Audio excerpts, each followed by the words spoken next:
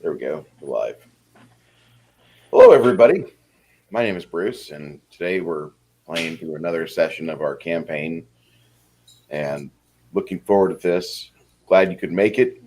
Today we have our friends, Stian, who is ran by Chris, along with his cohort, Chris, our cohort, Hamish. My bad. We have Dad, Heyo. and that's played by Joe from our friend out of Scotland. Wonderful place. Drink the juice. It's good. Travis will be playing our dwarven cleric Grimson. Travis, is your microphone working? I think so. Yep, we can hear you. Sorry, it just popped in. Man of War, neighbor of the beast, sir. Congratulations? What the fuck? Congratulations, you've done it. Thank you, sir. Thank you very much. Didn't have to do that. You didn't have to give that, but I appreciate that. Oh, you're 1 pence off. No. He always does that because he's at 665. He's the neighbor to the beast. Nice guy. I've met him before. Yeah, that's the hot side of the yard. That's where the wrought iron's kind of bent and always warm. Yeah. And then we have Shadow, played by he's playing our paladin. Shadow is Brighton. Yep. Brighton, yeah. Although I will eventually make a character named Shadow, but that's just a little too, you know what I mean? There's a time and a place for that. Yeah. Shadow, and he's a dark elf ranger. So with this, I would like to say welcome you guys to the game. Thank you for waiting as long as you have for us to start. We had a backstage discussion we had to talk through, and to catch up the audience, last adventure, the party started adventuring around Dimmelhill. And around that area, they introduced themselves to Tom, the city mayor, and met some of the other people. They talked with him at length, and he said, I want you to go find my wizard friend. And so they went and found Nava and returned her back to the city after a brief encounter with her total mental collapse. After they got her mentally well enough to travel again, she made her way back to town, and that was when the party started going all over the countryside. We wrapped up last adventure shortly after the party poisoned a food processing, I would say just a camp, and they got a hold of the kitchen and started putting some green blood oil within the ingredients. Let's see how this is going on. Everybody ready? Yeah. Yep. Yeah. Excellent. And once again, Man of War 665, neighbor of the beast. Thank you so much for that donation. You did not have to do that, but I do appreciate it. He's been making his rounds to some of his favorite channels. Legion of Myth, he became a member. I hope you enjoy it. They have some really good streams that are behind the paywall. I'm not going to say that you must get behind the paywall to have the best streams, but they have some very good streams. And they focus a lot on their members. Okay. All right. So with that,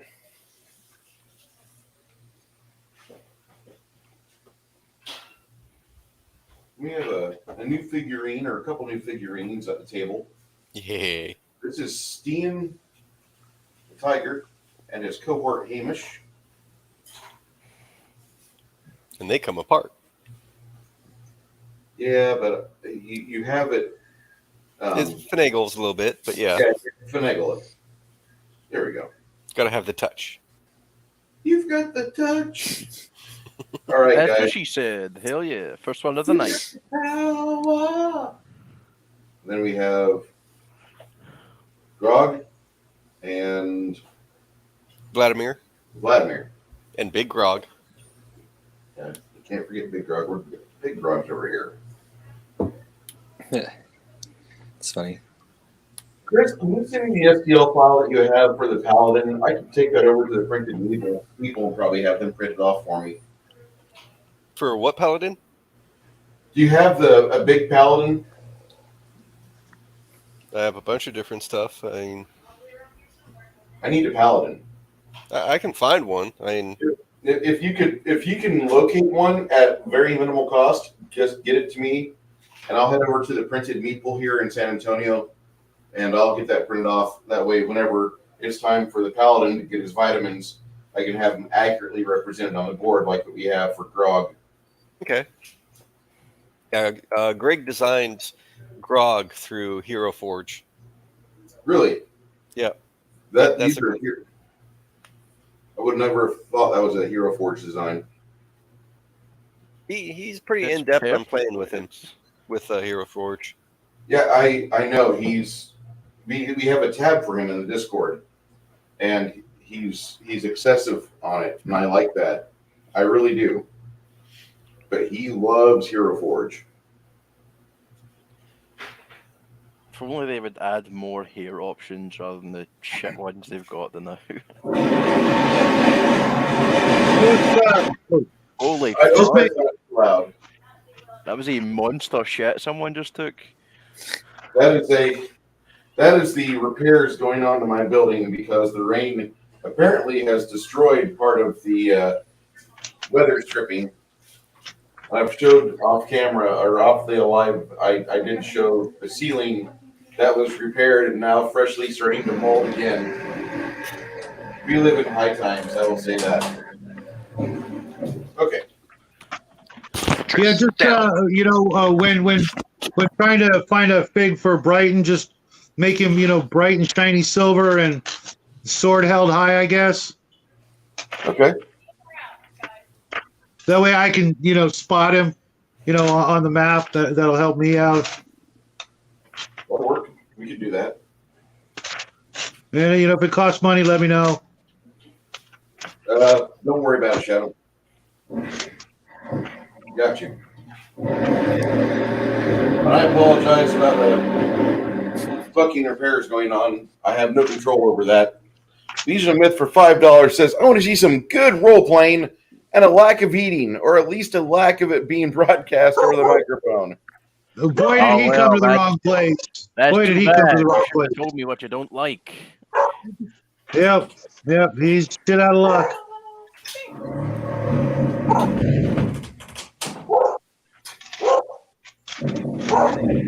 Thanks.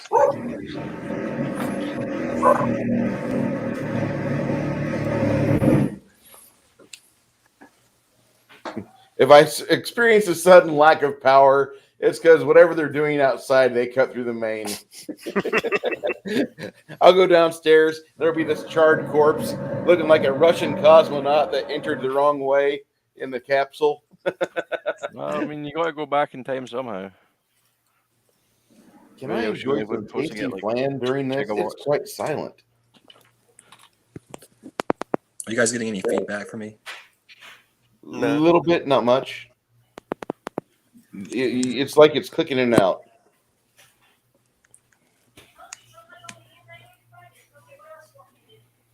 Because I got to plug my iPad in.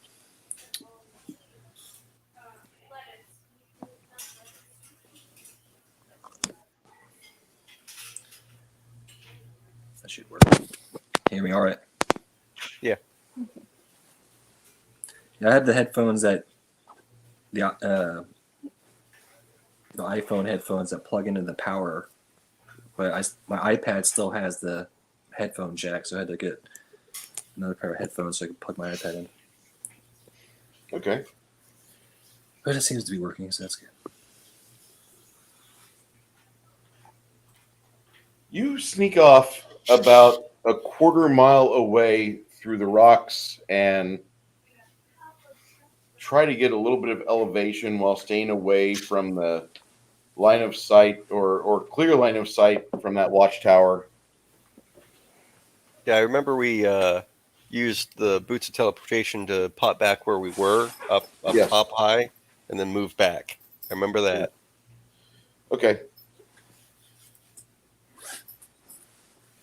How long are you going to wait? I think we're gonna do a rest and then come back fresh again.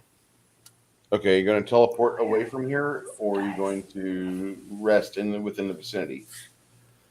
From what I understood, we teleport back already, back on Okay. top of that cliff, and then Yes, we already did that. and then move back into forestry area. I guess was near there. And And it's not too far, about maybe 3 miles away. Okay, then just kind of set up camp and set up watches. All right.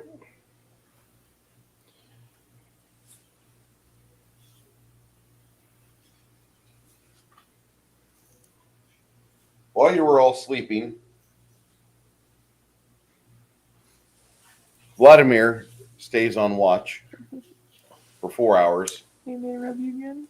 He manages to be alert. Have to wait for that paint to dry a little bit. The black is still too wet. At about 4 a.m., most of you memorization and spellcasting types will start to wake up because you've been asleep long enough. Okay, and then start our meditations and such. Yes. Prayers and blessings. Prayers and blessings. At the dawn, all of you, the druid, the priest of Dwarf Aether, the paladin, you can feel the spells returning to your memory, ready to go.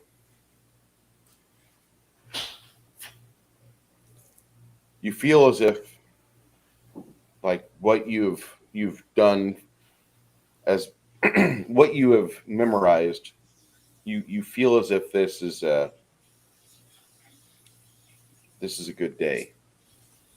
That's all I can say. Like, you feel reassured. Yeah. Sneaking back through the trees, heading over towards that rocky cliff edge that looks down on the encampment. You can see that there's a little bit more of activity around the encampment. Looks like they've got about 40 individuals. They're on high alert.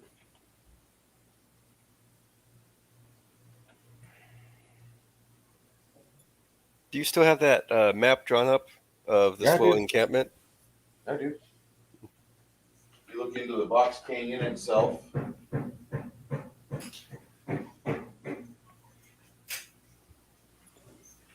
You can see some people moving around here. It looks like there's more individuals on guard as you're sneaking about. Chance, Where's he at? he tries to get a good vantage point as you guys are all hunkering down. You see a large fireball explode, and you hear Chance scream.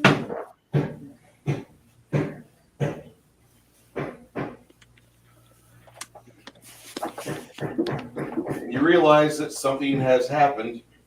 Chance reappears about 20 foot away from you. He's like, "Get back to the trees! Get back to the trees!" He's got a fireball, or he's got an arrow lodged through his arm, and it looks like the arrow had detonated. One of the archers must be some sort of arcane archer, and blew a hole through his arm, and then gave him a fireball. Well, I'm glad we could tell all of that from the injury. Fireball, or he's got an arrow lodged through his arm. This is why you take ranks in the heal skill, people.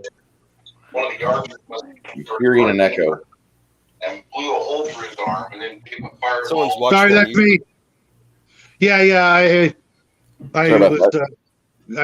I'm trying to follow the chat on my phone because I can't on my tablet. Okay. Well, I can, but chat pops up, I'll put it on the screen for you. okay.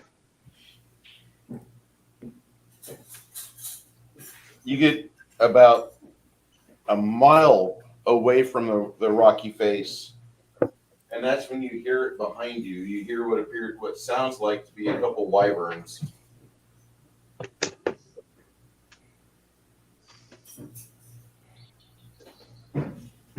I know them well. I have one mounted in my car.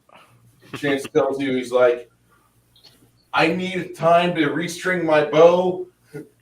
I didn't get a chance to have any of that fireball took me by complete surprise. You evidently haven't been with us too long. Mm-mm. I'm sorry, if a arcane archer hits you with a fireball arrow, you don't get a reflex save. You should have expected it. He should have just not gone. He didn't get the bad juju feeling when he woke up. No.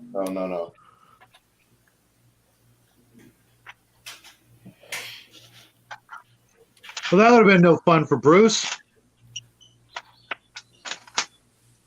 You want Bruce to have fun? What the fuck? Sheet. Hey, Chris, do you have Well- Grog's sheet or no? Whose sheet? Grog's. I don't think so. I do not. Okay. All right. I need you guys to roll initiative because you get to fight 2 wyverns. Woo! Bounce. 7. Woo! I'm going last again. Shut up. 10. Going right in the middle. I got 8. Sorry, my dog's a jerk. And he's nowhere near him for me to smack him. Oh, be nice. I know, he's doing his job. You know, like I said, a leaf must have blown by the house or something. Usually I what got a happens, mouse cuddling with me. a mouse farted in the wall and the dog starts to panic. Oh God, if there's a mouse, squirrel, or rat anywhere near our house, he is on it like freaking white on rice. Father, an enemy has been detected in the garden. Yep. He is a good mutt when it comes to shit like that. He just and he won't quit. I've seen him spend 8 hours running back and forth trying to flush out a rat, and he'll just not give up.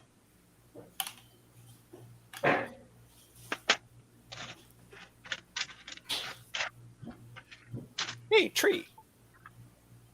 Yeah, and you know he's obviously very protective, but he's got no fear of other animals. I've seen him, take on dogs 4 times his size. What is he? Is he a Jack Russell, per chance? We have no idea. He's a super mutt. He's got 4 different lineages in him. He was picked up from a grocery store shopping, parking lot. Oh, Oh, they were giving away pups, and someone took the pup home without parents' permission. And parents said, off to the pound. And I'm like, no. Give me a week. I'll come back and take it. And that was almost 12 years ago. And so I saved his life. So he owes me one, and he knows it. nice.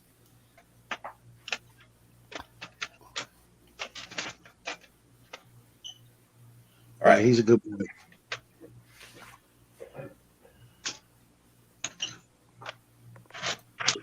You might hear a slight echo for just a second as I grab the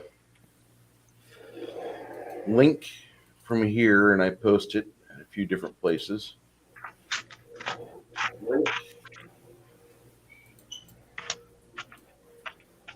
So did anybody wish Connell a happy birthday?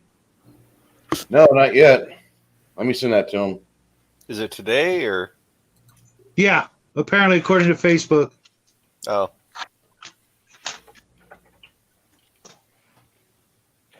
I should probably add him to Facebook. Oh, dude. Thank you, Chris. what? I just saw your message there with all the miniatures. That's awesome. It's exactly what I needed. Where at? Oh, the paladins. Yeah. Yeah. Let me know if any of those suit your fancy.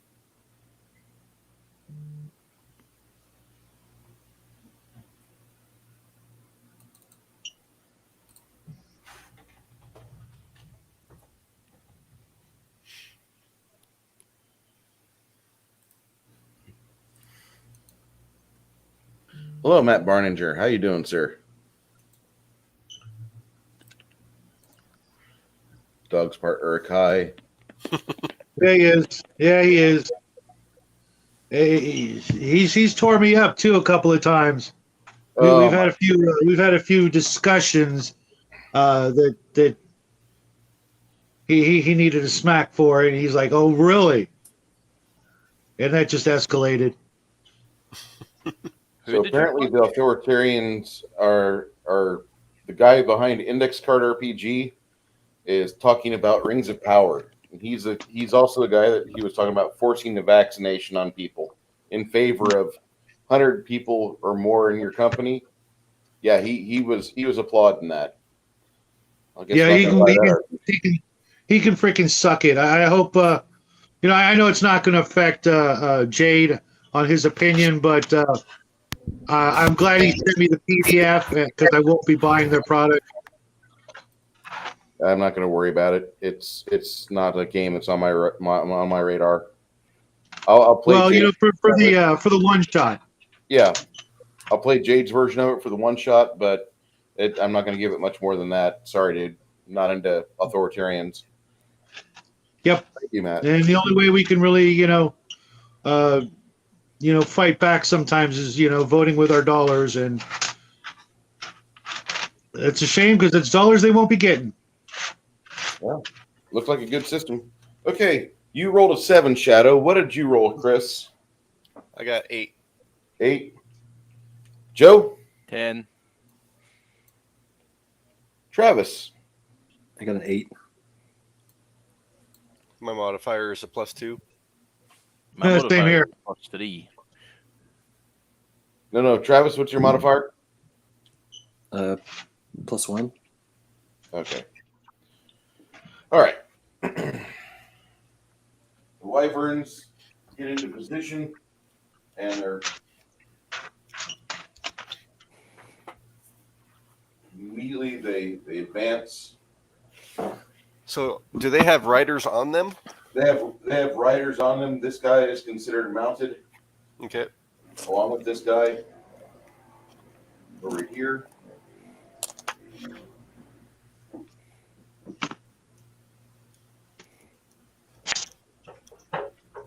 I would put batteries in this thing, but they will last for about a minute, and that's all they're good for.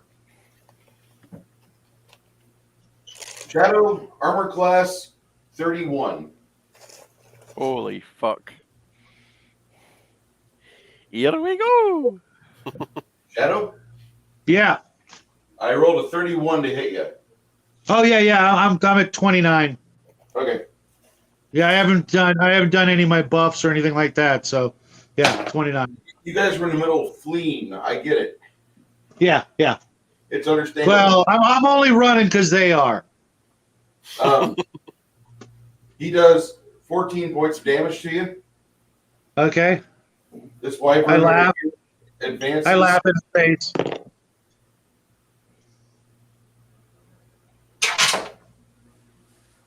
Joe, armor class of 30. Ah, god damn it. Yeah, that hits. They brought their A game. Total of 14. Okay, that's not bad. They could be doing a bit more with their hits here. But...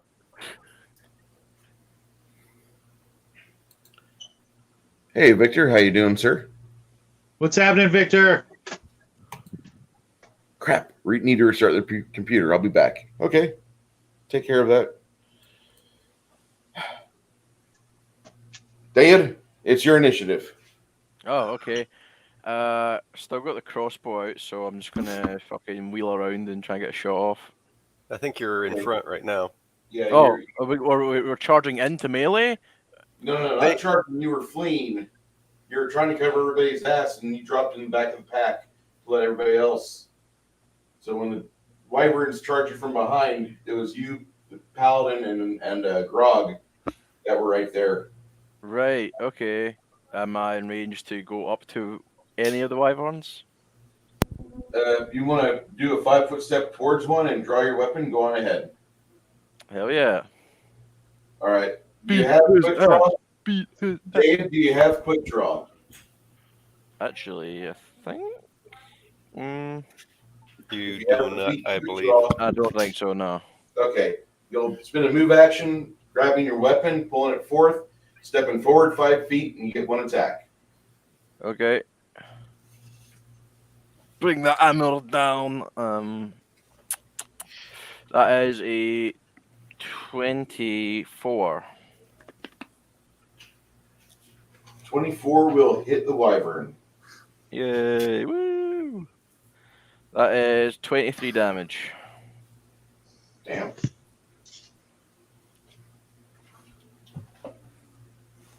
Really not a good exchange between the wyverns and the party. 2 more skulls for my wagon. All right. Stian. All right. First, Steen is going to do a fireball on the 2 on the left. Okay. No movement. No movement? Okay. Nope. And that DC is going to be 17. All right, I have to roll 12. Potential success. Yeah, that's a success.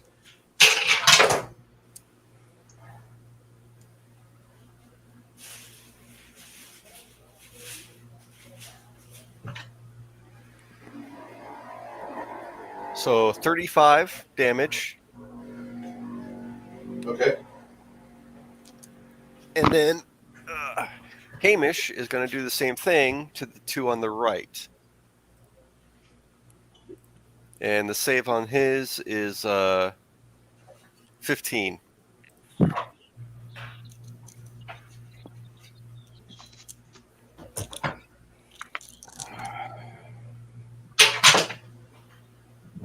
The wyvern probably not gonna do too well on that. And fireball damage for Hamish's is 26. Okay. You do a good job of keeping your friends out of the fireball, which is all I ask.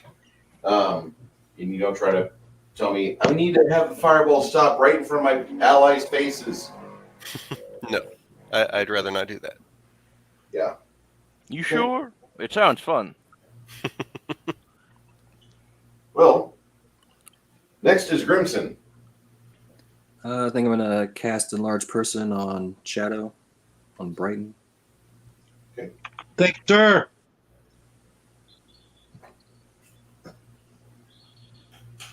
He grows. Anything else that you're going to perform, Travis?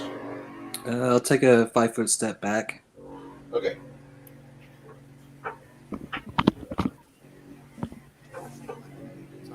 All right. So after he does that, Shadow, what's Brighton doing? Can you point me out? You have the Oh, big geez. Okay, gotcha. Hit my amulet as I'm moving forward to smack whatever that humanoid is directly in front of me.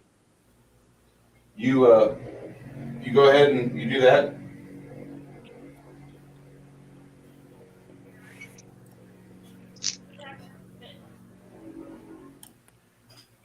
You're within range of the humanoid. Yeah, I'm just looking for my page on numbers. Okay, so I got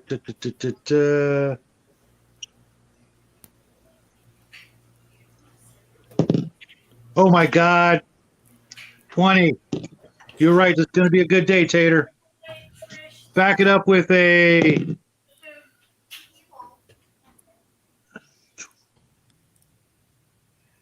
22. I backed it up with a 30.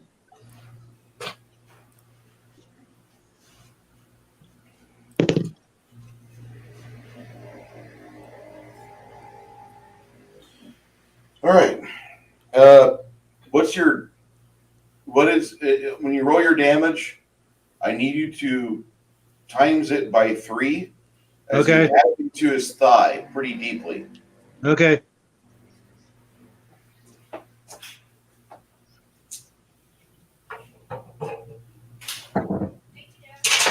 So it's 66 points. All right. When you whack the Hobgoblin Rider, you see most of the armor on his leg become useless and blood spills all over the ground. Before the next 6 seconds happens, that rider comes off the saddle and can only sit there grasping the wound as blood pours all around his fingers. Yeah, it's going to leave a mark. If you were not such a holy man, you would think that's a good thing. I still think that's a good thing. For my first die roll, well, second die roll of the day, I get a 20, so I'm in a good mood. All right. Connell spends this round restringing his bow. Hey, Bruce. Yo, I'm sorry I have to step away for a little bit. I'm sending Joe my character sheet okay. up to date just as of now. But I'll be away for a few minutes. I'll be I back. won't be great at running it, but it's a... That's all right. Fair enough. All right. Sorry, man. We'll see I'll you. be back momentarily. All right.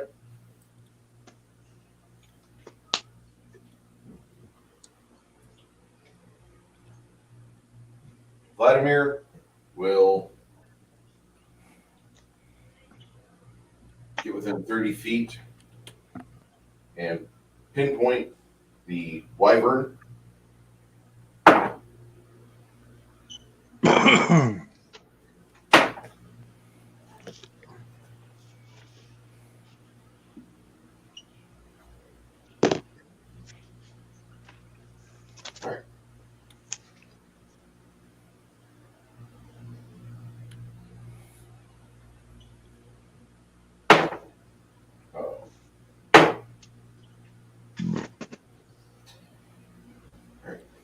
Grog drops his weapon as he steps forward to attack the wyvern.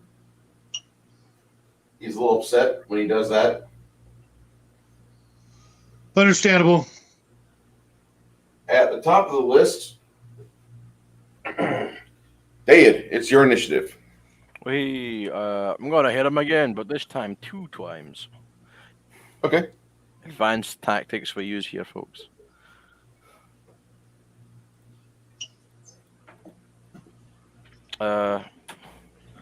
First attack hits.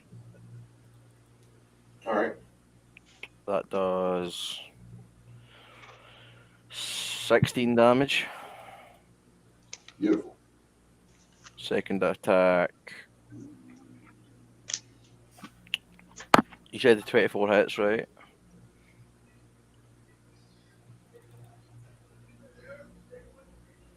Right, so followed up by 23. So that's a 16 and a 23. Nice. All right.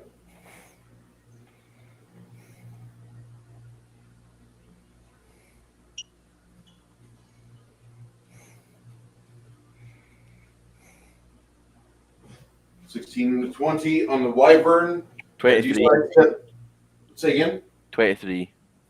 You 20 points. Damn. No, 23. That's enough damage to kill the wyvern outright. Yeah, and I want my 3 points of damage after the 20. Sorry, dude. Nuts gone.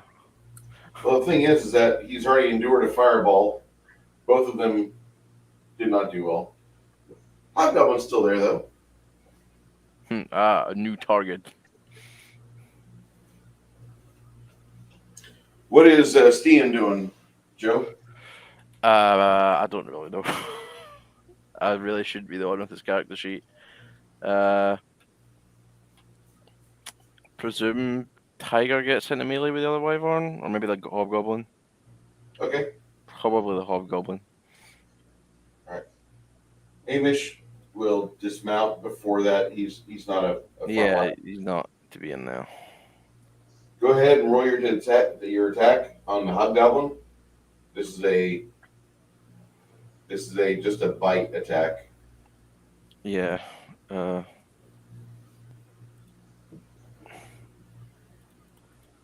Right, shouldn't be too bad. Is that a 22 hit? A 22 will not hit. You need to get a little higher than that. Okay. Bite misses. All right.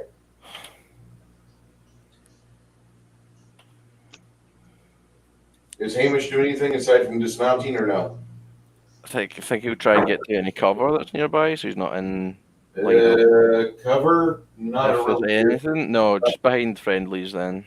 So he's You not. cast like a bless spell or something. True, bless. This is why I'm not in charge of him. I'm not supposed to be anyway. Yeah, bless would be a good thing. Bless, yeah, bless. Fine by me. +1 to hit, +1 to save versus fear. Yep. Next up, I believe, is Grimson.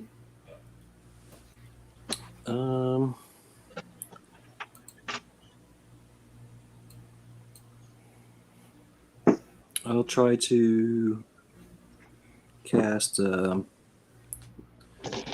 Terrible Remorse on. Neither wyvern has been hit by anything, right? One of the wyverns has been killed. The other one Okay. has no rider. Okay, so that one I'll hit with the Terrible Remorse. I think that's 21 DC. Will save. Okay.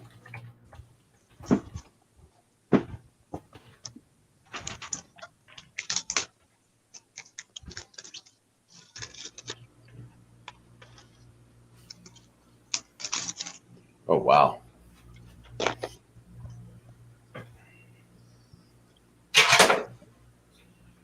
The wyvern steps back, aghast at the things it's feeling, and you see its stinger enter its body as it tries to pierce itself, and you see the wyvern starts to act like a West Coast emo kid. No, fuck that. East Coast emo kid. Fuck those guys. Isn't that just all emo kids? You should call Yeah, this pretty much. spell Suicidal Tendencies. As it backs away, Paladin, I'll allow you to get an attack of opportunity on it. Sweet. I rolled a 3 on the saving throw. This does exactly what the spell's supposed to do. Such a great spell. 35. I'm pretty sure I hit. Oh, yeah. Roll damage. But I roll a 3 on the damage. Wow. So, so 17 points. Between that and the self-harm, the wyvern actually stumbles over and is bleeding profusely. Over the next 30 seconds, you guys manage to get in position to help end it, but Connell finishes it off with a couple of arrows from his bow. It's like, I knew I had to do something. He's good at that, isn't he? Yeah, he is. And then he slices at the tail for food later. I meant finishing things off himself.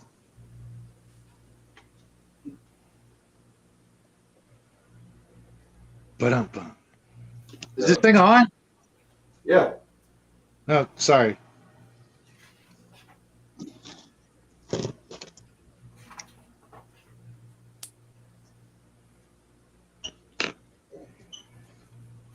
No. You guys make it back towards the trees and hide a little bit. About a half hour later, a couple of squads of hobgoblins are patrolling the spotted plains between here and the cliffside.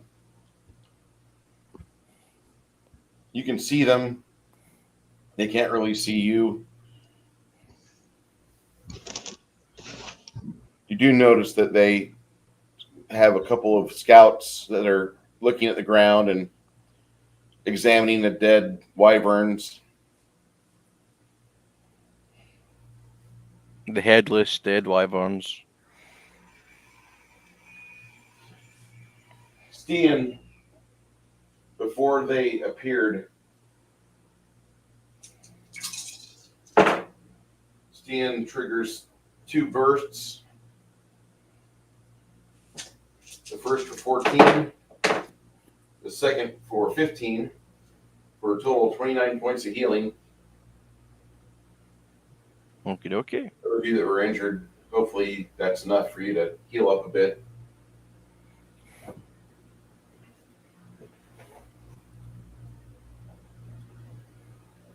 After that, the only person that still looks bad is Connell, who looks like John Belushi after he had one of those exploding cigars.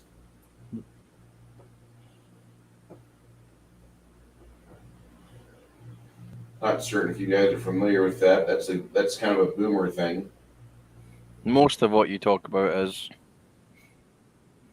What are you saying, man? you're old. Bruce, were they the Bugs Bunny kind or the Castro kind? The Bugs Bunny. Okay. The Bugs Bunny kind. So what happened? Did he fumble a roll or something? Yeah, he fumbled he really fumbled a roll. Okay.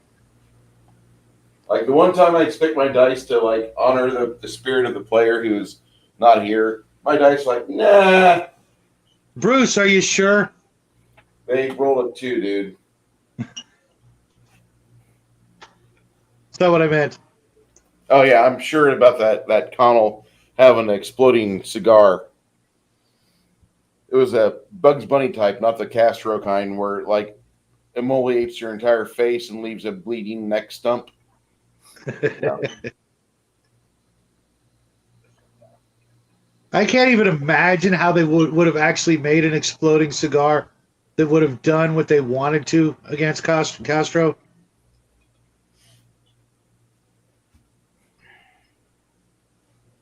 I know they tried. Yeah, but knowing how dynamite works and stuff, they really wouldn't have gotten. I mean, they may have been able to make a cigar look like that, but the weight difference would have been so obvious. It's got like radioactive elements in it. Maybe that wouldn't have. That'd have probably done it. I mean, if they were smart, they would have just made it. Instead of exploding, they would have put cyanide in it. Polonium. Yeah. There's some politician, they slowly poisoned them over like years. Yep. If not several.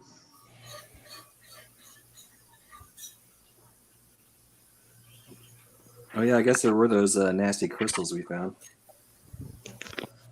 Yeah.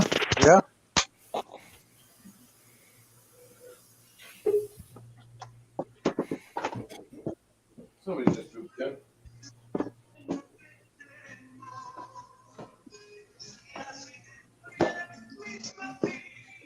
Aha.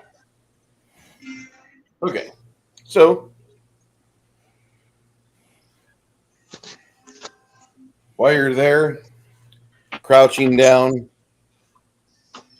Chance comes over and he says, I think we probably need to relocate. There's more of them in the trees coming this way. Oh, you got the chocolate stuff? Say again?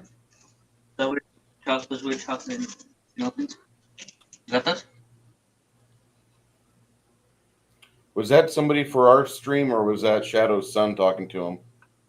That was I think it was. Shadow's son talking to him. Okay. Hey, Jack. He noticed ice cream. He noticed ice cream in the freezer. Oh, he's miles away now, but he noticed ice cream in the freezer. That's usually all that's required for the child to be a good boy. Yeah. Oh, may I have some more? Okay, so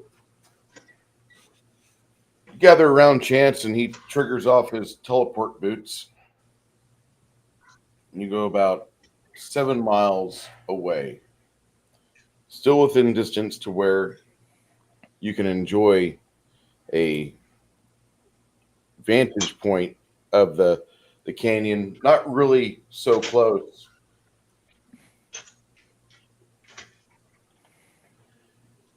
Chance looks at Stian and Hamish and says, I could use more healing.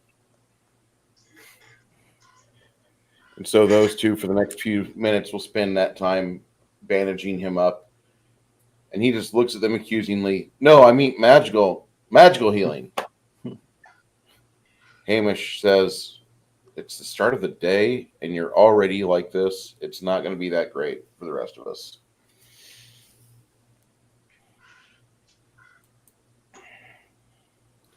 Ironcaster, if you're still with us, how you doing, sir? Bruce, roll me 5d6. I can hit him up with a lay on hands.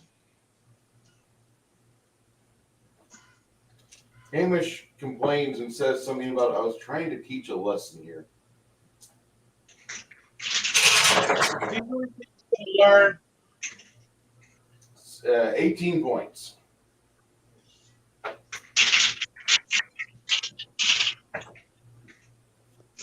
18 points. So,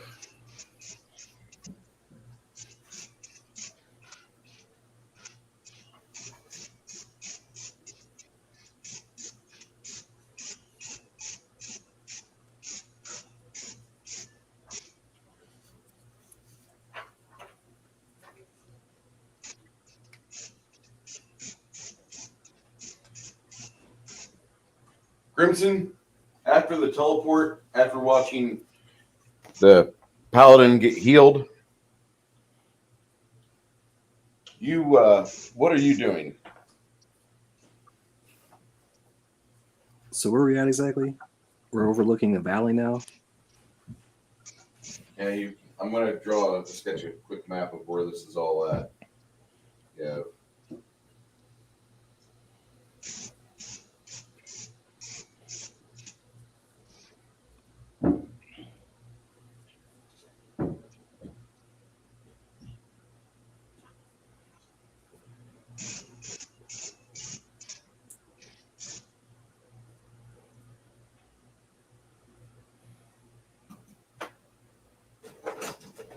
Hello, Baron Girock. How you doing, sir?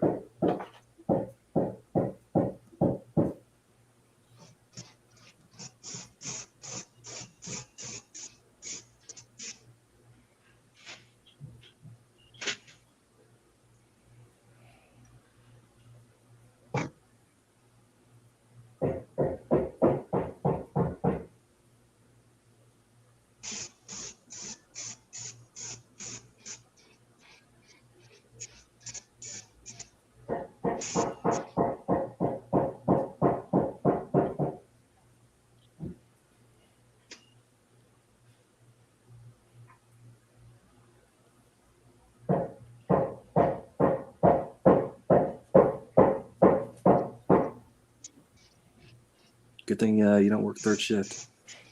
Yeah. I'm really happy I don't work Saturdays. Just irritated they couldn't do this throughout the week.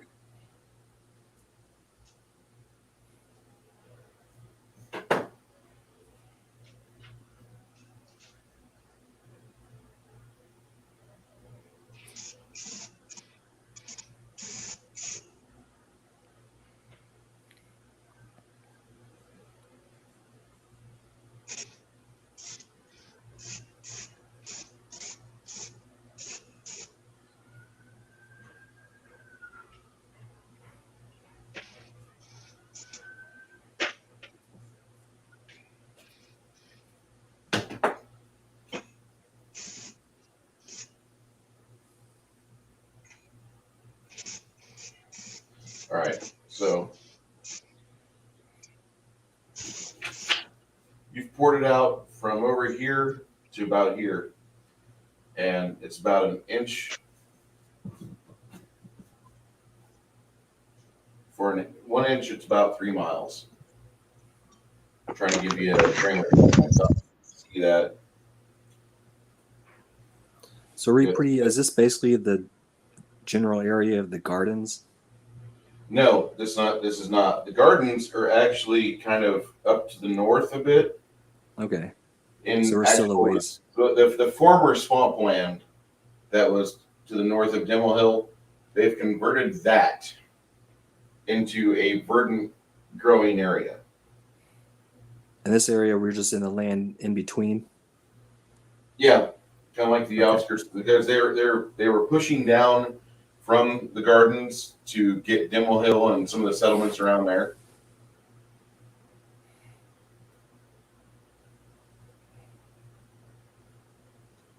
And is it mostly like scrubland, loose forest? For the most part, up until at the border of the marsh, it was a lot of scrub. Okay. Have you traveled between Ingleside and Gregory yet? I'm not sure. Is that in between here in San Antonio? No, it's not. It's along the coast over there by where you're at. It's a lot of landscapes like that. A lot of Yeah. brown with the occasional palm tree. Yeah. Very salted though.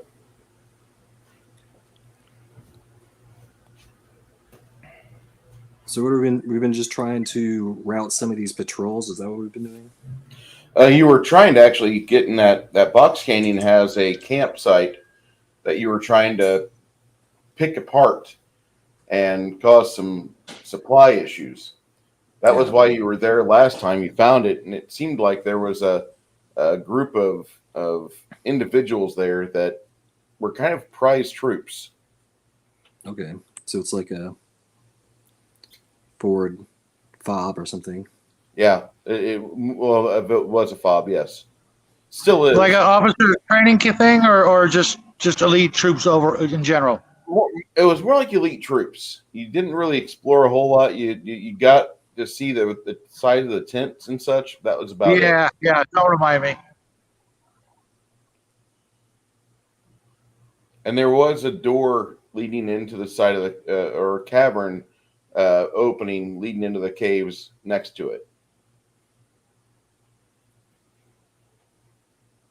Caves. Huh? This area right here is you had a mine there called Rada's Hollow, and that was where you found some other things. Up over here, that's where you found Nara, the wizard. That's Okay. a good friend of the town mayor.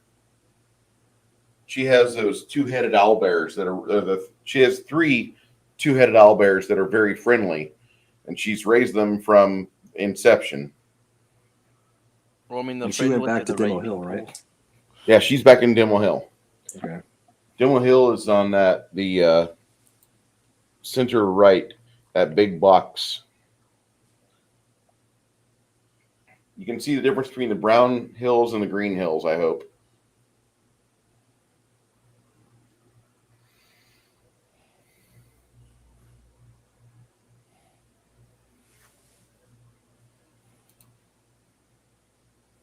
So I guess we weren't entirely thwarted, but we decided to fall back a little bit. No, I'm sorry, Baron. I realized What's this happening? morning I didn't set Hey, up the Baron. internet. Hope you're doing well, both of you.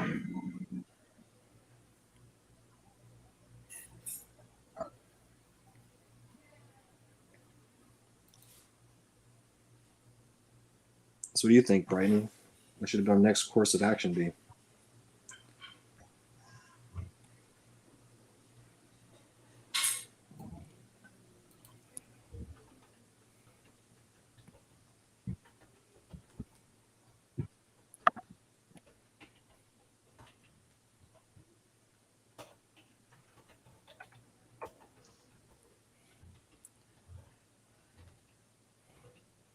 I guess we could just rest again. We haven't really depleted a whole lot of our resources. Yeah, I know. It's like still the beginning of the day. What else do we got to explore around here? You've got a couple other locations you could try to check out past that copse of trees. Yeah, maybe that's what we'll do. Okay.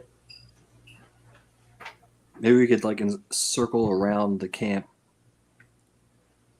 Sure, up on the rocks. Yeah, like gradually,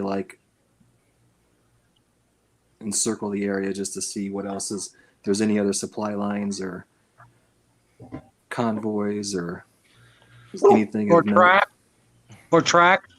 Yeah, exactly.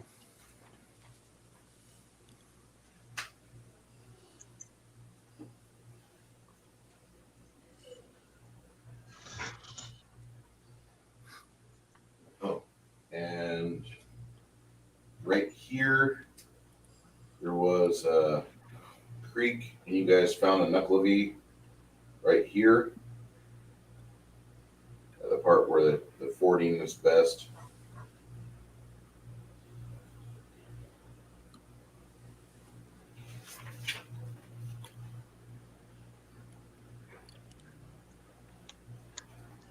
Well, I guess we could go do a clockwise thing, go like to the west a little bit, and then eventually work our way back around north and Chewie. northeast. Chewy.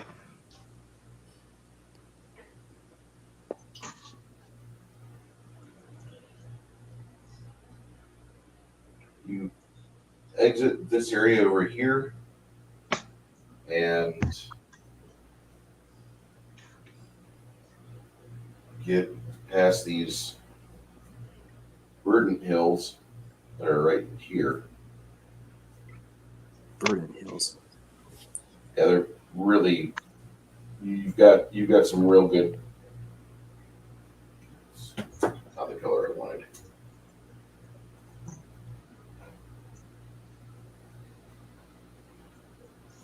Like Stay. lots of greenery, and at this point you're starting to see like the area called the gardens. They've got like some fencing up over here, but you can tell that this a lot more heavily defended area.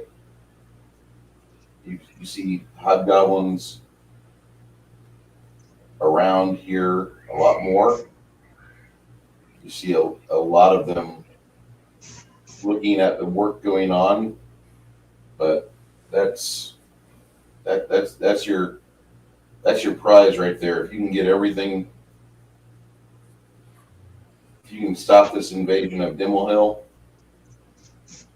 the gardens are going to be the prize you get, and all the stuff that comes along with it.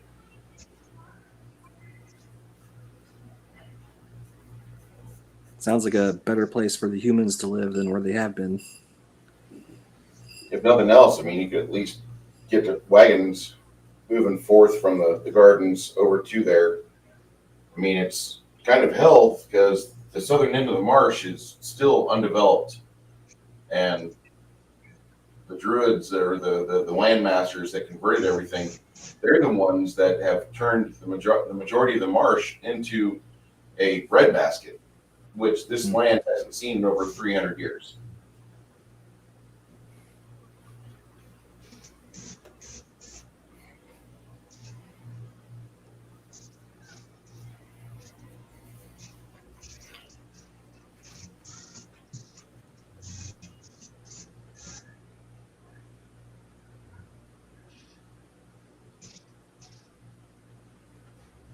We will scout our way to the west. Okay.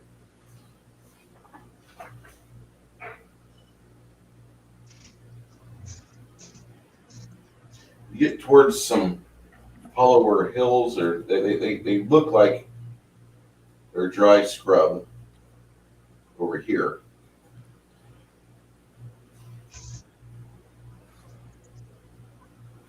As our trackers and stuff, we'll keep looking to see what they have any like caravan lines or tracks or paths or anything. You've got a few tracks here and there.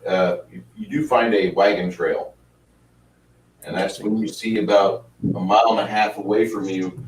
You see what appears to be a group of about maybe 15 horses with mounts, or with mounted knights on them. Nice. No, it's not nice. You drop within about a mile of it, and Chance will tell you, he's like, those are hobgoblins. Hobgoblin Knights. Seems like a good opportunity for an ambush. Yep.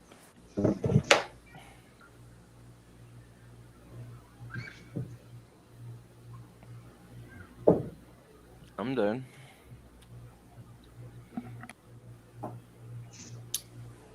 Do they Oh, see shit. a 13 plus? No, they do not. I want to cast a glyph of warding on the road with spike stones attached to it. It's a hell of a spell.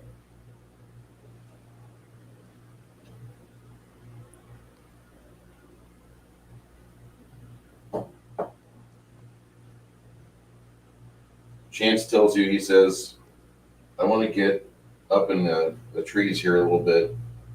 So do me a favor and don't put a glyph of warding on this tree I'm in. That's all I ask. I don't think the spike stones would come out of the tree because they kind of have to come out of the ground. They have to come out of the ground. Says don't have any fireballs in the trees is all I ask.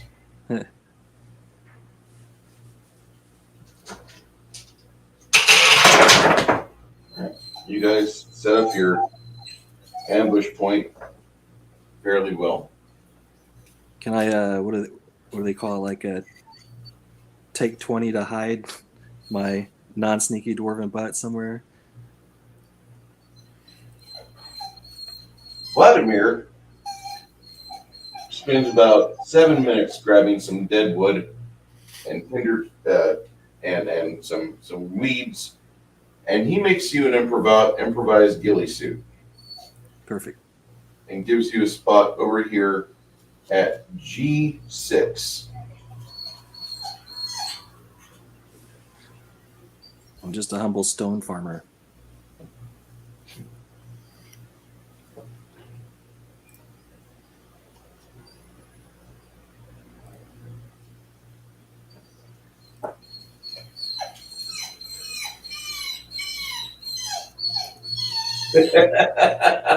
Yes, stop, puppy dog. The wife took one dog out for a walk, but not the other one. That's animal abuse. Well, she already let Triss out, so now it's just the fact that I could be out again, but no. No double ice cream. Yep. Thank you, Baron Girock. You didn't have to do that, but I appreciate that. Really appreciate that. Wow.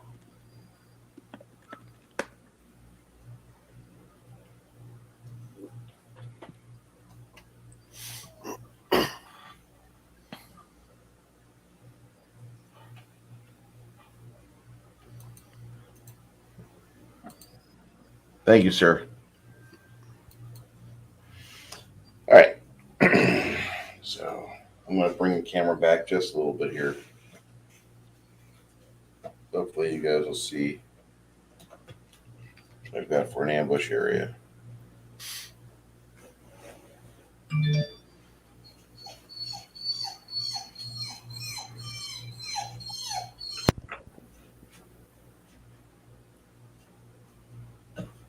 Poor doggy. She'll live.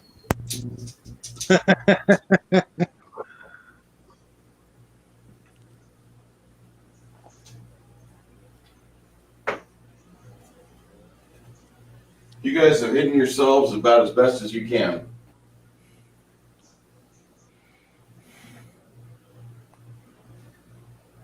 This is where I wish I was a Warhammer Fantasy player, because I could bring out some. No, Chris. Warhammer Fantasy is dead and gone. Well, They don't make that anymore. They don't. No. Yeah, it's don't remind Warhammer- me. Don't remind me. Yeah. It's Age of Sigmar now. Real quick story. Back when Second first came out, I was pissed because I was playing First Edition. So I wrote them for the first of many hateful, planned obsolescence letters. And about a week later, they sent me a free box of second edition. I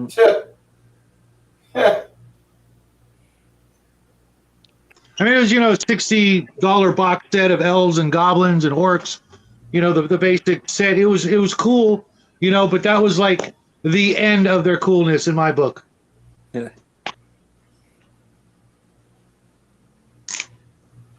I'm not a fan of GW. I'm just going to say that. Mainly for the fact that their sculpts are okay, but I don't really appreciate their game. I find their company ideas to be poor at best. Scummy business practices. Yeah. Yep, absolutely. And I still have a crap ton of their older products. Epic Space Marines, my favorite war game of all time. The original Epic, not the Armageddon bullshit where everything had the same freaking stats. And I recently picked up Aeronauticus Imperialis and the new Titan game because it was a steal in a huge lot of merchandise. And I'm looking forward to playing that. But, they're one-off games I can get behind on occasion when I can get them elsewhere. But anything like Kill Team or 40K or any of their, regularly scheduled to be canceled games, no, I can't do it. I don't even buy their paints anymore. And I've got a store 5 minutes away. I mean, I don't even play. I just think they're fucking awesome. So I get them anyway.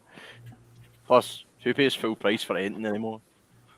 Right. And with 3D printers, they're soon going to find out that there's going to be a lot of people out there visiting their sites, and it's just to, do what China's done to us, we're going to do to them, I guess. I'm pretty okay with that. Yeah, same here. Although I will admit, if shit hits the fan in my neighborhood and people start looting and rioting, I'm going right there. Fill up the car with, all the most expensive, box games and $200, miniatures, and then, eBay them off. One single fucking Warhammer 40k Imperial Titan unit. Mm-hmm. Worth more than a house. Yep. That's the thing, is that technically they're actually more affordable than making a proper army. Just buying like 2 of the Imperial Titans, and then that's you. Yep. Which I actually kind of like, in a way. Yeah, that's what, I love the Titans from Epic, in the 6 mil scale. So the new version was like, oh, okay, yeah. I haven't opened it yet. My friend plays 6 mil. It's great. 6 mil is a great scale. You can field 20 tanks, and it doesn't cost you $20. Yeah. Or at least, and it makes it feel like a real engagement, not this freaking 10 men on 10 men kind of thing. It's pretty gay. Just can't get into the let's pay $100 for 10 figure kind of mindset. That's what you get when you play certain factions, man. Mm-hmm. I mean, the only faction that I've ever really been invested in, which is none of them up to this point, but they're bringing the Scots back, and regardless of what my opinion on that is, the models they're putting out are fucking awesome. Those models are so good. Yeah, I was a GW fan back in Rogue Trader days, and that was when it was a monumental company to get behind, and then they turned it into the greediest company out there. And when orcs cost 10 times less than the average other soldier, and there's no difference in the process to make and sculpt, it just proves that it's all about money and not about fan service. Yeah. I don't like them. I gotta say, Bruce, I really do like those trees. Are those 3D printed? I thank you. Yes.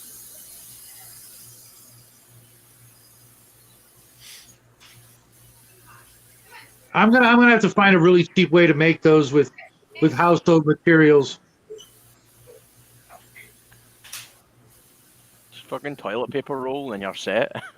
Yeah, toilet paper roll, wet toilet paper with white glue and water, and a like a wire awl or something, something to scratch up the surface and make the bark lines. Yeah.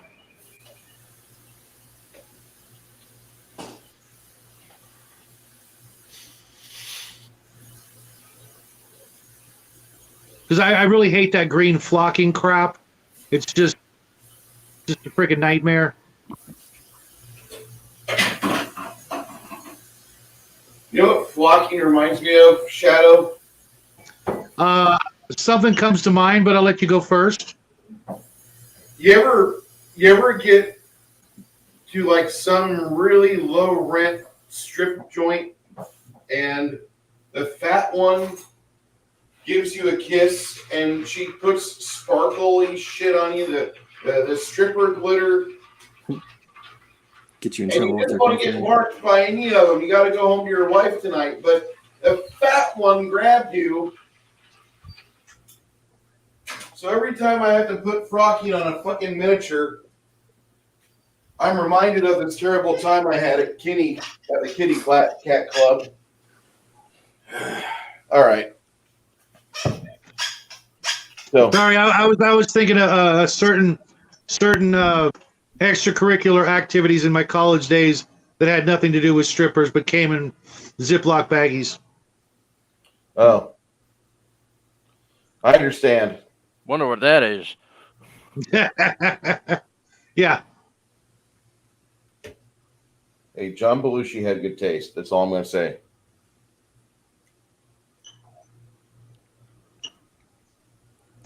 Damn. That's pretty hardcore, dude.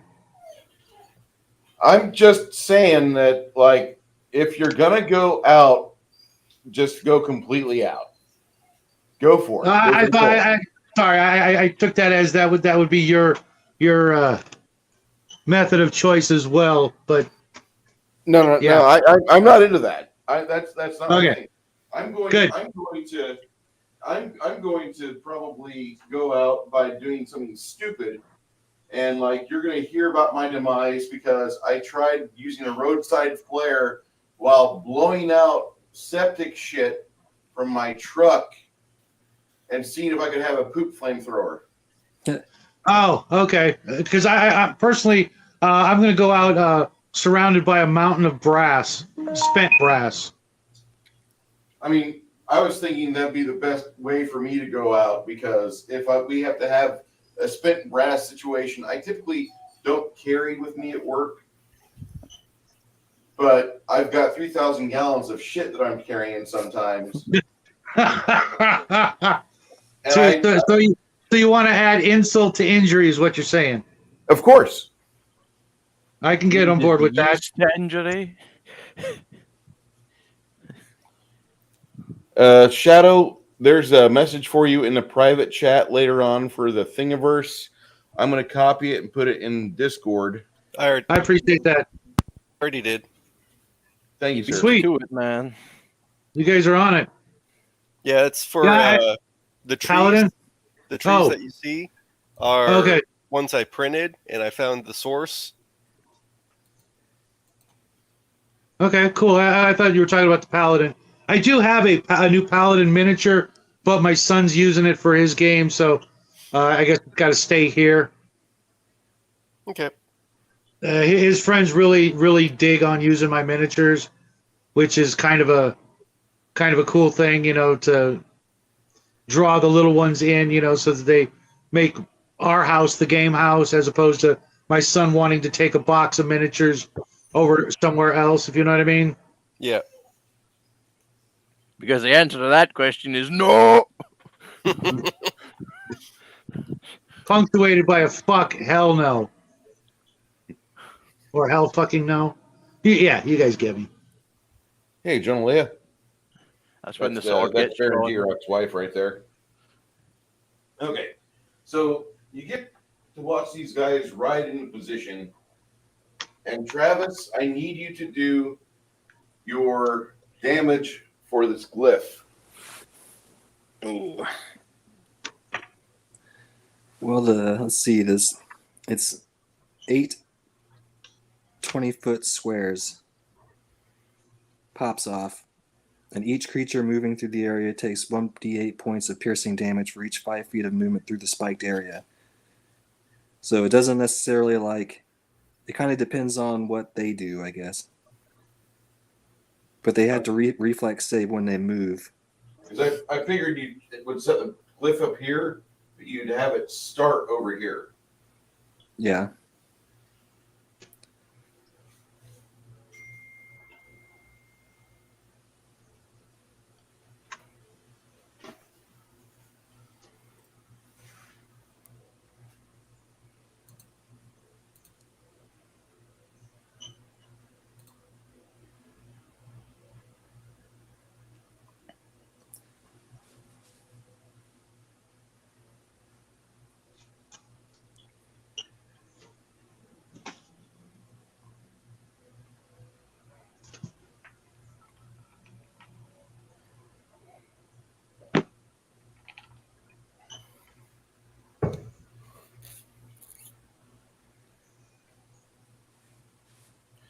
How much damage do Travis? As you're riding through it, they all get hit with it. Not all, but like these 8 right here are going to suffer damage. Okay.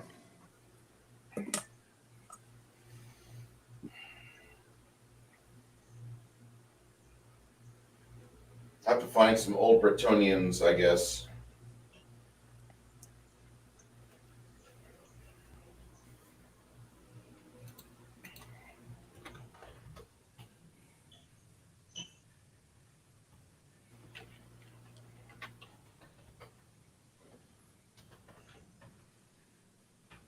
Well, actually, if you have 8d8s, Yeah. you can go ahead and roll the 8d8s and then apply them to whoever moves through it. But they get a reflex save. But then every time they try to move through it, they gotta reflex save or Yeah, it's going to go to take the the horses d8. first. I just figured it would go to the horses first. Okay.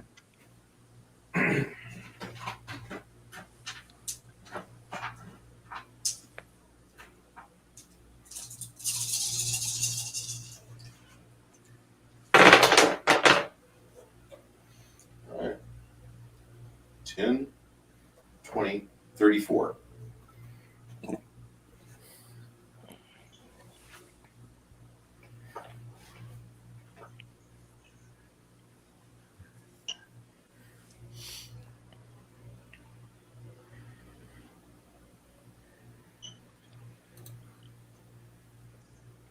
And then They whoever can save, doesn't you said? reflex, yeah, whoever doesn't reflex, it's a partial, and then who doesn't make the reflex, the movement is halved for 24 hours.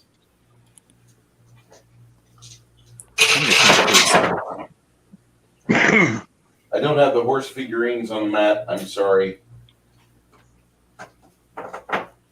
I will do better. I don't think this group is going to last that much longer. No. Okay. Which group? Oh, okay. The enemies, yes. The poor souls that were in our vicinity.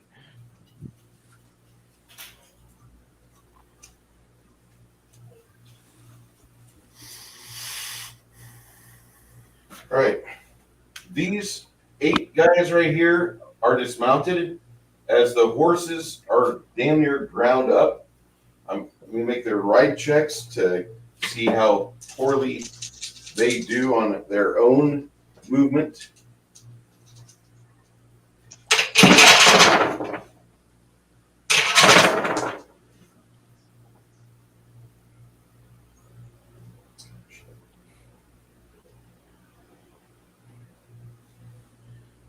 If you guys want new some horse flesh, it'll be here freshly ground.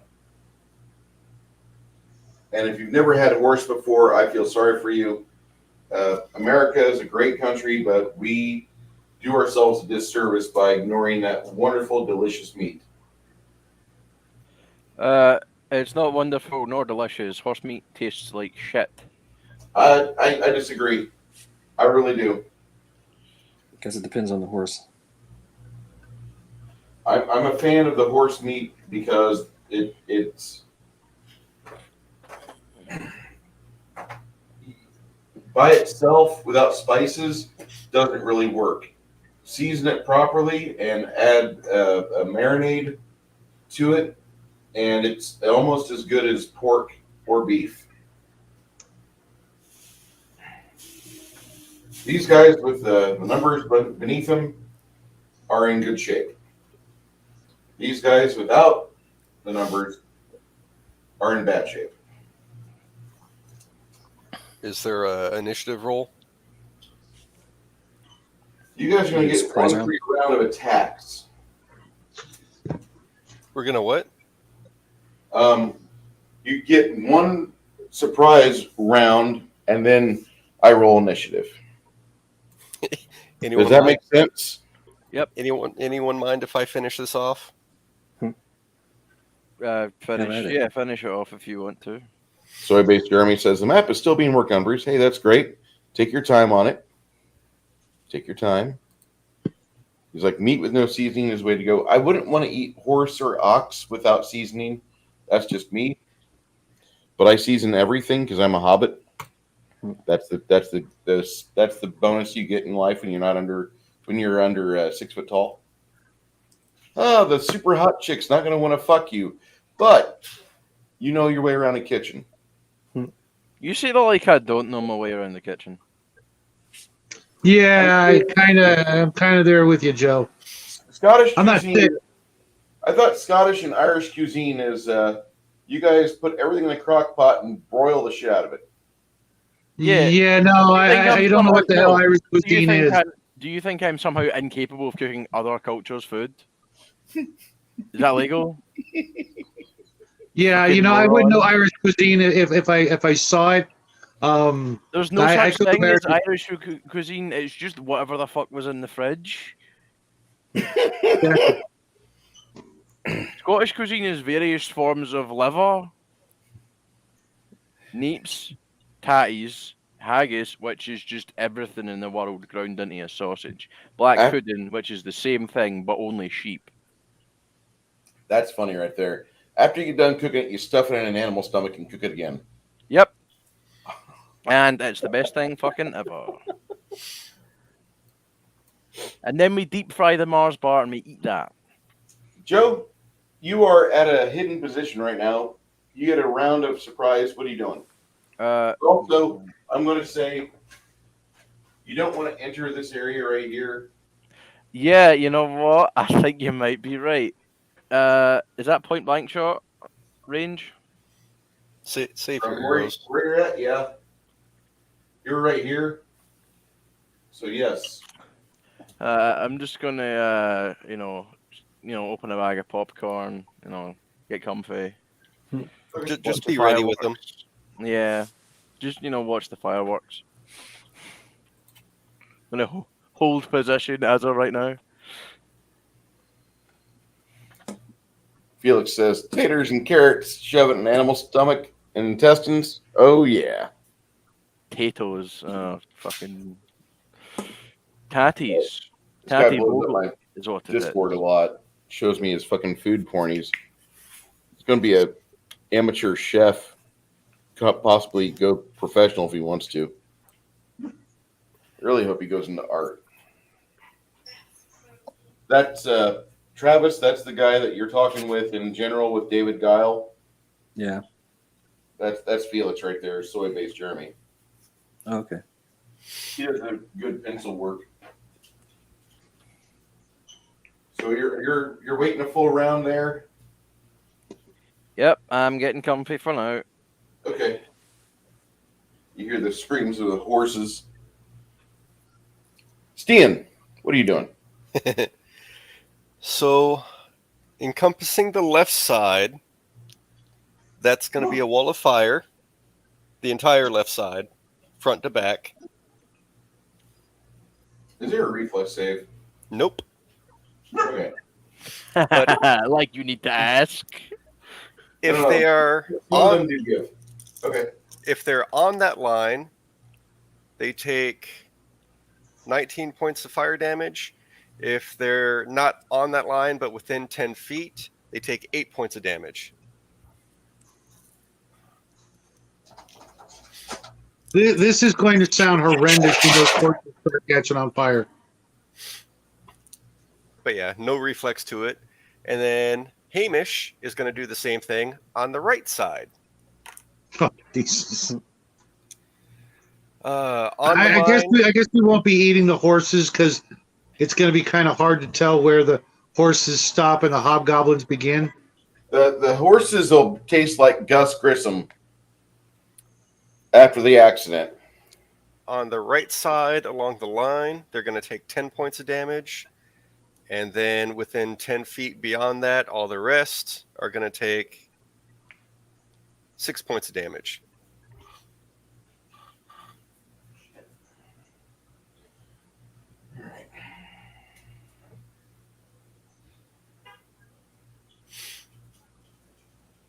Does that mean the people right down the middle are going to take both? They're going to take, essentially, it's 4d4 points of damage, 2d4 from each side. Because the damage is going to overlap? Yeah. It'd Sweet. be funny if you hit them with the water too. If they try to climb up and push out of that line, they're going to take another 2d6 plus whatever caster level on whichever side. And if they run, they're going to have to run over the spikes. If they end their round within that space, they're going to get hit again with that fire. Plus, you got an archer ready to go. Hint, hint, nudge, nudge, Dyad. Yep. And Connell. And Vladimir. So if they stay, they take damage. If they run, they take damage. And if they run And they close can- enough to me that I can hit them, they die. And they can only move at half speed. It's better if they just kind of lay down in the fire line. That Just probably be accept it, man. It's not gonna get any better.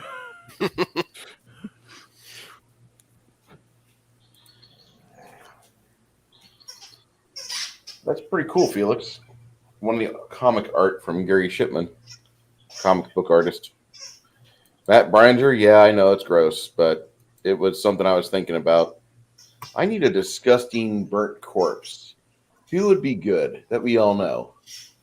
You have the Reaching, brew. I'm and surprised you didn't go with Ellen DeGeneres' ex. it's Luke's And Hish. adopted parents. Yeah, No, there you go. no, I couldn't no. remember her If name. I would have done something like that, I would have said it tastes a little bit like Portia and God damn it, what is that kid's name?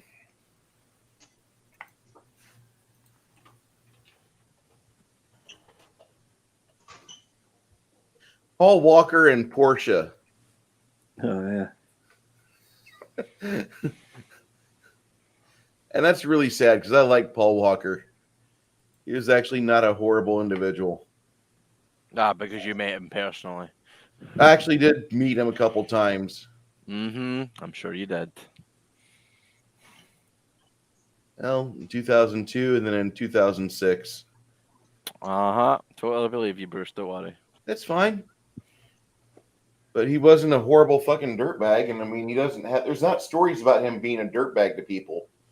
The other thing is he read wasn't about even shit, driving. like there's common knowledge about like shitheads like Stephen King being a complete and unrelatable asshole. Like his only talent is when he gets in front of his word processor and starts to go at it. But if you had to be a public speaker and fucking greet people or sell cars, the guy would be completely unfucking. He'd be broke. Oh no, he's bad at things that aren't his job. But no, he thankfully he discovered he was a good writer. But unfortunately, people expect to meet people at conventions or at writing conventions, and every time Stephen King was at one of these, he was best whenever he shut the fuck up, because otherwise he would say something and offend 30 or 40 people online. I do that every time I open my mouth. That's not impressive. Rookie numbers, right? Exactly. Okay.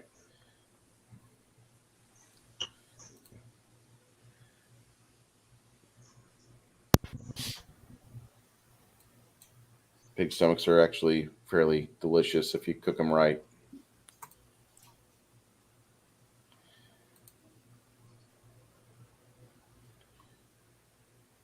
Hey, Chris, you tried No Compromise finally? I've had it for a while. It's a great fucking blend. It's definitely not bad. No, that's one of my favorites. For those of you wanting to know, I can get you a discount on your blackout coffee before we finish up this combat here, because this combat's about over. Just It is. about. I failed on my perception rolls.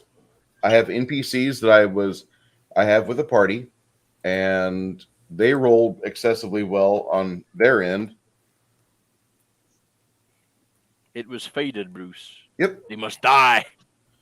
If you want a 10% discount, go ahead and use that code I just put there in a chat and get yourself some No Compromise or Morning Reaper. Either of those are fantastic black coffees that you don't need to add a single thing to. No sugar, no cream, and you can enjoy them like the sociopath you are, because that's what fucking people that have determination and sheer fucking will do. They drink coffee black. And for those that like it flavored, I recommend Climax. Climax is good. Climax is good though. Yes. That's what she said. My favorite actually of their flavored blends is, I'll get the package. Hold on. That's what she said. I'll show you this package. It was a pretty good one. I'll give them that much. Don't tell them I said that though. It's called Black Currant. Yeah, that smelled good. This is what you tried, and Tiffany tried. Yeah, it was good. Tiffany was like, I could drink this black. I said, most of their coffees I can drink black. I've not had one I require any sort of flavor.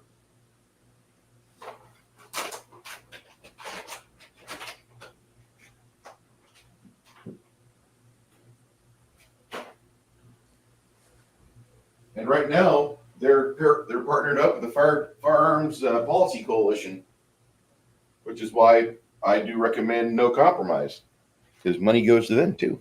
All right. So aside from you guys unleashing hell on these mounted hobgoblins, your archer lets loose with one of his magical arrows, and you see a fireball explode in their midst, collapsing a lot of the equestrian riders and singeing or severely burning others.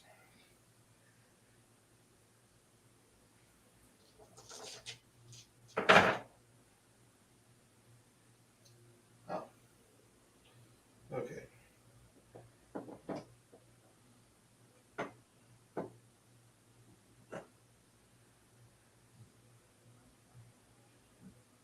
I'm going to stop doing die rolls and such here at this point, because between Grog and Vladimir's not really a strong archer. He's got skills he does. Thank you, Baron G-Rock. Between the 8 of you, you've leveled these knights, and you have a large portion of smoke and other assorted items curling up.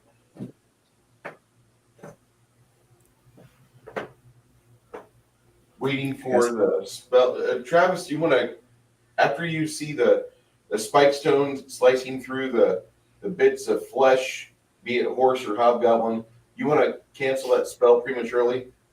Yeah, and then I want to cast Detect Magic. Okay. Same with the fire. You have about 90 pounds of usable horse flesh.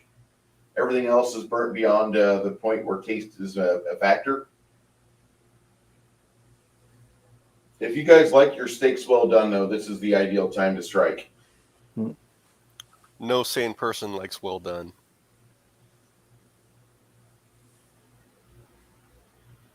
One of the hobgoblins is bleeding out of the 15. One of them is still Then alive. call me crazy. Okay, crazy. What are you doing? Liking my steak well done. Just wrong. I thought you were saying something else about the fact that one of the hobgoblins is still alive. Quick, before he twitches. No, you as the paladin, what you should be doing is smiting those that enjoy well done. A well done smite. Would that provide fire damage? I would hope so. Okay, so the hobgoblins have on their person, Travis, you see all of them are wearing plate mail, magical +1. Wow, all of them. All 15 of them. It's a lot. A little hot to the touch. Yeah, it's a mite bit warm thanks to that wall of fire. And all plate mail? All of them. All their plate mail is magical. Their shields are masterwork quality. That full plate? I'm sorry. It's Half plate? yes, half plate.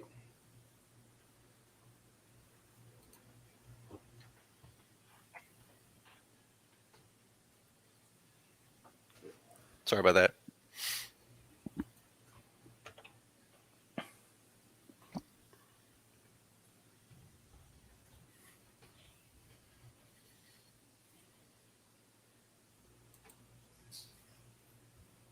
Yep. Fucking Joe. You're like, well done beef. I got a couple pairs of old Wolverine work boots you can grill up. Ooh.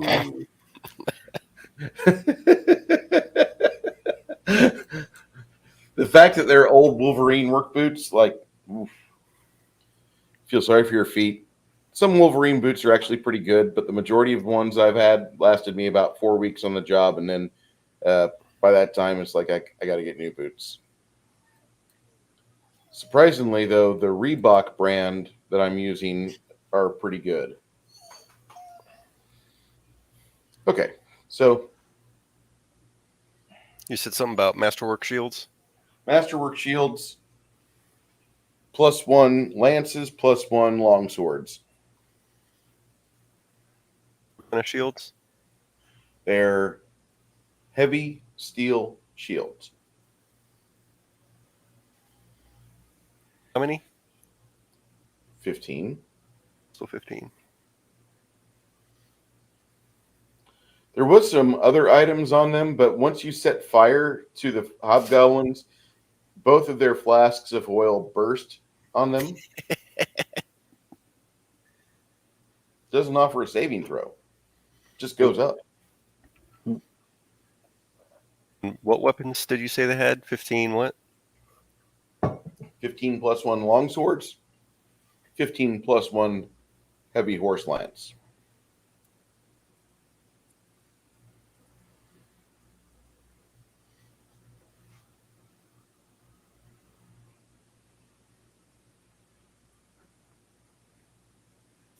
Somebody will be upset these 15 didn't make it back.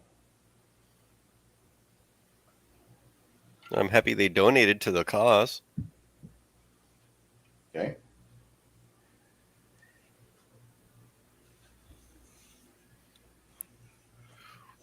This is noon time, by the way. Here. For those of you that want lunch, you have lunch. Meat's back on the menu. How do orcs know what a frickin' menu is? Restaurants. I guess they're not entirely uncivilized. I mean, you're fighting the frontliners. It's not like there aren't like gourmets back home. They've got some captured halflings that cook for them. Oh, thanks for discrediting me there, Bruce. Bastard.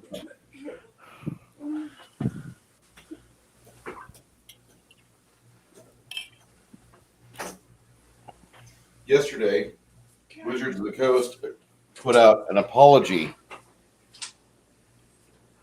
because one of the races in their new 1 playtest, they didn't exactly go back in all the time they've spent making D&D a thing. And they researched, thanks to Reddit, somebody got upset and said, hey, this race is enslaved. Look at these old pictures. I'm reading now. Hey, Bruce, Yeah. did you catch Total Party Skills' take on that subject?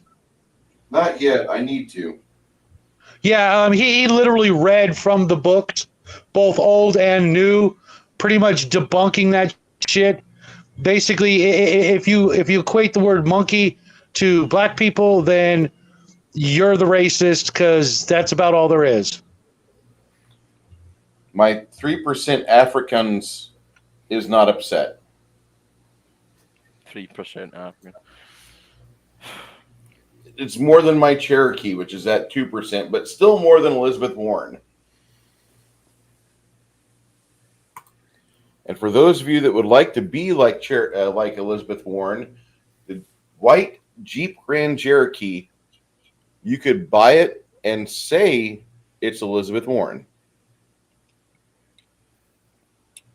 It says it's a Cherokee, but it's white. Yes, Bruce, that was the joke you just made. Well done for explaining it. It's all right. I try to suck out all the fun out of everything I touch. You're great at that. You're bang up, Joe.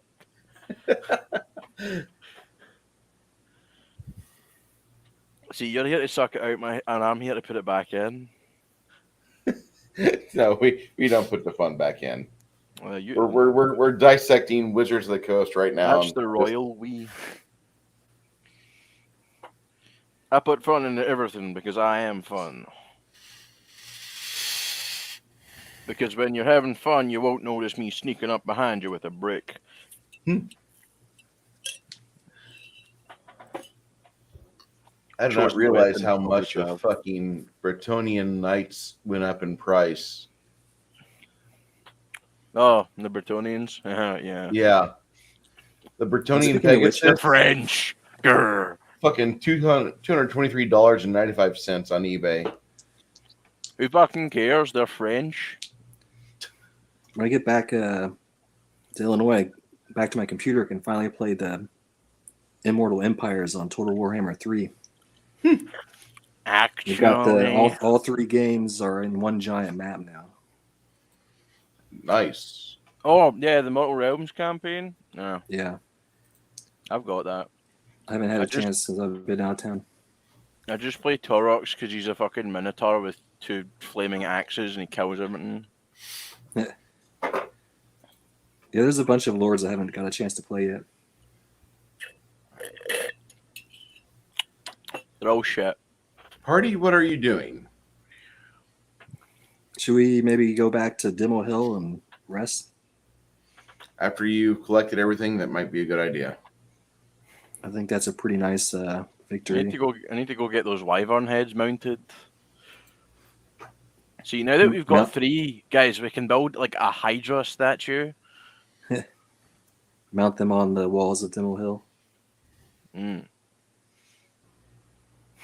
My various head collections. It's like The Witcher with having the wyvern heads on your horse. Yeah. Armor, you know what I mean?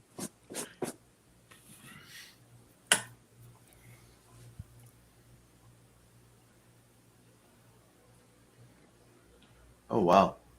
Yeah, the Warhammer 3 does look good, I will admit. Well, now they got, with the new campaign setting they have, it combines all 3 games and all the lords all together if you own all 3 games. So it's kind of insane. Imagine playing fucking Warhammer Warhammer Fantasy and then picking the human faction. Like, honest to God. I think they're all the lords are interesting. All the factions are. They're cool. all interesting, but anything that's just a person is shit. Like, have some fun with it, you know what I mean? Yeah. Well, Immortal Empires. Wow, that looks good. Okay, so you get that. You only get that once you buy. You have to buy Warhammer 2 and 3 because you have to buy 2 to get 2 and 3. Yeah. Or is it all? Yeah, all 3 games. You just need 2. You just need 2 and 3, but you can get 1 as well. Oh, I see. If you get Warhammer 2, you unlock the Mortal Realms campaign in number 3. Otherwise, you're stuck with the campaign mode. Yeah. Which is shit. Yeah, I only played a little bit of that, and I was waiting for the new mode to come out. When you arrive back at Dimmelhill, you get shot and you die. You arrive back at Dimmelhill, and some of the townsfolk are there to greet you. After a few minutes of you shaking hands and just recounting your exploits to one of the town guardsmen, Tom stumbles out of his house and he ambles his way over. He doesn't really look that good. It looks like he's been drinking a bit. And he says, I've been kind of in the cups. I got to ask you, did you help things out today? Did you just dragging 2 wyvern corpses behind us? Like, yeah, we're pretty good. Oh, well, we killed like almost a small army. Squad of knights, awesome. That's good. Got rid of 2 friggin' wyverns, which those are terrible. I hate wyverns. We're gonna have to look at the skulls for a little longer. These are getting mounted in my house, not for sexual reasons. Shut up.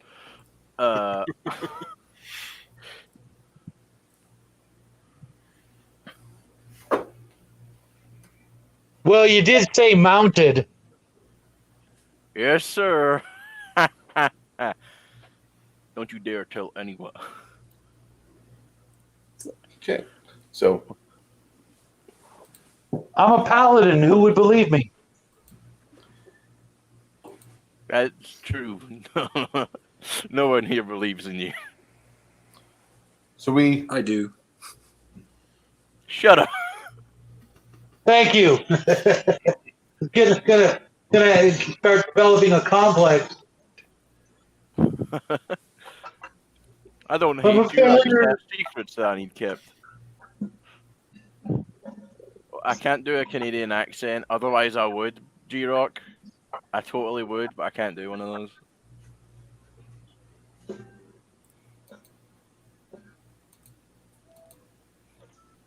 So he is Canadian now. He is Mountie? Okay. That evening, you're treated to some excellent lamb potatoes because they're fairly easy to grow, onions, and some sort of chicken broth. Once you're done feeding yourselves, some of you will stay up and drink a little bit. Others will retire early. About 8 o'clock at night, all of you will receive 2,200 experience points. Nice. 8 o'clock at Should night. be leveling up. Just delivery. A bit late. 200.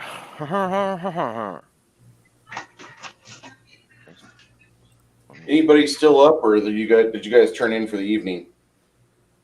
Went ahead and turned in. I'm a caster, so. Okay. I'm a bit busy in my room right now. David, you found one of the serving girls to be your fancy, and What? she's No, get out of here. I'm busy. Knock, woman. God damn. I didn't think you wanted your fleshlight. I thought you wanted like your flesh and blood, like one of those nice curvy girls that you get out of northern Germany. Why do you keep insisting this is a sexual thing? I just like admiring dead things. Wow. That's not any better.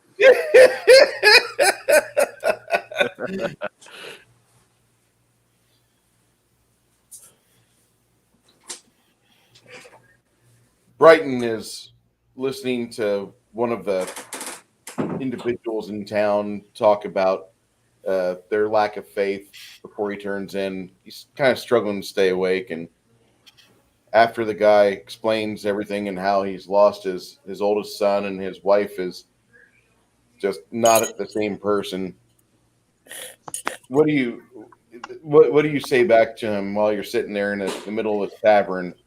The usual, they're in a better place, and the Lord works in mysterious ways. And regardless of how you may feel right now, they'll be waiting for you up in your prospective heaven, and they're probably looking down on you now, wishing the best, etc. Don't give up. It's that's why we're here. We're gonna make it better. Just it'll take a little time, but in the long run, one day you'll look back on this day and realize that this was the beginning of something better. I hope you're right, Paladin. I let him know my actual name, Brighton, not my full name, just Brighton, and give him a swig off one of the silver flasks that I'm carrying. That ought to knock his ass out. He does that. He takes a pull from the flask, and he thanks you, and he says, I wasn't looking for spirituality. I was looking for somebody to be able to listen, but it does feel like you listen to me. And being a man, how can I not? This situation sucks, and it's kind of what we're all here for. I know what I'm here for. I was waiting for something like that. Someone had to stop my sermonizing before I started needing a drink myself.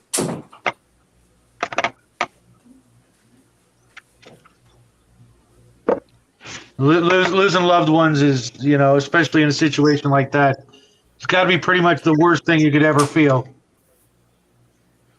as he leaves the bar with his wife behind him, you see a familiar face, the young female dwarf named Brienne, who you found her after she had been brutally assaulted.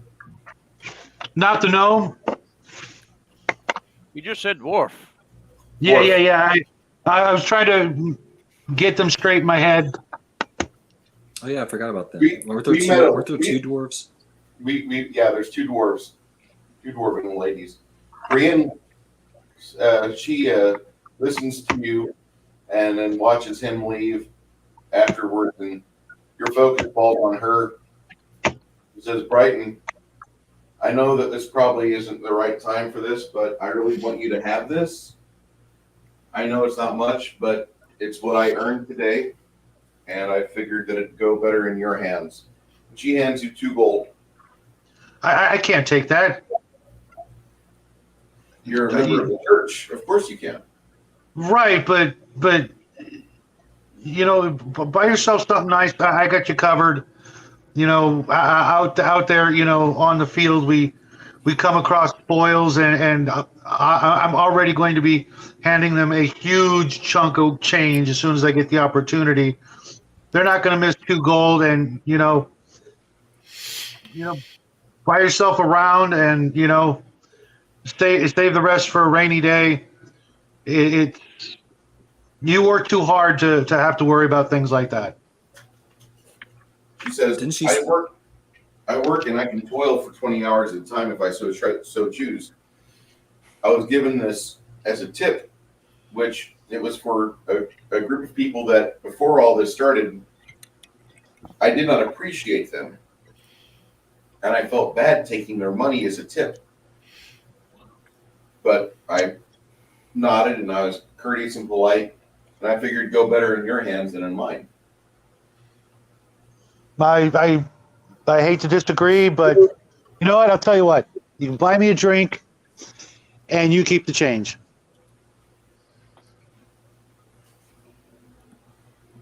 She fetches you a liter mug.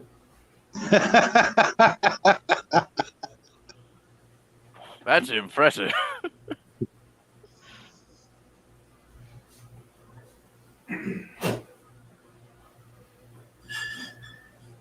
Did she still need a restoration spell cast on her?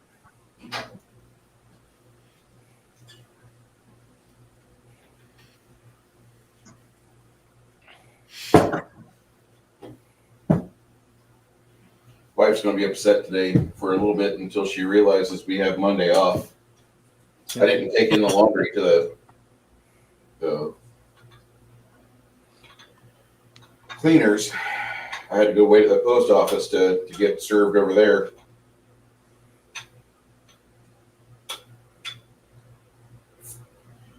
Post office is probably most affected by COVID, at least where I live.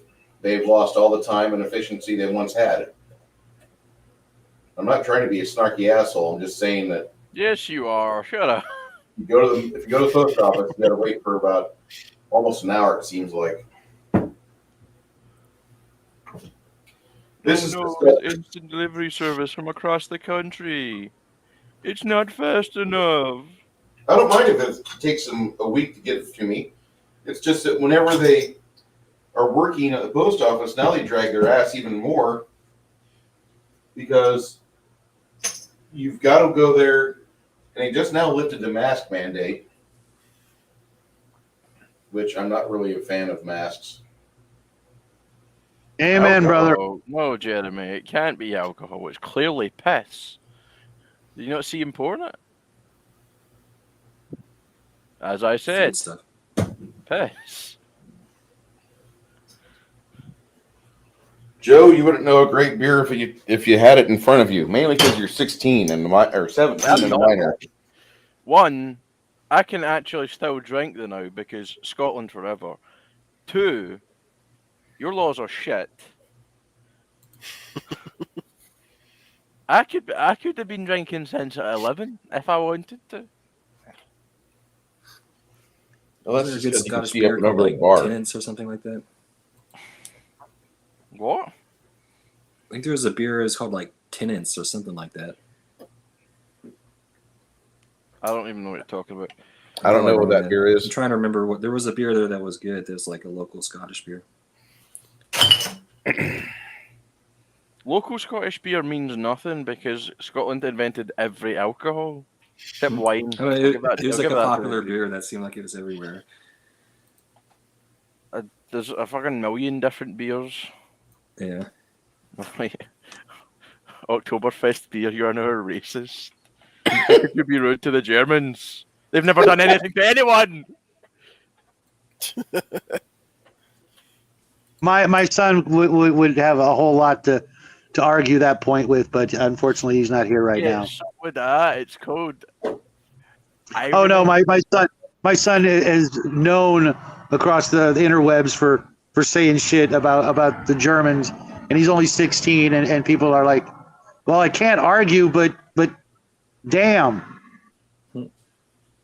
Oh, He's got quite a mouth on. rather than the Germans as the World War II, that whole thing where they lost twice. They don't have a great track record on the whole war thing. Yeah. Seeing as they keep fucking losing. Okay, French haven't done a lot since Charlemagne. Okay, now that I said that. So, she pours you a heady brown ale like what I've just poured in front of the camera there. Nice. That is a Oktoberfest. Oh, Jesus Christ. It's like I'm arguing with Karine St. Pierre, the White House official, that she can't fly her way out of a wet paper bag Oh dear God! Don't even get me started on that sack of crap. But she's gay and black, and that's what got her the job. Yeah. Those are rock solid credentials. I don't know what you're talking about. So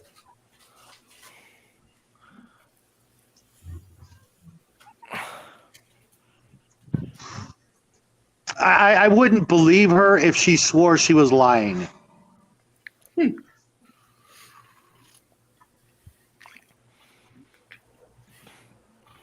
I'm sure she's good at something. I just don't know Yeah, that what. don't do me any good. I got a dick, not a twat. So sorry.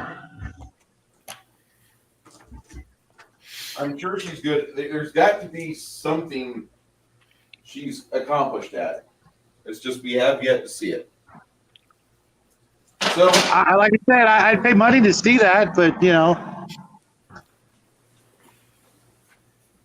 with you guys rest. After Brienne pours that big brown ale for you,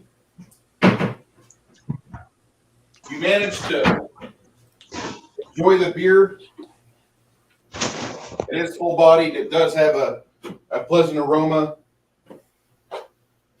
As you're hoisted up, other tavern goers see you and give you a friendly salute, thanking you for your service. And as you leave the bar that night, after you bump into the now off-duty shift of guards the town has, those guys pull you back in the bar and ask you for a sit down, we'll buy you a beer. Come on, Brighton. You're like, ugh. Absolutely. But I've had my fill. What I could use is a good a midnight snack, if as it were. But the drinks are on. But the drinks are on. They'll get you some garlic lambus bread with little slices of prosciutto and provolone toasted on there. Enough for you to settle your stomach after ingesting a liter of alcohol within about 2 minutes. It went Awesome. down fast. It was good. And you end up staying up for about another hour. And the people in the town really appreciate seeing you. Most of the individuals in the bar that you note are just regular individuals. One person stops you as you're trying to leave, and as he stops you as you're getting towards over, says, "Brighton, I need to have your group talk with me after they've prepared themselves in the morning." Will do. Just hope I can remember it. You're fairly sober. This is Unlikely. more than likely you're sober because you only had 2 drinks in the last 4 hours. Those are rookie numbers, man. Gotta pump those up. Oh, and before I left, I made sure I paid for a round for everybody that's there. You catch Brienne trying to put gold back in your pouch. She's not a rogue. She says, "Really, this is not needed. Appreciate you being here. You being here has increased our take even further. And that was nice. Didn't expect it."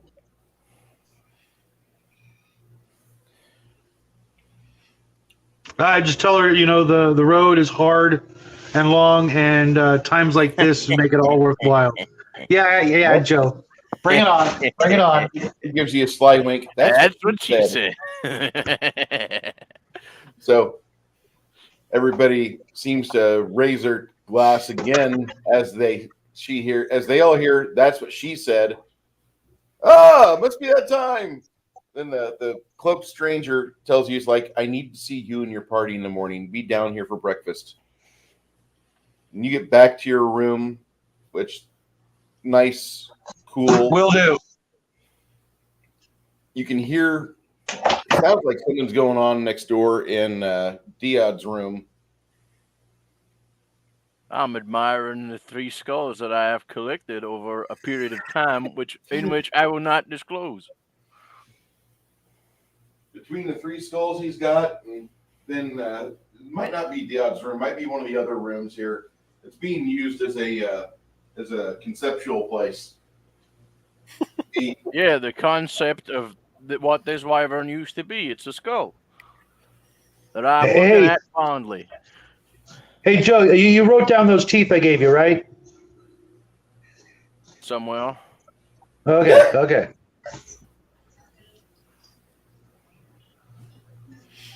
Oh yeah, the dragon teeth, right? Aye. Cool. Yep. We'll get more. You have a nice necklace. I intend to. Give me about a minute. I need to buy a break. Okay. I'll give you more than that.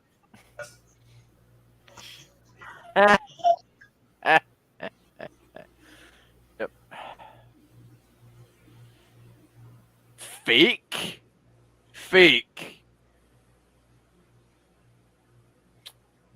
All right, I'm going to have to roll up the sleeves here.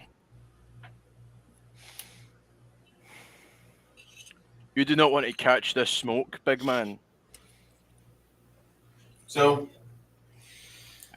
in the morning, you guys start to wake up, doing your exercises, doing your various things you're required of for your memorization of spells. Sunrise comes not too long after many of you have started to wake up. You martial types didn't really have to do that. Vlad and Groggery were also in the bar that night, drinking away and enjoying themselves. That's where the soft company noises was coming from in the evening. Not saying Grog was doing a parn there, Chris, but Grog was making his family proud. Parn. Yep. The dwarf drank a lot of beer, probably. So I'm not sure. If Brighton mentioned this to the rest of the group about meeting this morning. If he didn't, then I wanted to set up a meeting for at least the players here. Congratulations, Max. Yeah, Absolutely.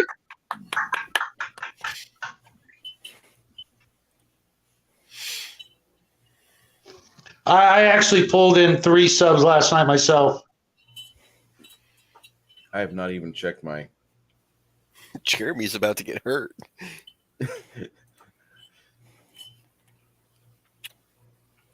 He wishes.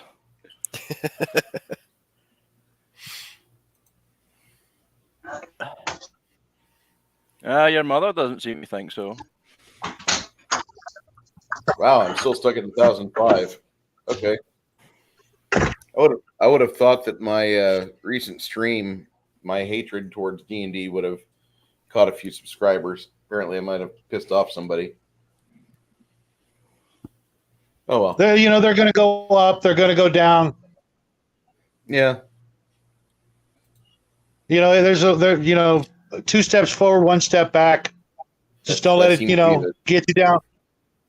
Oh no. Did you watch RPG Elite's video on the 6 things he learned after a year? No, not yet. It's a good one. Okay.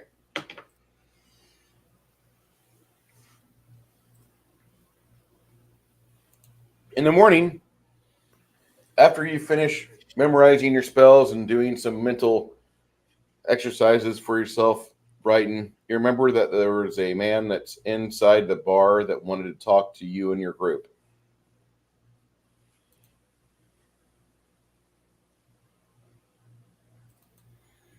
You want to tell everybody else that as they're getting ready?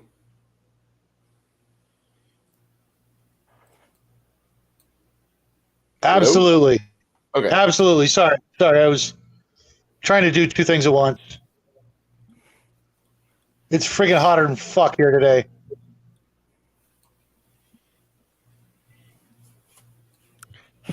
Nobody's catching I've already the got. shit. I've already gone through like 48 ounces of water just since the stream started. This is a 25-ounce tumbler that I have, and I filled it twice with my medication, and then I poured myself 2 beers in that mug.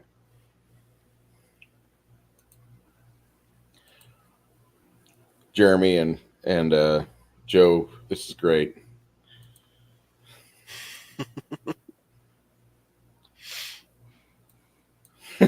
I doubt any tumbler user is 25 ounces.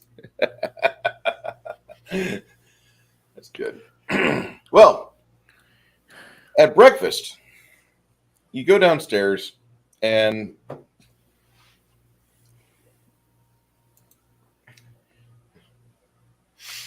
Man of War 665, Neighbor of the Beast, comments to Brighton, we have an invention called air conditioning, even here in the backwards aft south. I think he's lying. I don't think that exists. He's playing you for a fool, man. His usual streaming area, Man of War, is like a garage that's not very well insulated. And so you hear his AC kick up, and it blows into the microphone a lot. Not the optimal thing for recording and streaming, but it's a relief when it's on for him. Okay. Let me get some character figs out here.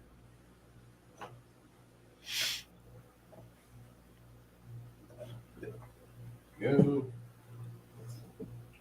Party, party, party, party, party, party, party. Yeah, I've actually got my swamp cooler and AC running, but it's still freaking 80, 90 degrees in the house. And when I go out to the garage, it's 110. You know, all of my Hispanic friends that are native to San Antonio, they run their AC at like 77, 78 at all times. And for me, that's like boiling weather. That's, unless there's a breeze to go with that, I am Sweatbox McGee. I can sweat for no reason at 75 degrees. I'm just wired that way. Thank you, COVID.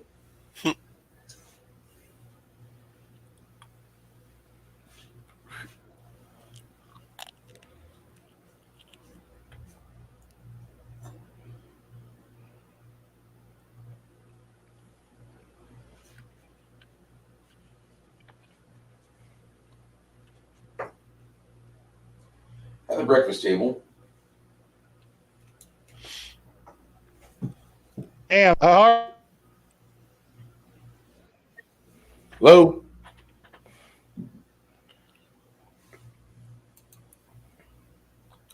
Cold beer is illegal in Scotland. Do you realise it is colder than your entire country in Scotland? It's north of England. It can't be that warm.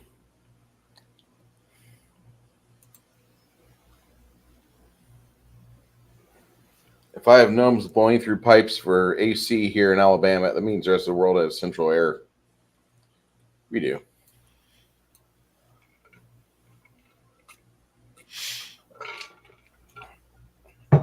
Artist extraordinaire Felix putting himself out there. If you want to talk to him about prices and what he can do, contact him through my Discord.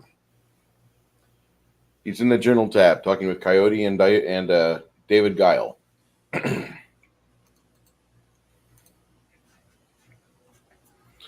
All right. So this happens. Oh no, Kai's trying to get art for exposure. Oh, Kai, you can't be doing that.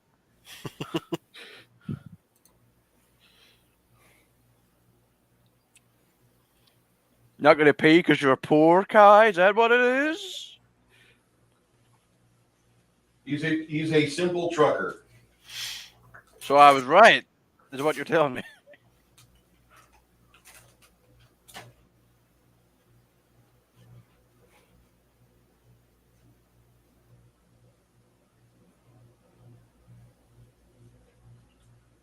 So the three dwarves look at the party Two dwarves, one human. Excuse me.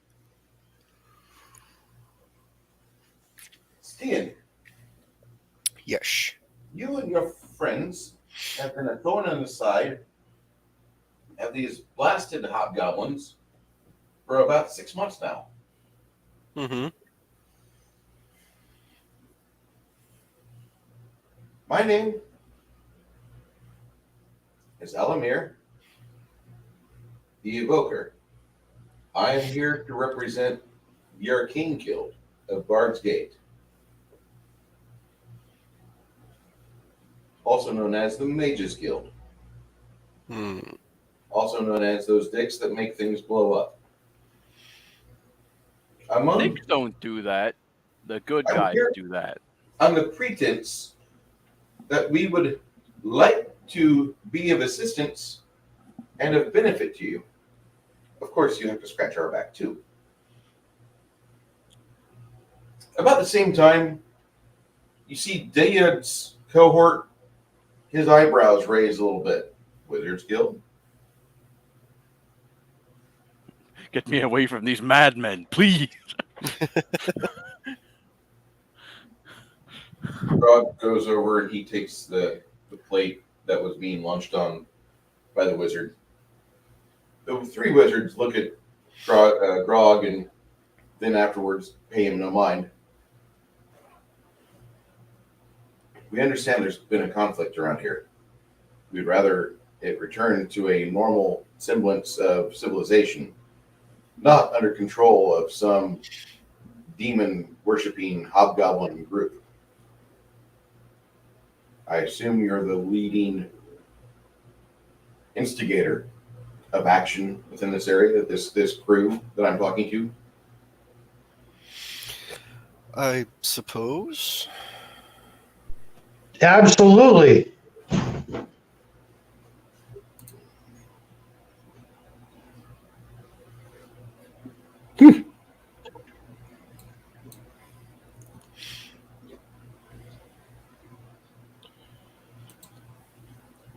Aramir looks at you and he says,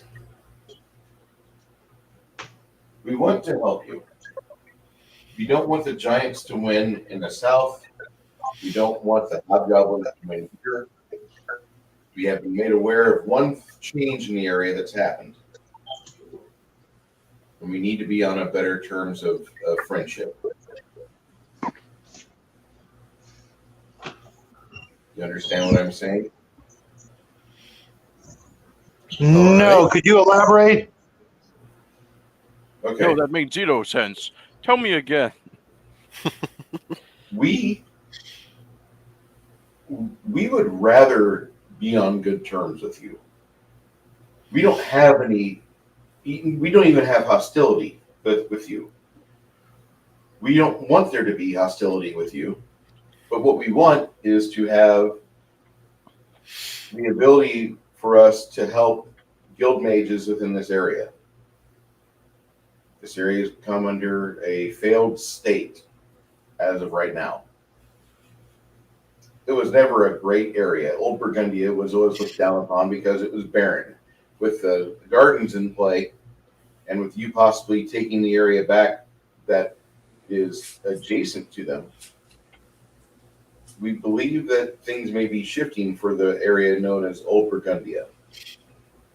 What we want to do is have a treaties or some sort of pleasant agreement with you.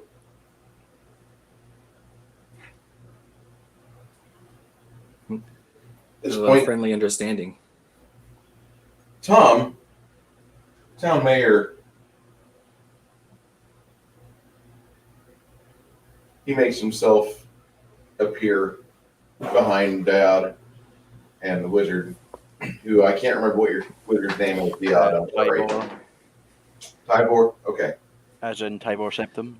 Tybor Septim. Because One of the greatest like names that. in all fantasy gaming, of course. Okay, good. Making sure you don't have your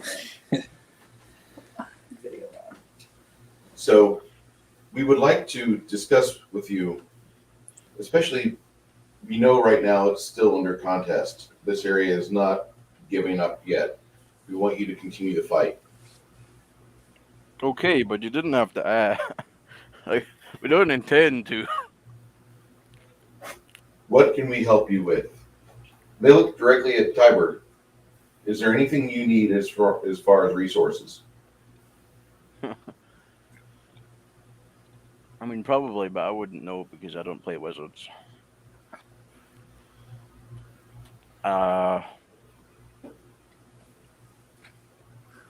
Wands of Magic Missile. Yeah, you know, whatever you can hand over, you know, and you're willing to part with. Scrolls. Sure. How much can you give me without getting in trouble with your boss?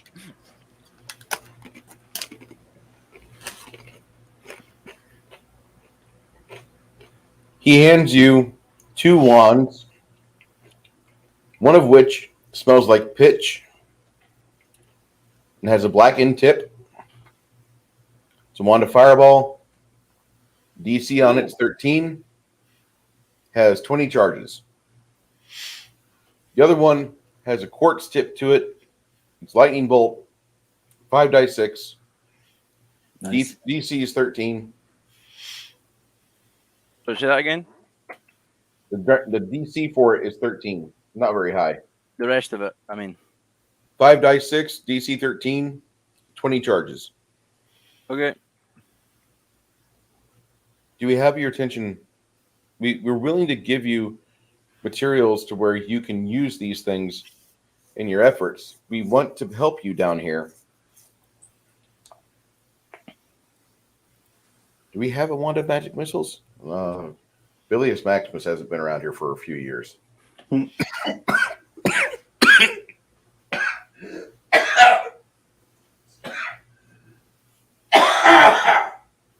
all right? Yeah. Let me get this beer down me.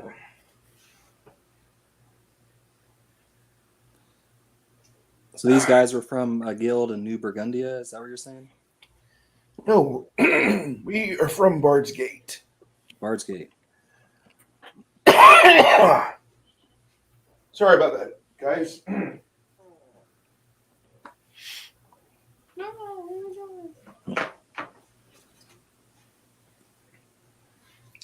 Okay. Dimmelhill is right here. Each hex is 50 miles.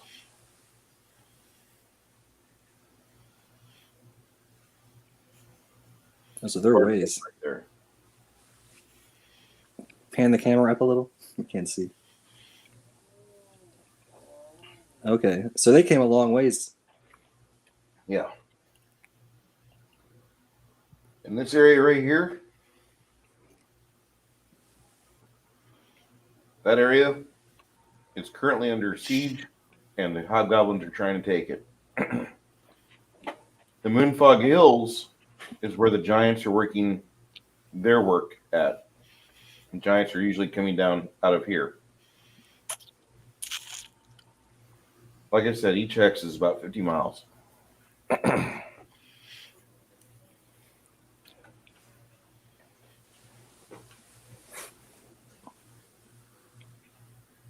We want to help you. The fact that this area might be able to sustain a normal society once again. You want to be correct. We want to make sure that we are supporting the people that are going to help build it in a healthy fashion with morality at the forefront. Morality of what is actually good. Well, I'm thrilled that we have an envoy here because this is the first time that someone has visited that hasn't been a hobgoblin or a giant. We haven't met any allies or friends in an extended period of time.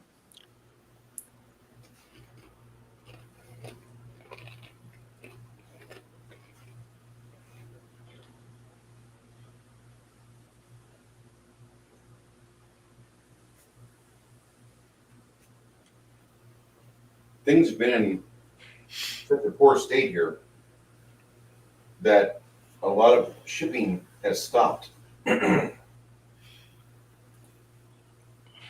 the only way that people are getting through is by sending masses of meat down here as guards and having almost all the profits dry up on any convoy run from the guards.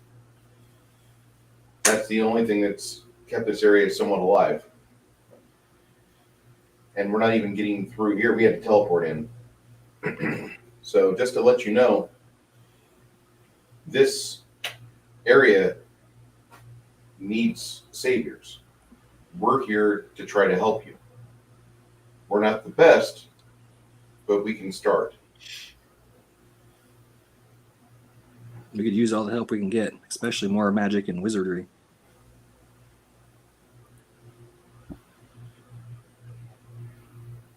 The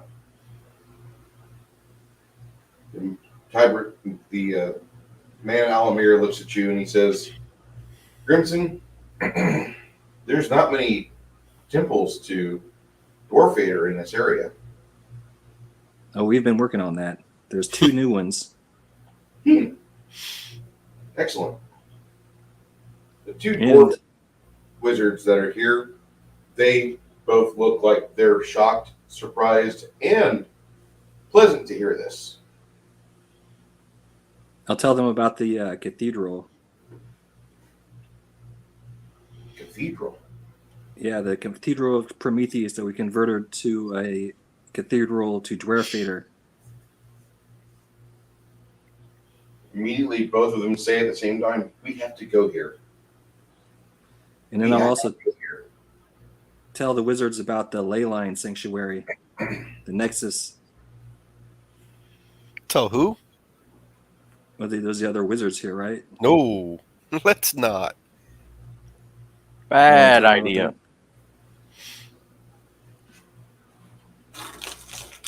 Yeah, we're developing nuclear weapons. What are you talking about? Chance could take them to the cathedral right now.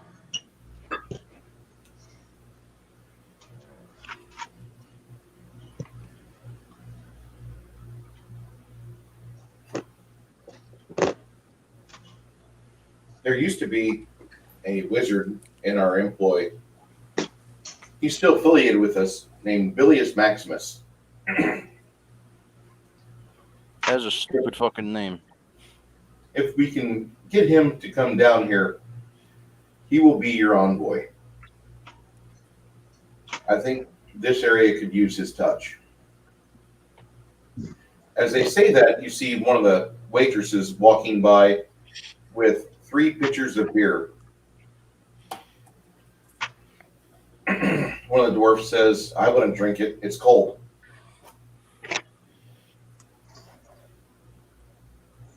At that point, the guild mage looks at you and he says, I'll pay for today's breakfast.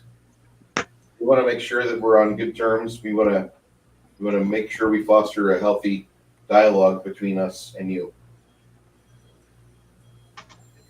Did you say something about ley lines? No, we did not. He was lying. He's lying through his teeth. Total lie. Yeah, Tiber, if you start talking about that, Tiber will be like, shut the fuck up. Bonk you with his stick. Like, first, shut the fuck up. Mm-hmm. No, they got dwarves. They can't be that bad. Where do your loyalties lie? Well, the Dwarfader. And I thought we were friends. Knew you The, can't trust anyone under the 5 foot. The 3 guild mages tell you, we will talk to you here in about a month and a half. Hopefully everybody will still be alive. And we will have more things to report and possibly more options for you.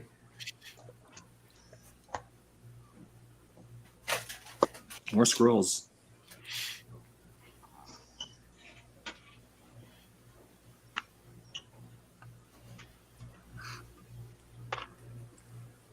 The dwarven wizard, who is a elementalist, this guy right here, he hands you another wand. It has a white tip to it, like it's an ash tree or a piece of ash wood. And he says, for when you need to identify something, use this. There should be about 30 charges on there.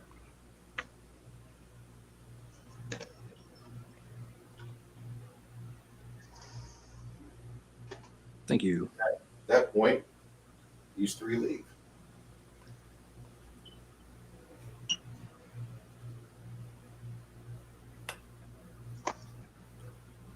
And I have some business if no one else minds. Go ahead with your own business, good sir. So, are we looking to, in the way of expanding the area, taking up roles, like actual duties to do around here? Has suggested. Dibs on warden. Okay, I'm fine with that. But I don't have any other stats, so I'm going to be an enforcer because I get to beat people up legally. Is there any positions that deal with engineering and city planning? If you want to look them up, I posted on Tearing Keld today on Discord at 7:04. If you want to look that up, the different roles. Okay. There's a few.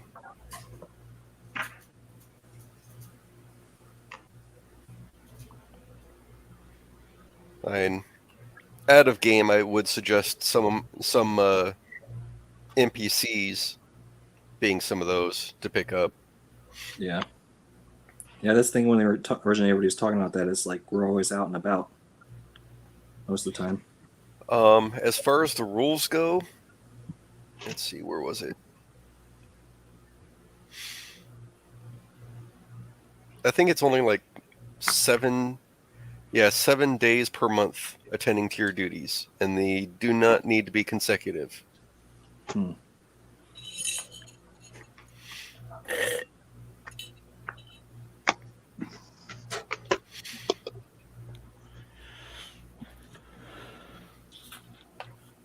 So I don't know if other people or other players want to pick that up. I mean, this is something we need to talk to with the rest of the group once they're here as well. If Yeah, if they're here. Yeah, like Grog and them. Though I'd definitely be curious what Grog tries to do. The Department of Evil. Spy Master. Oh yeah. Well, we have a job for that. Mm-hmm.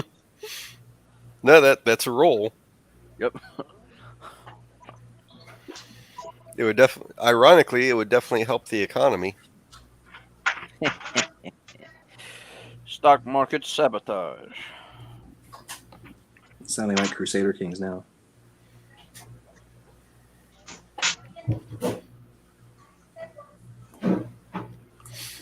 So yeah, I don't know if you want me to read off like what they are. Ruler. Yeah, could you? Ruler. Pardon me? You got ruler. You have consort, counselor, general, grand diplomat, and heir, like ruler's eldest son or daughter, high priest, magister, marshal, royal enforcer. What's the marshal cover? Ironically, I think this is probably up your alley. The marshal ensures that the kingdom's laws are being enforced in the remote parts of the kingdom, as well as in the vicinity of the capital. They're also responsible for securing kingdom's borders. He organizes regular patrols and works with the general to respond to threats that militias and adventurers can't deal with alone. And then you tell me to beat up the criminals. I'm interested in the high priest position. Yeah, it The sounds high like something I could use my magical warhorse and get some of that under my belt. What is your dexterity and wisdom modifier? Hold on, let me flip to that. My dex is not great. Yeah. Not gonna lie. Dex modifier is 2. Wisdom modifier is also 2. Okay, so that would increase the economy by 2. You taking up that role. But it also removes the vacancy, so it actually increases it by 6. Yeah. Well done, Shadow. You've saved the world. Gas is no longer 10 quid. Yeah. All right. So The high priest you were talking about, you asked about? Yeah. High priest tends to the kingdom's religious needs and guides its growth. If the kingdom has an official religion, the high priest may also be the highest ranking member of that religion in the kingdom and has similar responsibilities over the lesser priests of that faith to those the grand diplomat has over the kingdom's ambassadors and diplomats. If the kingdom has no official religion, the high priest may be a representative of the most popular religion in the kingdom, or a neutral party representing the interests of all religions allowed in the kingdom. And it's adding your either charisma or wisdom modifier to stability, whichever one is higher. Yeah, my wisdom is like +6. Yeah, so +6 to stability would be good. Not too shabby. All right, let me jot these down for Kai.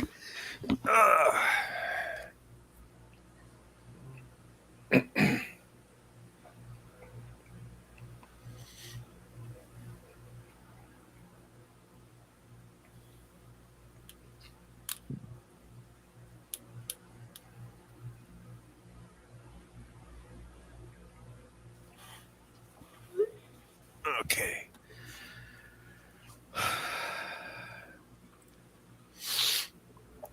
Grimson, you were going to be high priest? Yep.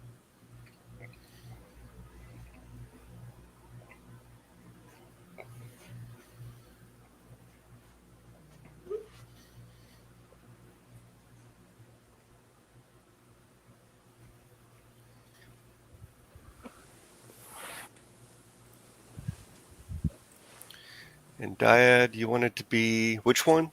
The Royal Enforcer, I presume that is. All right. That's the one. That is the one, yeah.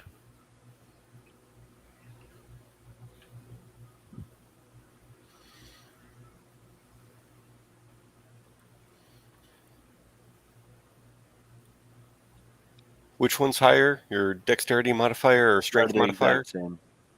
Exact, which is 3.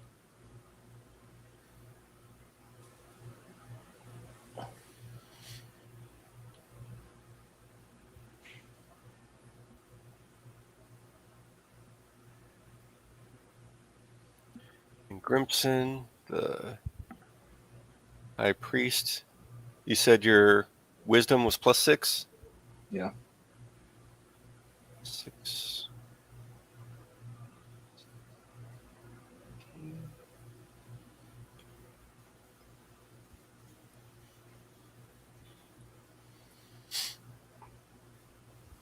Question: who's the supreme leader in these parts?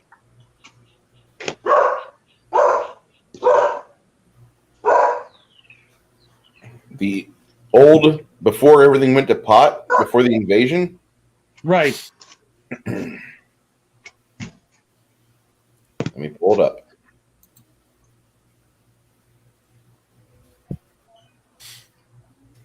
We should kind of get their permission, don't you think, guys? Well, I mean, there's the option, politeness and all that. Well, I realized, it's just a formality.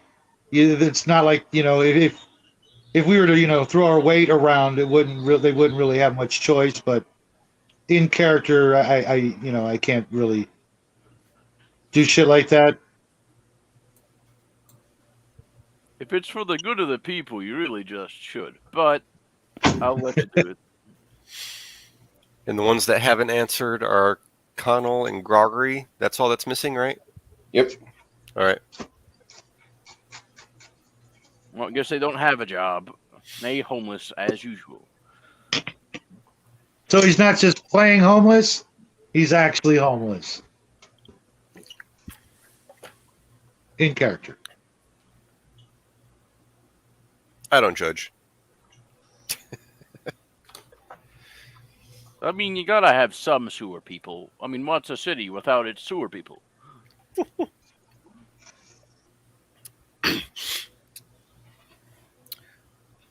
So Kai and I talked a little bit on the form of government as far as what we'd like to push for. If I see a single commie, I will gut them. Yeah. The options are autocracy, majorcracy, oligarchy, overlord, republic, secret syndicate, and theocracy. My suggestion, republic. That's just me. Yeah, I can get on board with that. The kingdom is ruled by a parliament of elected or appointed officials who represent the various geographic areas and cultural constituents of the kingdom, making decisions for the whole through voting, bureaucratic procedures, and coalition building. What if we start out as an oligarchy, but then shift to a republic when we have more stability? Oligarchy. How do we know it's going to shift? Yeah, I know, right? We are the oligarchy. I'd rather not. Yeah, I kind of want to keep adventuring, so to speak. And I would take my whole thing as warden, kind of. Warden fits me. I'm responsible for enforcing laws in larger settlements, as well as ensuring the safety of the kingdom leaders, which would be good to you guys. Warden also works with the general to deploy forces to protect settlements and react to internal threats. I'm not in one place. I'm all over the place. Yes, that's one of the reasons why I like Marshall. All I need to be is in the temple. Well, right now, I think you need to go around for a while, help out. Yeah. But that's my take right now for that. I think that'll help Kai out doing some numbers, and that'll help us out a lot. So that massive increase to loyalty and stability is good. More loyalty, thanks to Dyad. Yeah. Brighton, you said you aren't loyal, I'll beat the shit out of you. You said you're, let's see. Yeah, Brighton. You said your modifier was the same, +2 for Dex and Wisdom? Yeah. Okay. Yep. So yeah, that brings +2 to economy, so that's good. And Isn't there one where Crimson's- you can get strength? Maybe one that he adds what's his strength modifier? There are very few No. that require strength mode. I think both me Yeah. and Chris are in them. Yeah. I added Okay. +6, so I think I'm good there. Oh, yeah. That sounds good. But the Marshal, add your Dex modifier or Wisdom modifier to economy for Marshal. Yeah, one more point on my wisdom, and that'll go up to 3. Nice. Yeah, just when that happens, make a note to Kai on Terran Keld and let him know that increases so that he can up that number. What level do we get stat points? 4, 8, 12. 12. Yep. Okay, I got a ways to go. And 16. Oh, yeah. Cohorts can take rolls if we want to do that too.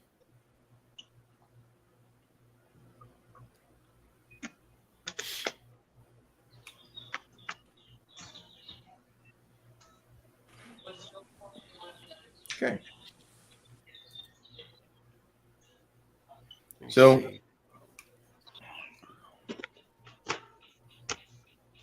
Chimerian will be happy about that. You guys finally got that sorted out. Does anyone mind if I have, since I'm doing a lot of the gear anyways for the numbers, would anyone mind if Hamish takes up the treasurer? Sounds fine to me. All right, it's just a +2 to economy.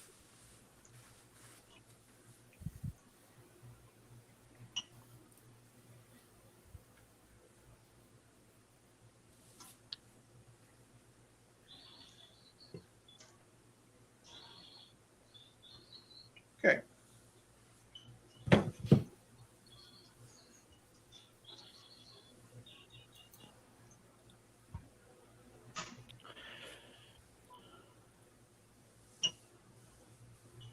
Joe, Yep. did you want to look through to see? I'm doing that right now.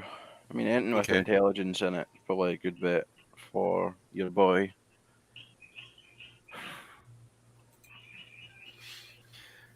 For intelligence. Magister. Was it? That would fit. That would fit very well. Yeah, Magister. Okay. So that's +4 then. Bor? So if you're taking away the vacancy penalties, well, that's 8. Whoa. Yeah. So 4 +4.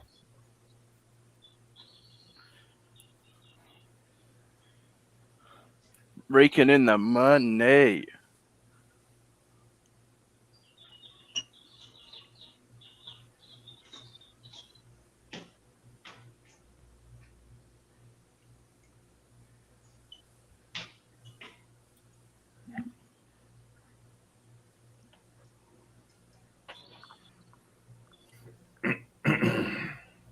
Yeah, Arabelle Three Thumbs used to be the magistrate when the town got attacked the first time.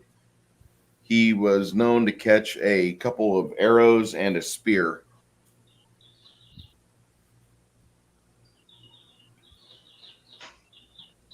Okay. In a good way or? In a bad way. Oh. So he proved his Right. bravery. Mm-hmm. All right, that's all I got. Anyone We else have died in any? glorious battle. What else does a man need? Anyone else got business? Or do we How's want to the- go tear some shit up?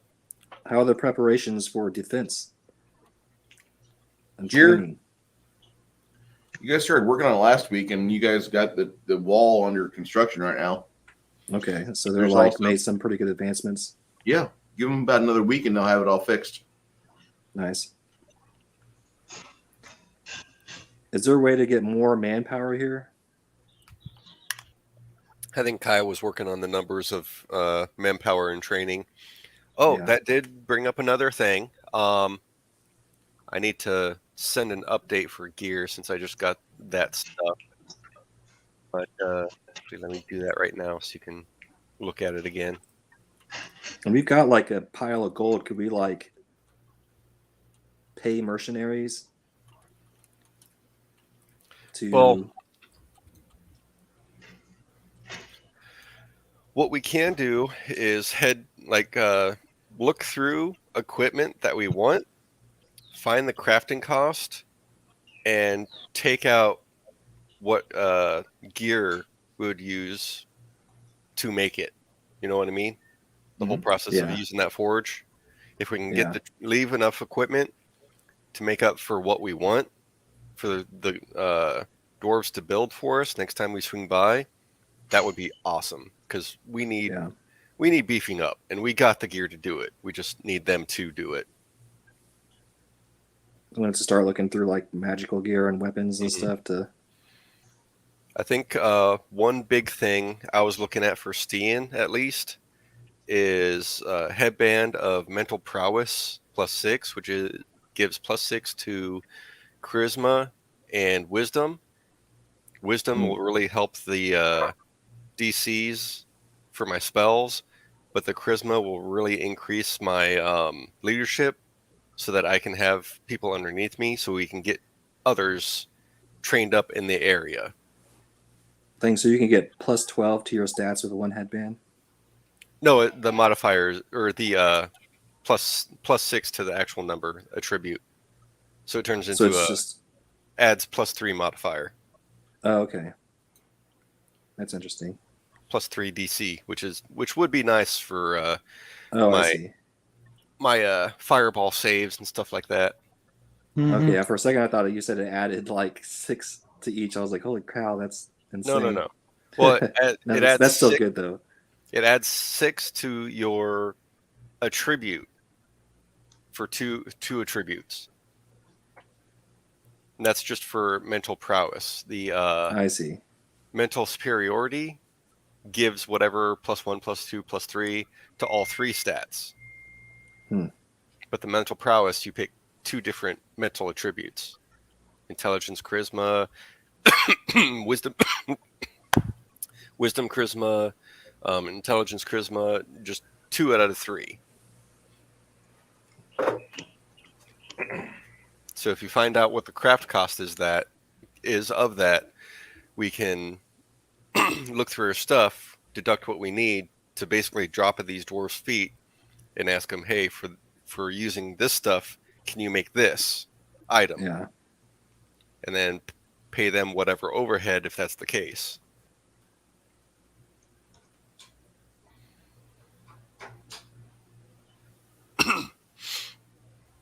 That's how it works, Bruce, right? I believe so. All right.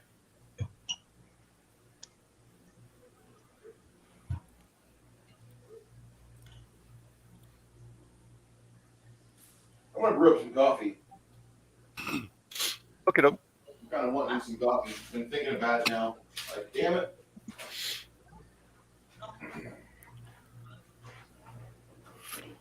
I just finished one mug. But yeah, go through I recommend the Ultimate Equipment book and just scan through it and see what you might want. Yeah.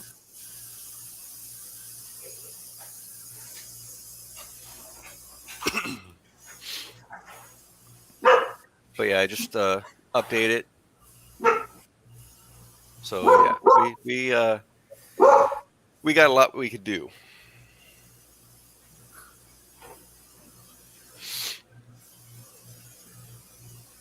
Yeah, I feel like once you start getting past 10th level, things start getting kind of insane. Insane expensive, yeah.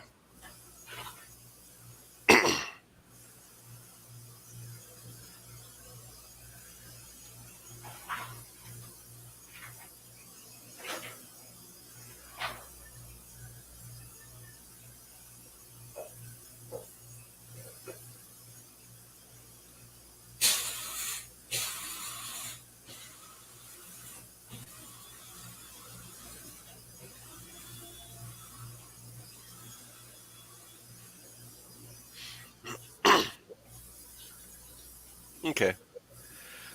Now, yeah, I'm done. That's all I got.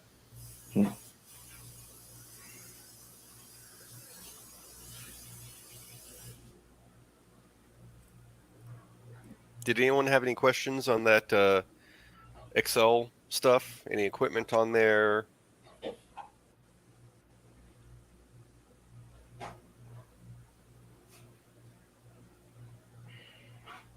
I'm gonna have to look more through it when I got more time. Okay. To really sit down. I feel like I got my gear isn't too terrible right now, but I haven't updated it in a while.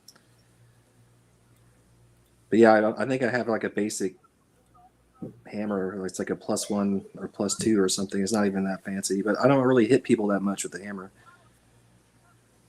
You don't attack people that much with it, or? Very rarely, but like I definitely cast more than anything. Okay. Yeah, you'll probably want to invest in a headband if you haven't, because we have not come across one, I think. Because I sure as shit don't have one. As you guys know, I'm kind of on a vow of poverty when it comes to magic items. I might be interested in, bumping up the pluses of the items that I already own. Mm-hmm. Armor, shield. But I'm the only thing I can really think of that I would be interested in would be, like the enlarge, the haste. The things that I've been relying on from you guys for when it comes to magical bonuses. The buffs. Yeah. You know, if I can get those in charges or whatever on the items I already own, so that I don't exceed the number of magic items I'm allowed to have. Mm-hmm. I know on a lot of our fights lately, the buffs haven't been able to be popped off too quick. Either it's not a large fight, so we don't waste that spell on it that Right. early on. But there are stuff like Boots of Haste that would probably help you. Mm-hmm. So what else will increase my the DC on my spells? Raise your prime stat, which is wisdom. Yeah, That's your main thing. It's already really high. Then the feat heightened spell. I think I've got the +1 for enchantment spells. That's one feat I picked up. The spell focus or Yes. school focus. There's a spell focus and then greater spell focus. But I need to take the the next feat I get, I need to take the for the Circuit Hill, the selective channeling, because I've been waiting to pick that up. Yes, it's very useful. During a fight, I think I've still got you covered for healing from Hamish. But yeah, that's the only reason I haven't picked it up is because he had that so far. Yeah, very useful.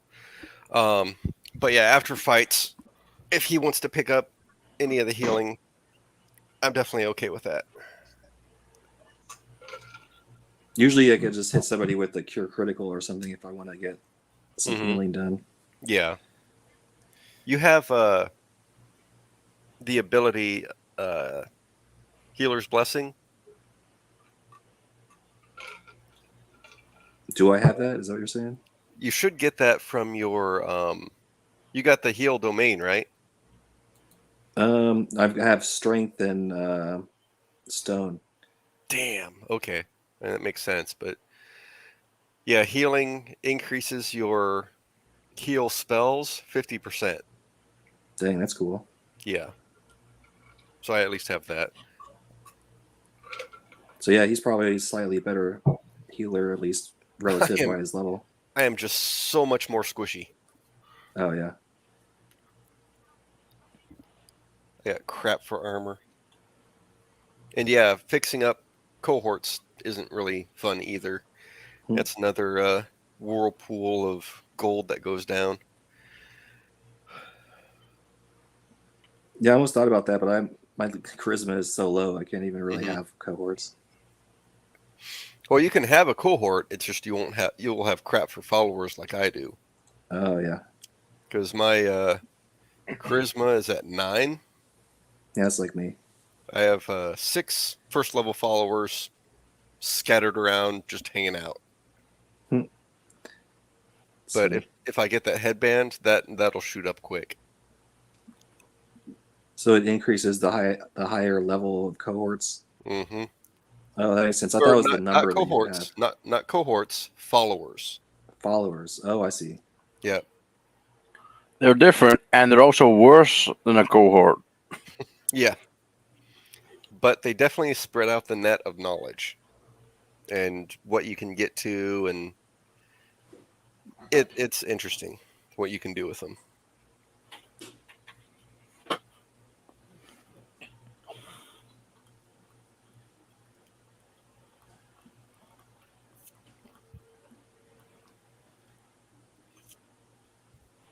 Nice. Is that the black currant one? Yeah, black currant.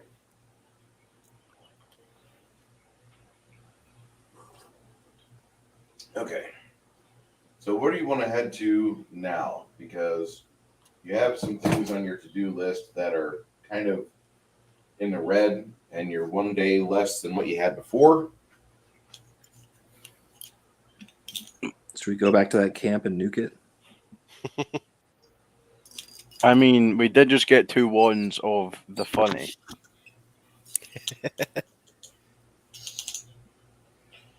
I'm okay with the idea of nuking it. I think that's wonderful. Which Here town? comes the sun. Dun, dun, dun. And which town is this? The camp. That The box camp. Oh yeah, the one we just Box been. gaming camp. Yep. Yeah, we got Connell Chance healed up, right? Yeah.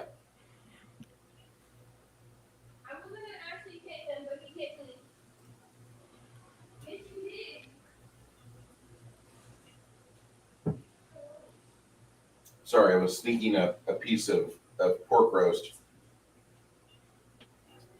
That sounds good. Yeah. I didn't know if you and Greg were going to be here today, so I put it in the pot. And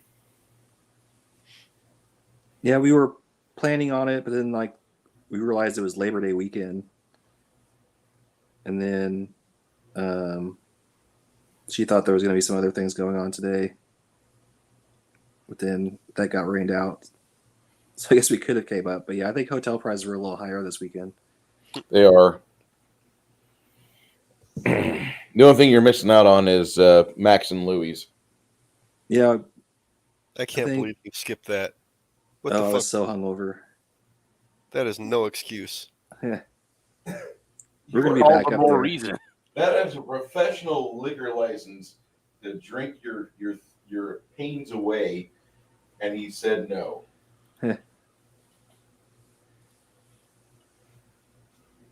I like Max and Louie's quite a bit. I definitely am planning to go there. How long are you staying down here? I got like 3 more weeks, Jeez. so I think maybe we'll have one more game. But I think we're going to Six Flags next weekend, but I think we're going to be pretty busy. And then I don't know. I think she might be working the next week. I'm not sure. I recommend the Iron Rattler over the Dr. Demento's dive coaster. The dive coaster looks great from the highway. The Iron Rattler is a better ride experience. So we might be able to make the next game, possibly. Up Okay. there. Nice. Janet from Another Planet is saying she's going to join The game the game, the campaign. today? Not today. Next Is week. she going to play a wizard? She's brand new. She's never played before. So I was going to have Chris talk to her in Discord. Discuss, this is Pathfinder. Let me help you get your bearings in it. Be friendly Yeah, to believe her. it or not, Bruce, she saw one of my last videos with the where I'm showing off these miniatures from the stretch goals, all the little pieces of terrain and the miniatures and the monsters, etc., like that. So it looked like she took a little bit of an interest in that. So She wants to play. that's cool. This, I don't know why. I mean, I'm okay with it. Please come and play. I have attrition in my chat right now. We went from like 10 people watching down to 2. And I know I haven't been pushing the game as hard. You'd let you guys talk about background things, and that's fine. That's normal during gameplay.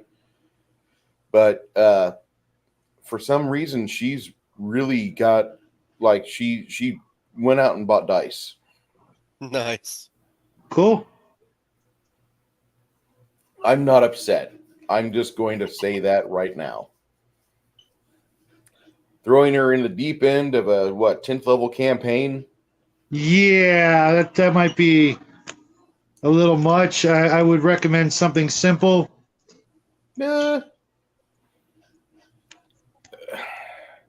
As much as I want to start her with simple, at the same time, the way she talks, I think she'd be able to handle it.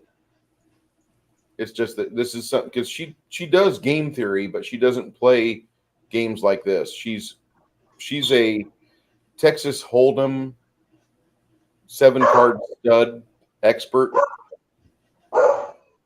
This is something new for her. Yeah, it's a bit different, to say the least. Where does she live at? She's out in Arkansas. Oh yeah. Do you guys just meet online? I want to say the wife saw her TikTok first and then started saying something about it. And I found her on Instagram while I had an account over there. And then we started talking, and she started meeting other friends of ours in affiliated groups like Drew and those guys. And she was always part of the Doomcock girls crew. Doomcock is a streamer that he's got like 1,500,000 subscribers. Million and a half. Him. Doomcock is crazy. He's crazy. I'll just say that. So she was part of that posse, and that's kind of how we're all tied together. And that, other than that, I mean, she started talking to me one day, and I said, I want to do movie reviews. And she's like, I'd love to do that. I'm like, okay, well, this is the day we'll start. And That's she's cool. like, what? And I'm like, yeah. I really don't. I don't need to know your entire resume. You already talk like, you've got a brain in your head, and I think people would enjoy watching, listening to you. So we went with it. And I mean, we're not like a super popular stream. We might have like 5 to 10 people on a stream every Monday night, but it's a regular thing. I've got my regulars, and they get upset whenever we don't start on time, which is what I want. I want people to bust my balls. Like, hey, you said it was 12:30 for game. Yeah, I'm waiting on my players. What the fuck is wrong? Hold on. Did your My player Instagram card. did you get booted off Instagram? Yeah, I did. Instagram and Twitter. Good Funny. for you. Who wants to be on there? I'm on Minds and Gab anyway, so I'm pretty happy with those, and Truth Social. So I'm pretty okay.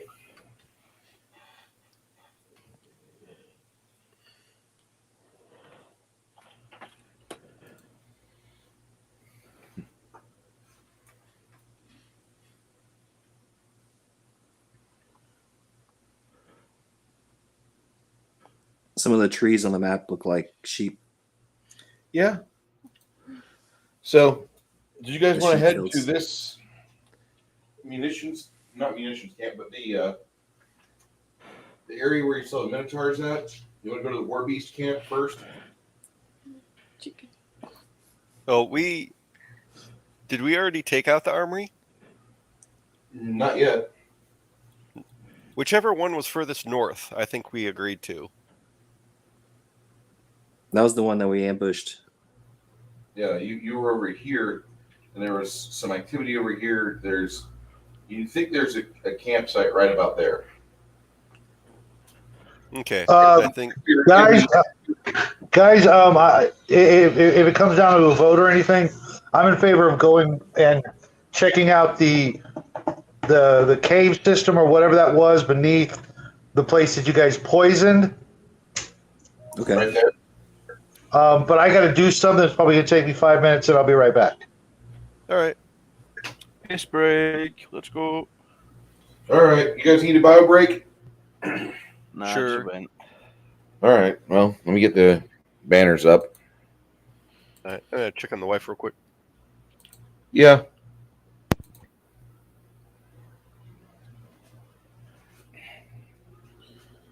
I don't have to do anything yet, so I'm just going to sit in front of the camera. Tell lewd jokes. Well, I mean, I'm still here, so I can do Yeah. that job of it better than Well, you I can. got Joe to kick around. Awesome. So, while everybody's doing their thing, and I've got Joe there in the background. No, you don't.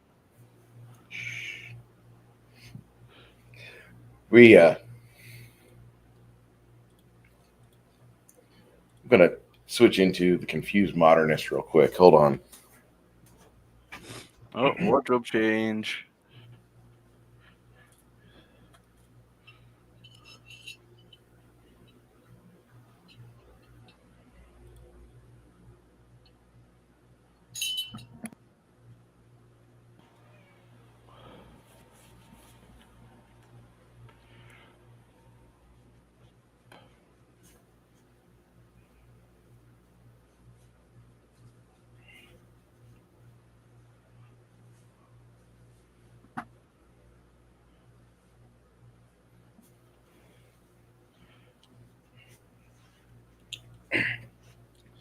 So lately, right now, we've had two of our. Oh, I've got my shirt on wrong way. Okay, so lately we've been having some problems, and some of the roommates have decided to leave, and they're not going to be playing in our 1D&D playtest. I don't know exactly what this means for the future of our campaign for 1D&D, but Wizards of the Coast has assured us that we're going to be seeing some helping out, and they're going to be sending teams of IRS agents over to locations where people are streaming and talking gloriously or in a praising manner of the Orange Man, because that's just, we can't have that. You know, we had to fix our democracy, and he just endangers everything.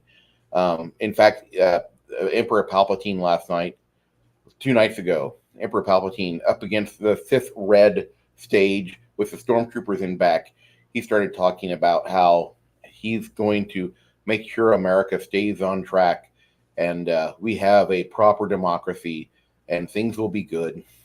Prices are going to go down, and 1D&D is free right now, and I think that's important. That's really important, because we need to have a proper society. We live in a society, as the alt-right likes to say, and this society needs to function, and people need to get along. And if you're not a member of a Dungeons and Dragons 1D&D playtest group that's at least 50% POC or bi or some not white male cisgender persons, you need to leave that group and go to another group and integrate yourself with them. Otherwise, you need to mutilate your penis and get on some puberty blockers, and you need to identify as a feminist. And if you can, do the Kirk Lazarus surgery, where you can have that dark melanin caramel glow to you, and you can say, I'm just a dude playing another dude for another dude. And you can do that, because that's what Gary would want. I'll have to clip that. I would flip it myself, but I don't know how. It's all right. Yeah, this green shirt. This isn't like Twitch. I don't know how to run the operation.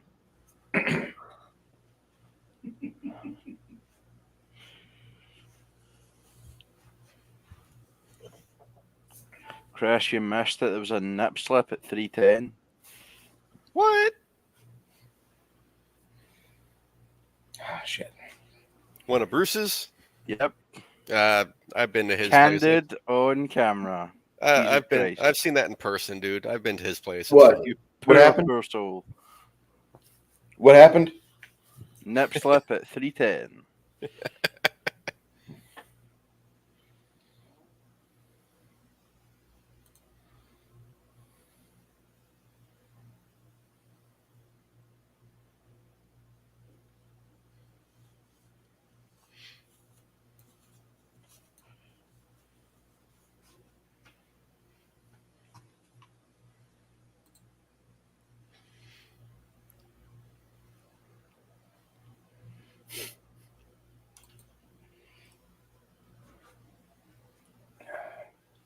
So hopefully everybody's having fun. I know our stream is a little slow right now. I'm waiting. Fun? We don't have fun here. Trying to get you guys to come on.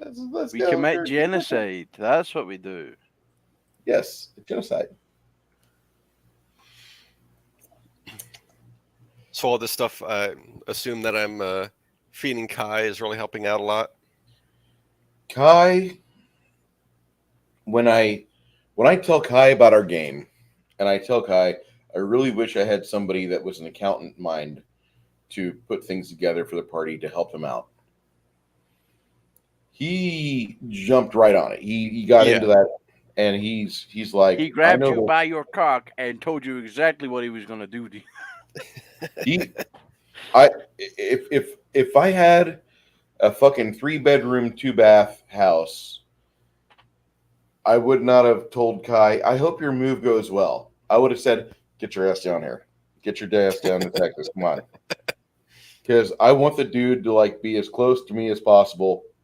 That way, like we have an almost like stream schedule or game schedule, and like I have my little brother back, which him and I never really have hung out a lot. We've done that stuff like this correspondence wise on forums and such, but this is the closest we've ever gotten. And like he's on my Thursday night streams where he like lets loose with his fucking anger and frustration, and his rants continue out. He's just a very profane individual, and he just cuts through the quick really well. And we both agree on one thing. We love fantasy gaming. We don't like fancy and magic. We don't like spell slots. But if they didn't have them, then everyone would be a wizard. Infinite fireball. No. The thing is that I've got a system that I would use myself for this campaign. If you guys wanted to play that, I would allow you to do it. It would raise the magic level of the campaign threefold minimum. And you would have your prime requisite. Say you're a wizard. You've got a intelligence of 20. You have that intelligence of 20. What level are you? You're 8th. So 20 times 8 is 160. You have 160 spell points. Mana points. Now, your cantrips cost 1 point each. They're not free. The 0 level spells cost 1 point. Tough shit. 0 level spells are now first level spells. Second level spells, which used to be first level spells, now cost 4 points each. So can I just use every single spell point to fire off like 200 first level spells? Just... If you can cast 4th level spells, if you're 9th level, you can cast 5th level spells. 5th level spells cost you 25 points. Rangers and paladins only get like 1/3 of their spell points that a wizard would get, because they only go up to 4th level on their casting. They're not super casters. They're barely up there. So if you're a ranger you get your spells from wisdom with a wisdom of 18.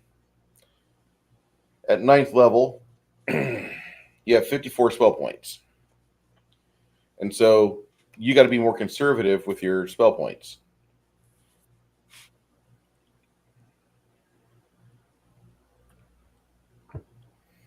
Might have to rework that, but I'm not going to give them more than half their prime requisite. But I'm taking sorcerers completely out because I just don't like sorcerers. I've never liked them. What, mechanically? Mechanically. Okay. Actual, lore-wise, they are quite cool. Not really. Yeah, they are. Like the Magus, they're actually really badass. If you use them right. It's all down to the player, really, more than it is. Because, I mean, the fighter is the most boring class if you're shit. No. The Otherwise, fighter's not the most boring class. That's what I'm saying. It's not the most boring class. But if you're stupid and bad, then you think it is.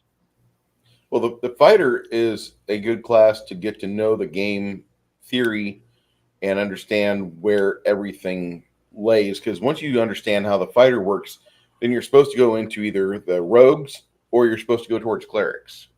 One of the two. The last portion. Simple, barbarian.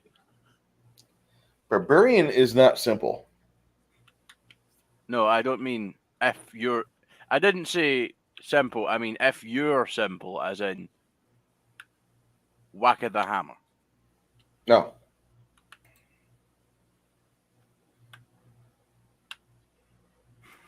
If you want your job to be laid out right in front of you... Yeah, that's barbarian. Hit back. You are a pivot piece. You are the rook in chess.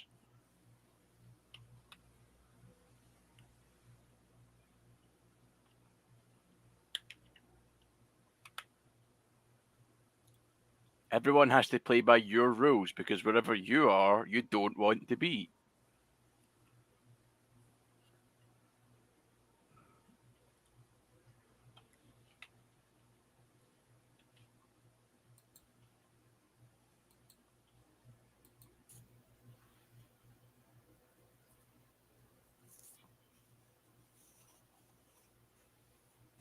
What do you think about wizards using some of their hit points to force cast spells? It's pretty dangerous. Yeah, but it's Yeah. a cool mechanic. I think that is the You're- point. You're you're already already squishy. squishy. Yeah, exactly. Just the idea of like they strain so hard to cast, it's like they can just sacrifice themselves if they have to with their last little bit of magic.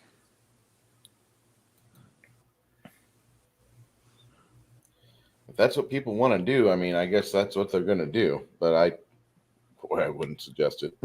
Or like constitution points. Temporary con damage.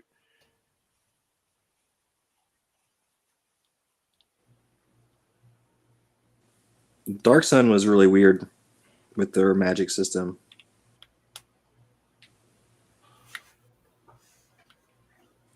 Yeah. I'll agree with that. I'll agree with that a lot.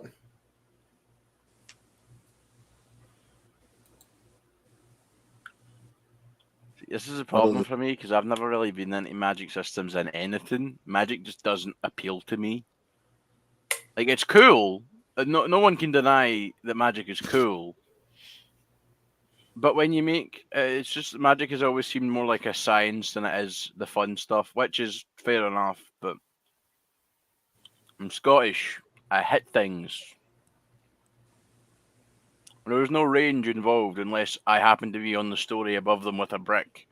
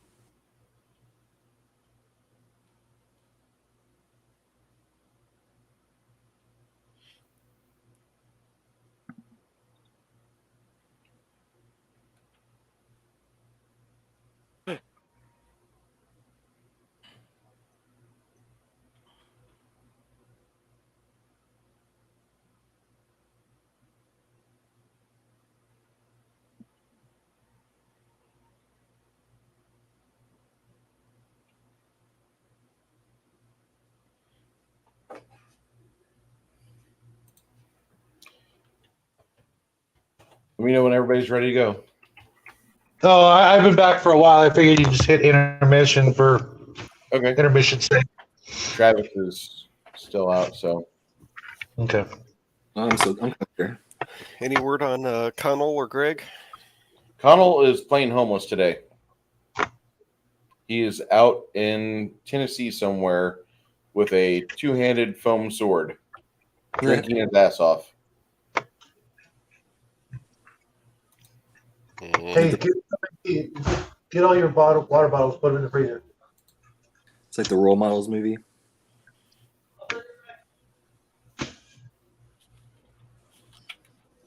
I think so. You're talking about role models? Yeah, where they had the foam. Yeah.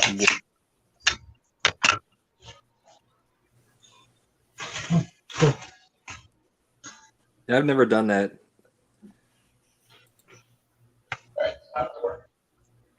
On the back end, plug in batteries. The foam thing was just too close to LARPing for me.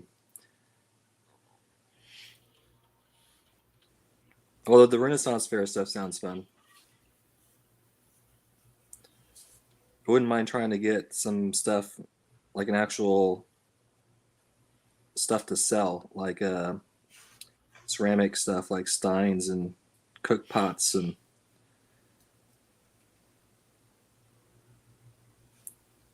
I did take a glass blowing class and I was really thinking about I wanted to make potion bottles like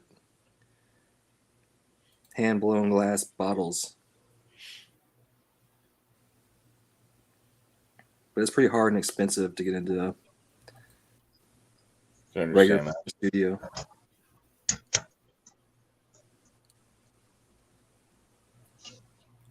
I understand that pretty badass. What do you want the bottles to look like? Just like almost like scientific bottles, Like Round. test tubes or like all different kinds. Honestly, anything like, but mainly just like generic round bottles with like a flat bottom and like a neck and a little cork? cork. Beaker. Yeah, exactly. Okay, again, Dollar Tree, 99-cent store, and you can go online, look in their Halloween section, and they got them. Yeah, but they're like mass produced.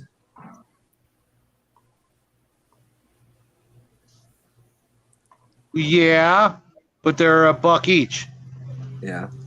That's not the point, buddy. No. Okay, I mean, I Depends love on- the sentiment. It's very nice of you. However, well, it depends on what you're shooting for. Maybe I'm missing that.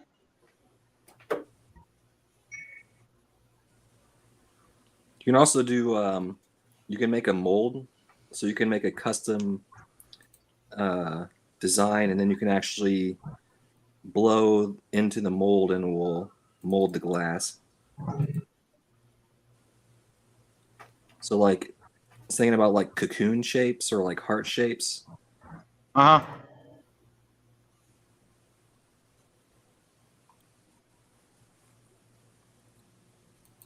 Not like a generic heart, but actually like organ shapes. They actually have some they're kind of nice looking.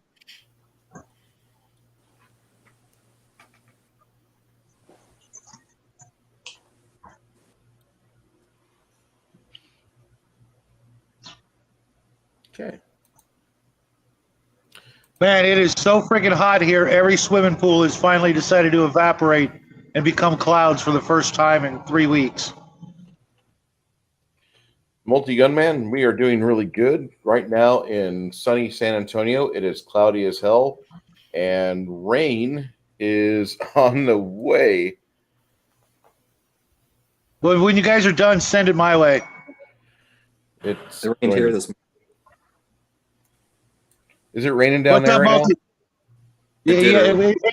it could sprinkle, but it'll then evaporate right back up off the ground. Check this out. I put a baking sheet with miniatures out in the garage to primer for like 10 minutes, and it was hot to the touch in the garage. I was worried you were going to tell me that the figures melted. Well, you would have heard that from wherever you are. You would have heard that. Like the lead pewter just melts in your garage. Oh God, don't even say such a thing. I'm worried about my Shadows of Brimstone resin miniatures now that you fucking mention it. Holy shit, I'm gonna go out there. There's gonna be a puddle of goo in my miniature cases. Like melted. I was working on a Shadows of Brimstone miniature of a cowgirl, and she started to melt from my body heat. What? Oh. Yeah, how I mean, close mind were you, to it was a really spindly little miniature, but yeah. What were you doing to that thing? home? Painting it. I was just painting it. What with? You know, the usual. Black tar heroin. Boy. My favorite. You want some? Oh my god, I love. I wanted to give her that Lindsay Lohan look. I just don't want to be like Amy Winehouse. Yeah, she won't be missed. I only say her name because it was funny. Yeah, no, my wife, she freaking loves her, and then I had to explain a few things, and she stopped watching the videos. It looks like California is in the second circle of hell. All this time, I thought it was an American state. Yeah, it looks really hot over there. It's kind of crazy. Yeah. Yeah, it has been for like 2-3 weeks now, and we got all next week to go through, and it's not fun. Where'd you say My you're son at? actually, I'm in California, high desert. Okay. So we're way up high, and there's freaking. I mean, surprisingly enough, all my fruit trees are doing fine, but I got exactly 3 microscopic cherry tomatoes off my entire harvest this year. I used to live in San Diego, but that's the only time I spent in California. Yeah, they got no worries. I mean, other than being in California.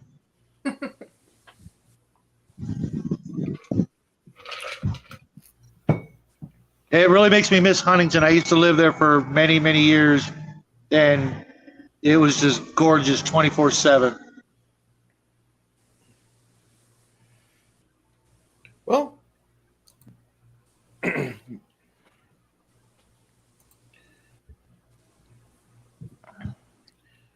hey Garrett, you have a great day. Thank you for doing this, and we will see you tonight.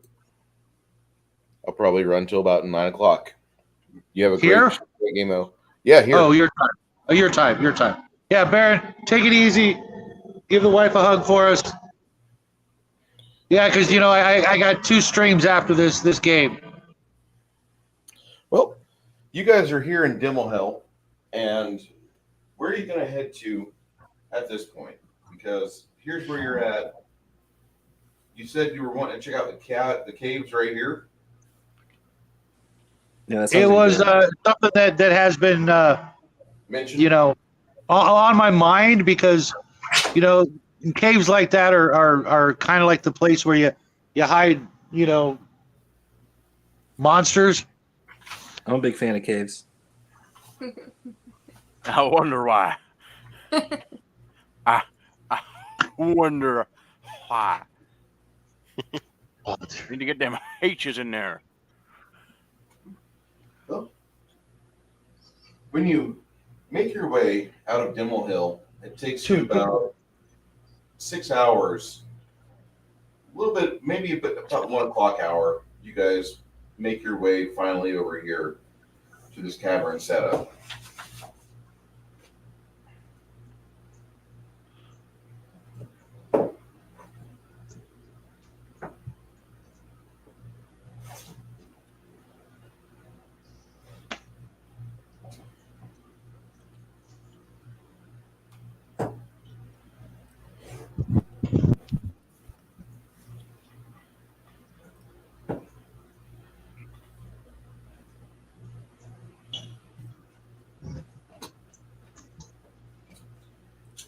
At the caves, you can see there's a lot of foot activity. In fact, Dayid will go over there, and you can tell that there's been a few, looks like wyverns, probably adult age wyverns.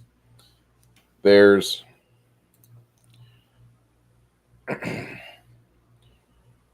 close to maybe 20 to 30 humanoid or hobgoblin using hobnailed boots entering and exiting the cave. And then you have some evidence that they were here as of recently. Vladimir steps forward and he tells you, you wait out here. And he tells Dayid to follow him about 20 foot into the mouth of the cave and then stop.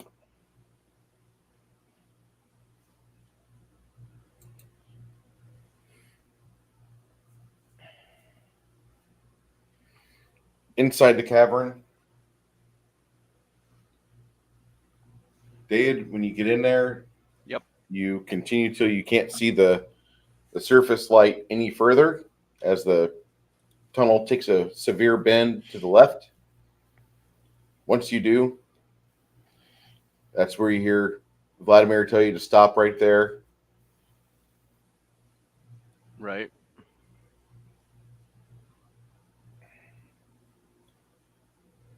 Why? About 3 minutes go by, and finally you can feel a little bit of movement on your cheeks. You can feel the air moving. You hear Vladimir tell you, it's like, okay, come with me. And at that point, he breaks a glow rod, and so now you're both bathed in like a yellowish glow. Right. And he helps you hike down in the caves a little bit, about maybe 200 more feet. You come into a large chamber.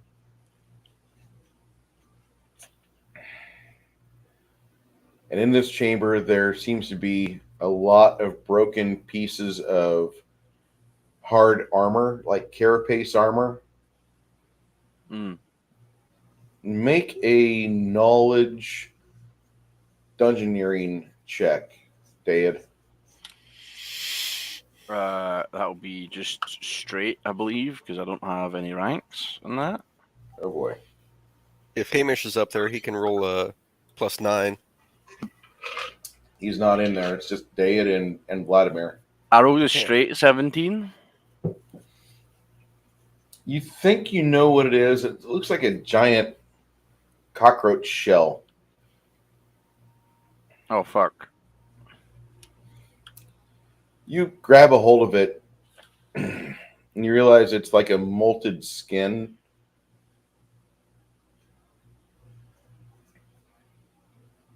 About 20 minutes later, those of you outside, you see Dayid and this guy come out of the cavern. You didn't really see it too well, but Vladimir will tell you, he says, when we were inside the cavern, I saw two areas where they had controlled cave-ins, where there were exits leading out of that large cavern we were in. We found numerous pieces of this, and he introduces you, and you're holding this 10-pound piece of carapace or skin armor. Go ahead, Hamish, give me your knowledge dungeoneering. Dungeoneering or Arcana? Dungeoneering. 16. You agree? I can roll better than you. It's seriously like a huge bug armor piece. You're unaware of what type of critter this is. All of you are, but it's big. Is there a carrion crawler equivalent in Pathfinder? Carrion crawlers. If it was a carrion crawler, the skin would be more like a corrugated. This is not corrugated. Am I even in there? You're outside with everybody else. Okay. You can see it. Make a knowledge dungeoneering, Travis. Okay.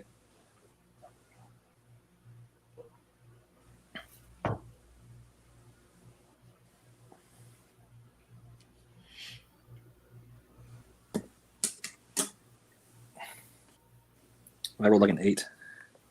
An 8? Okay. You know it's a bug. Yeah. A big bug. It's a bug.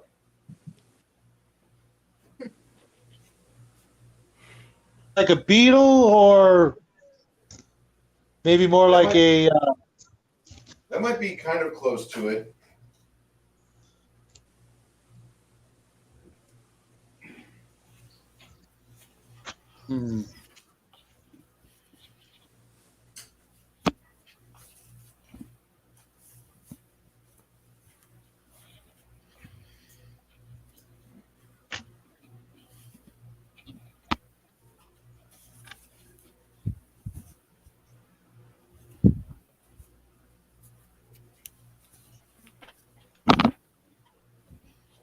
Yeah, it could be a beetle.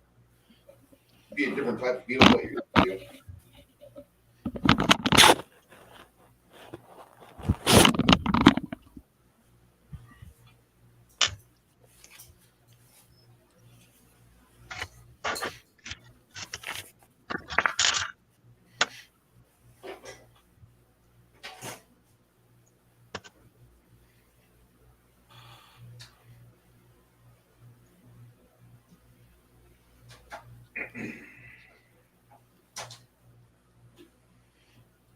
looking at this, all I can think of is that this bug, you've got a pincher from it, and the pincher is about 3 foot curving. It's like a 3 foot curving scimitar, like a shed chitin. Good to know.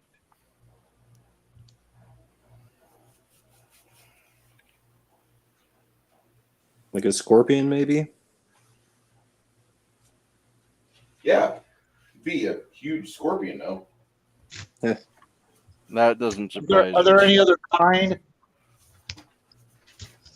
Well, I mean, the bigger they are, the better the poison is for you, obviously. Yeah. The weaker it is. More healthy and nutritious. But also the bigger the pincers, which means they just kind of chop you up. Whereas the smaller the scorpion, the worse nutritiously the poison is for you. So if you got like a scorpion that was like microscopic, it could like immediately kill you. Yep. The government is breeding nano scorpions to assassinate their political enemies. I'm not joking.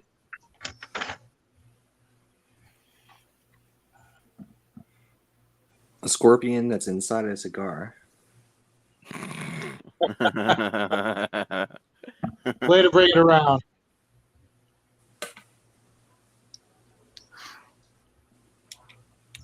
I shoot out the end of an umbrella. You guys want to head up to the next camp? From here, you want to go to there? So there's nothing else in this area? No, it looks like this was a breeding area or some sort of like spot where they had a large critter taking residence.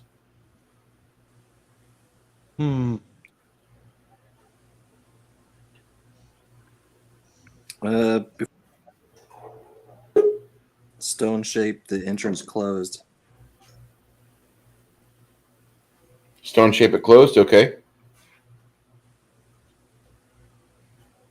That's easy enough to do.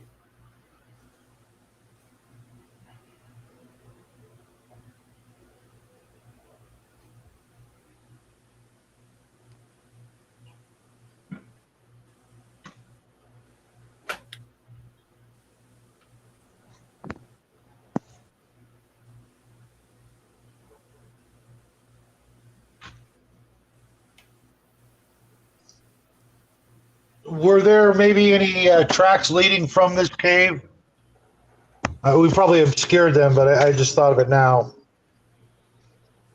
Now that you saw,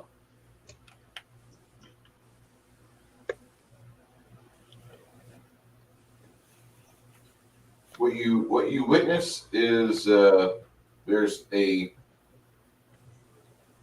about 20 sets of boot prints that are individual inside the cave itself, but you don't really see them outside the cave. Like the most recent activity was everything marched into the cave. And they have 2 areas that are controlled demolitions.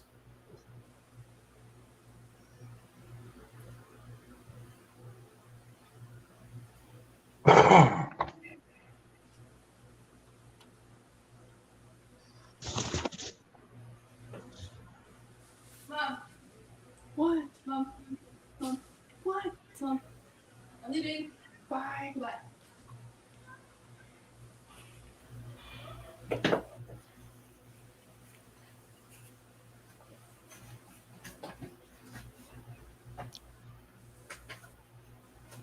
Any further questions?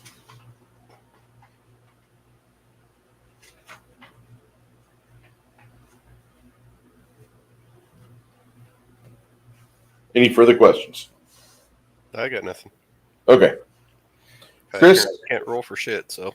Okay. Hey, it happens. Yep. Just close it up and forget about it.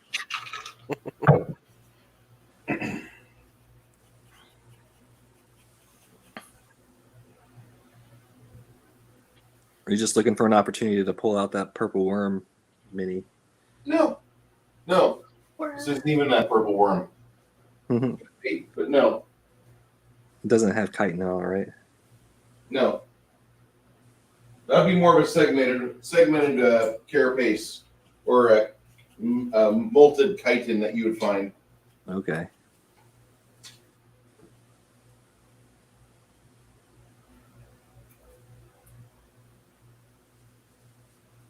Every time I see that, I just think about that the scene from the King Kong movie. With the thing that devours that chef assistant guy, the Yeah, barber. like gets him right on his head. Yeah. Yeah, that's like my not so favorite movie, but I really did like that scene. Yeah, it was a good horror scene. I think it's the first time in about 20 years you've seen somebody get devoured on screen. Since Jurassic Park 3.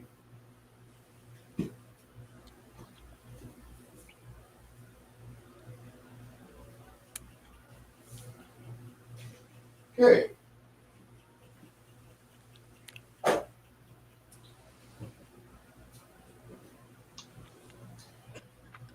Travis, roll me a d20 as you guys ride up to the Box Canyon camp. I rolled a 6.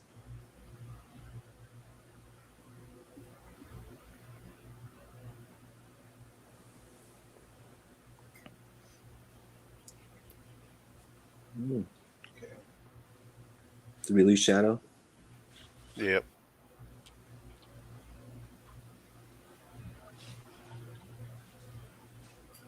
I thought I lost you guys because power flickered here for a minute.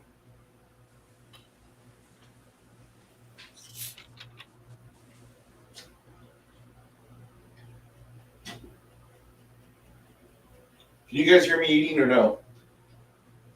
Not really. Partially. Like the occasional munch, each one driving Legion further and further away.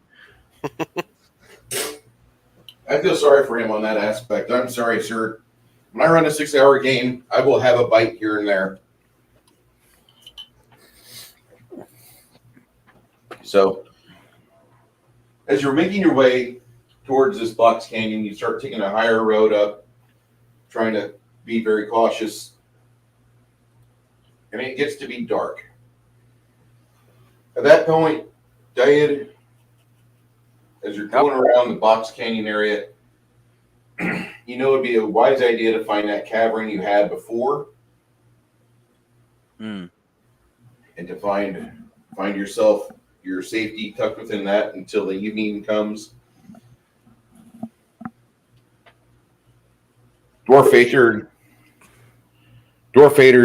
child could cast a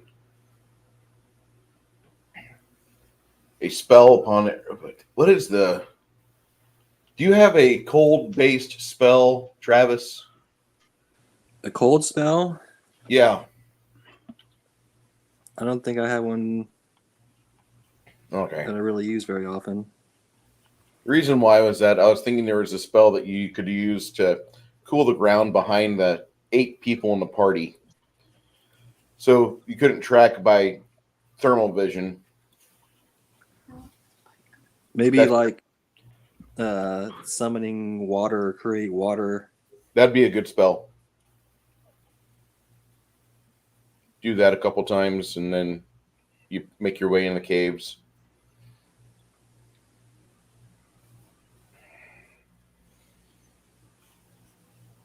You're I'm about trying to think what else there would be. You're about 700 feet away from a vantage point at the rim of the Box Canyon. You're on the top end, not the lower portion. And you can hear evening drills going on at the camp. They didn't used to do this.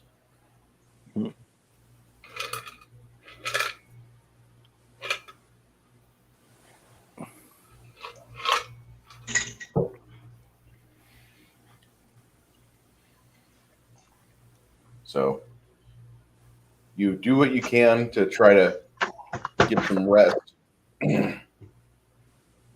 Vlad and Dyad set up a few snares at the front of the cave.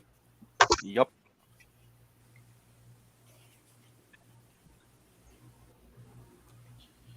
By morning, you can hear the hobgoblins retiring to their chambers.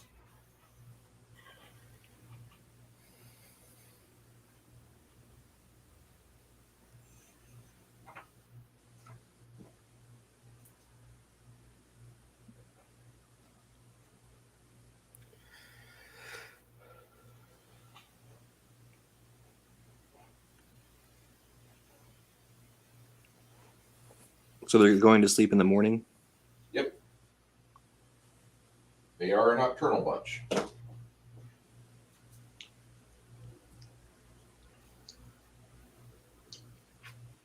Looks like they've added more tents and shelters. Looks like perfect wall of fire lines.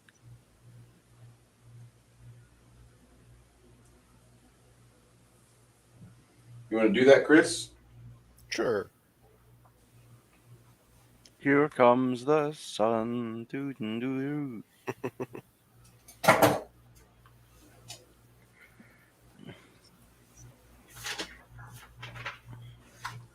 The camp where you're doing this at. Hold on just a moment.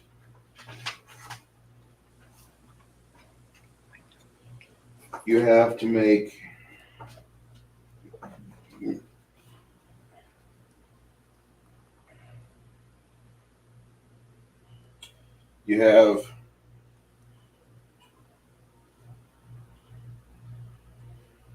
each of the tents are separated by about 5 feet.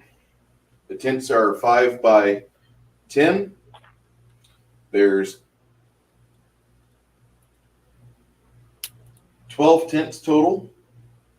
So you have to have a wall of fire for the small tents if you want to cover all of them.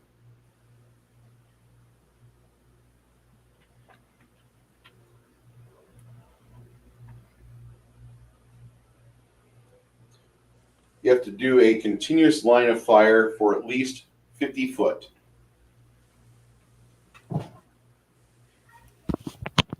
That's not complicated. Walls of fire, great for that. So now you said they're in like a box canyon, right? So that's like a wall around them, and we're looking down into them. Is that right? You're back.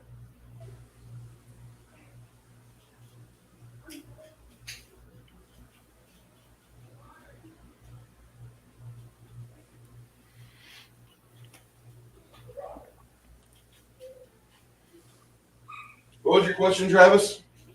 I said we're like overlooking a box canyon, you said, right? Yeah. And there's only that one entry exit area. This area over here is open. Oh, okay.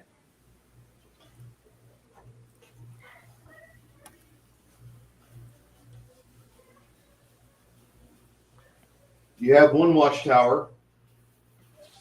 Some very eagle-eyed scouts, usually. They were eagle-eyed whenever they pin-cushioned and fried Chance.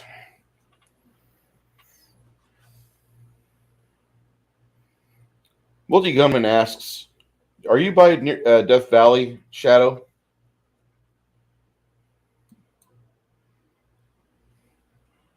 I'm not far from it, from what I understand. Okay. Yeah, it sucks here.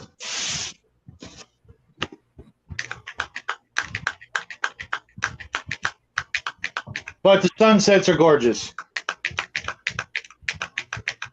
Who is jacking off? I'm shaking a paint bottle. Sorry. Sure, buddy.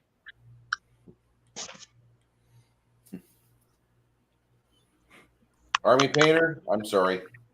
Yeah. I know. I just hate the fact they separate so fast. you know, I buy the matte medium and things like that, and use the mixing balls, and you know, it right now I'm doing a lot of dry brushing, so it's my go-to paint. If I was doing something else, I'd use Vallejo or Reaper. You know, I've got probably like 300 different bottles of paint here to work with. It's just different tool for, you know, the right tool for the right job, I should say. Fair enough. You look hilarious too, shaking that. Yeah. So you should have seen people... you should have seen my thumbnail for my last video. Oh my god, incredibly gay looking. How many guys are in that watchtower? Looks like 2. Oh, really? Yep. So could I cast Murderous Command on one? I mean, exposing yourself to possibly be seen, but yeah. I guess it depends on who wants to cast what first, or if we want to set anything up. So does it look like there's one command tent and then like 3 bigger tents, and then the rest are all little tents, right? Yeah. It's exactly what it looks like.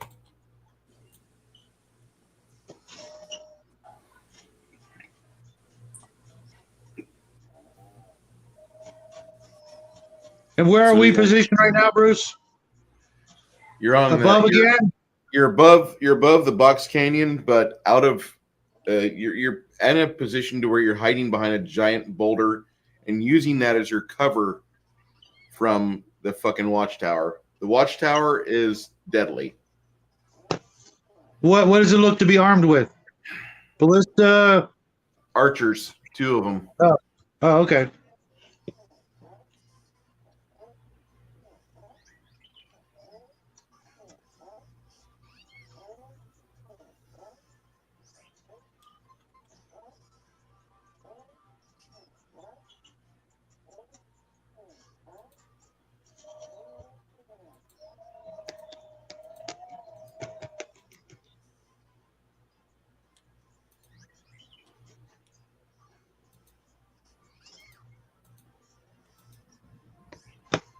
Oh, there's some rain. There's some thunder. Lucky bastard. I'd kill for that right now.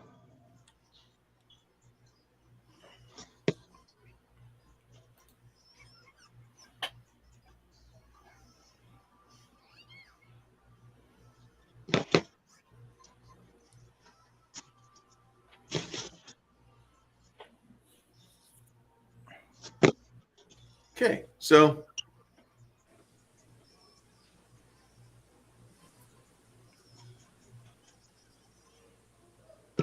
are we gonna Steen and Hamish? He's feeding his dogs in there. Okay, I was like thinking we're kind of like, what's going on? Dead air.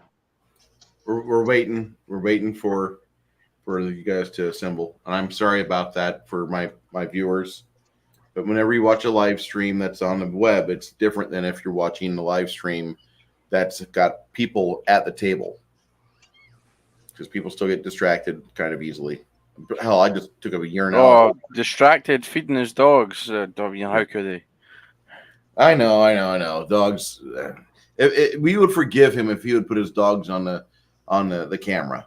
That would be internet forgiveness. That's true.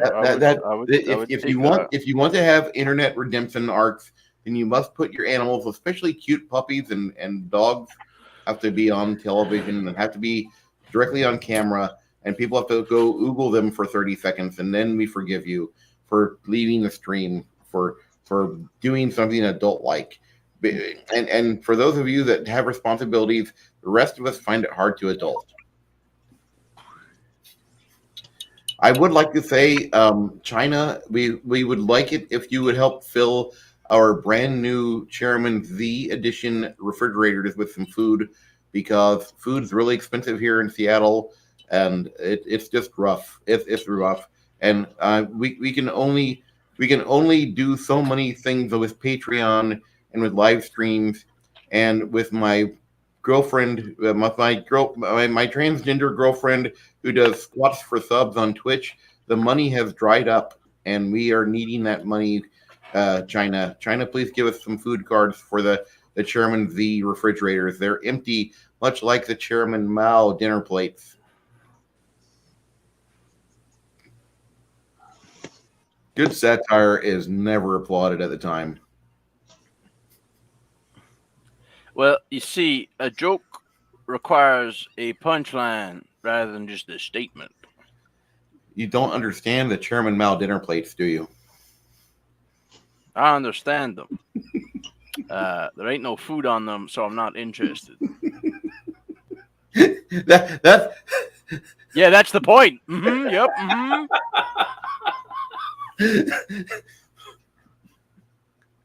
Wow. Going to hell. That's all that's going to happen. I'm going to go to hell. Okay.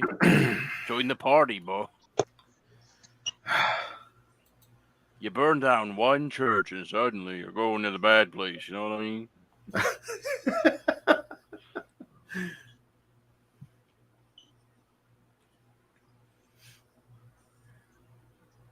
Well, it looks like Mantic Games is still making stuff. They've got new stuff on their website there, Shadow. Yeah, James L's been teasing me with one of their games, Firefight. And I'm like, dude, Really? I got shit to paint first. I got nowhere to put the stuff that I've got. And, he wants to show me, new and innovative miniature storage solutions. We'll talk. But right now, I've got literally thousands of unpainted miniatures that need to be dealt with. Hey! You're talking to Bruce here. I just So you want to unboxed. come over? You want to come over and start painting miniatures? I just unboxed like 45 new miniatures today, thanks to Chris. Sweet. Chris just sent me a bunch of shit he printed off, and I've got to start working on that. Like when we cut today, there will be no Daggerfall playing, no Quake playing tonight. I will not be playing any video games for the next 3 months. I will be trying to paint these damn miniatures and praying that my skill improves. That's what I will be doing. I'm going on 3 years since the last time I played a video game. 2 years. I can't find anything worth playing. You know what you do? You download Daggerfall, and then you go download Daggerfall Unity off of GOG. Or just go to GOG and download Daggerfall Unity. And isn't that a Elder Scrolls thing? it was the second in the series, and they fixed it for the most part. There's still a lot of bugs, but it is It's so an Elder good. Scrolls entry. That's par for the course. Yeah, I'm kind of burnt on that. I need a good sci-fi. I need a sci-fi version of that exact game is what I need. I don't think they have one yet. The new They don't. the Starfield game is coming out pretty soon. Yeah, I've heard nothing but shit about it. Really? That's because it isn't out yet and Fallout fans are cunts. Trust me, I am one. A fan or a cunt? It might suck, but Both. I'm kind of Okay. hoping it'll be good. Yeah, I even then I'm going to have to wait until it's been out a while, just so I don't get suckered into something and then hate it. I can Yeah, recommend that's the wise- sci-fi that's the games. wise It's just that it depends consumer. on what level of difficulty you're looking for. Well, it's not difficulty. It's I want more to do than just fight. Exploration, That interaction can be with arranged. NPCs. What? That can be arranged. No Man's Sky is kind of fun, but it's just all. Yeah, That's Yeah, all. I have it. I haven't played it for years, including all the newest updates up until a couple years ago. And the NPC interaction was just mind-numbingly boring. Yeah. I tell you, a game I've been looking at is Stellaris. Stellaris is a 4X exploration, Master of Orion type game. I know. I have. I have I've played that. My friend plays it extensively, and there's also Endless Space too, but that's a 4X game. That's a shooter, isn't it? No, Endless no, Space, no. no. Endless Space is a fucking 4X game. Yeah, that's what I just said. It's actually pretty good. Stellaris played is some. pretty much the same thing, but different.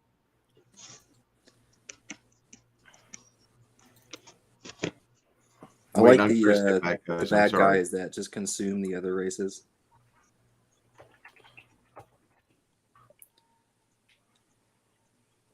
Oh wow, they got a bunch of DLC out for fucking Endless Space too. Oh yeah.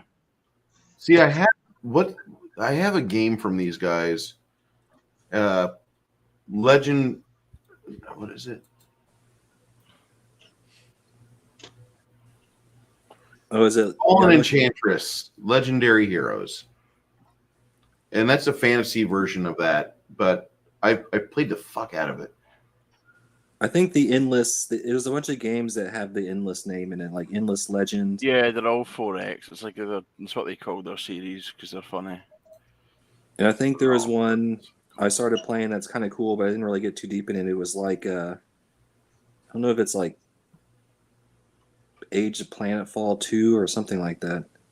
Hmm. But it was like a weird mix of like XCOM and Civilization. Hmm.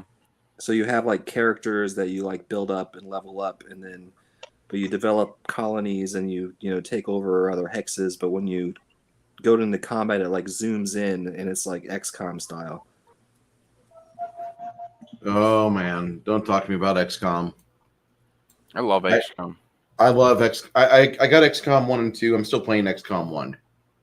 I want to try Xenoverse, which is like the closer to like the OG Xenoverse. Yeah. No, XCOM, but- Xenonauts. Yeah, Xenonauts. That's the one. Sorry. Yeah, I played a little Xenoverse bit is of a the beta. Pokemon game. It's pretty brutal, Oh yeah. Yeah. but See- it feels a lot like a D&D game as far as like positioning and everything. Yeah, there's a lot of customization is my favorite thing ever. Oh wow, Xenonauts look like a previous version of XCOM. Yeah, that's what it is. It's like it's what is it, a work of what is it? Passion project type thing, like a ode to the original. It looks like It's wow. really cool. I'm just looking at all the fucking accolades that Xenonauts has gotten. They compare it directly to XCOM, and they say it stands toe to toe with the new ones. Oh yeah, 100%.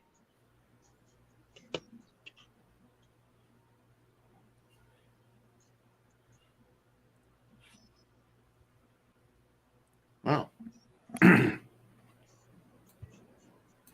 Oh, there's some good rain.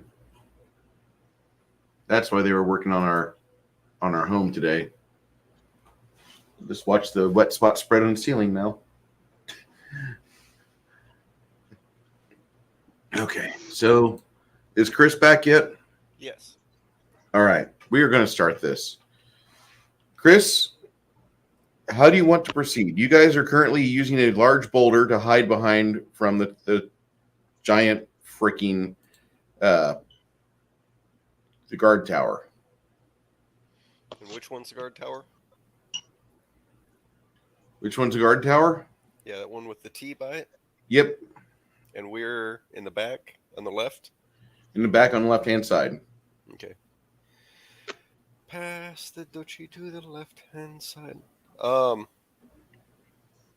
all of them still wandering around a lot like they were before, like ants on an anthill that are pissed off. They haven't been alerted to yet. In fact, it's morning, and you'd see probably about maybe 12 to 15 people active, including there's 2 in the guard tower, and they didn't see you the first time, but last time I saw somebody, they put an arrow through a guy's arm and tried exploding him. Because that's what you do. Mm-hmm.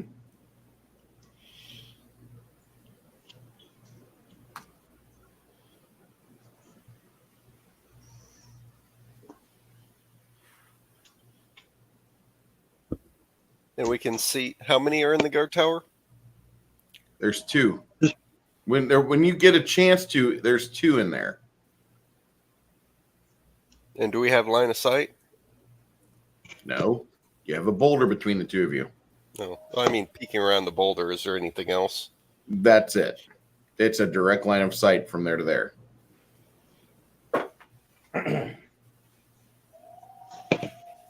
Okay. So my guess is if we end up somehow taking them out, they may less likely be able to direct everyone else to where we are. That's my assumption. Makes sense.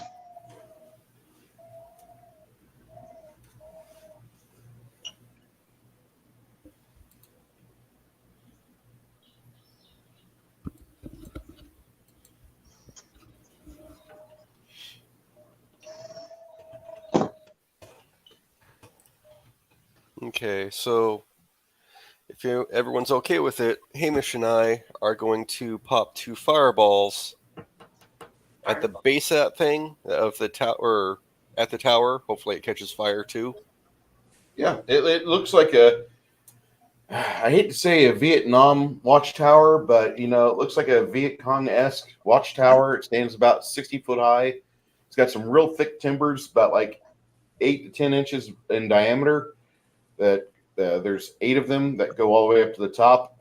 It's about. Is there any way you could, when you fireball it, is there any way you can get it to land on the other tents? By which side you burn it? It's not that big. It's only about 15 foot diameter. 20 foot, yeah. Right, but still, it's going to land and cause some disruption. Might as well get the extra damage, where you can. Like when you're chopping down a tree. Well, I'm hoping to get the watchtower first. Right. But it doesn't hit stuff. It doesn't hit other stuff on the way. No, I mean when the watchtower catches on fire and starts to fall over. Oh, that'll just kind of depend on how it goes.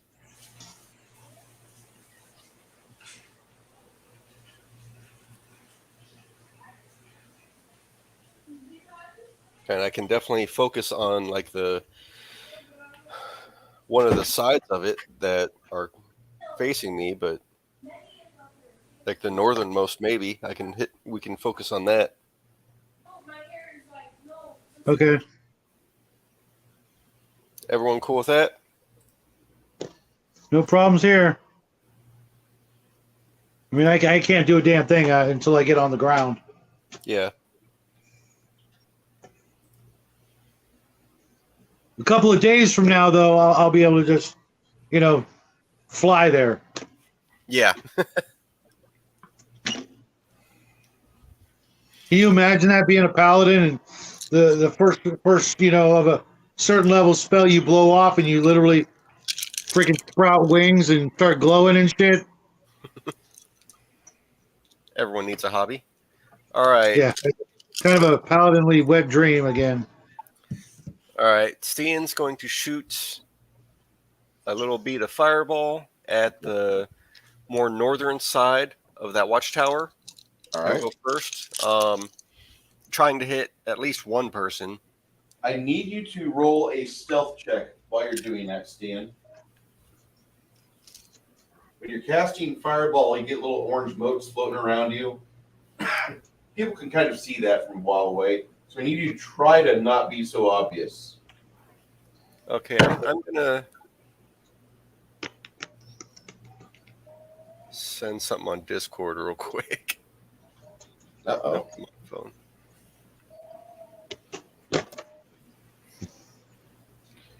Looks like we got another person from California trying to escape California.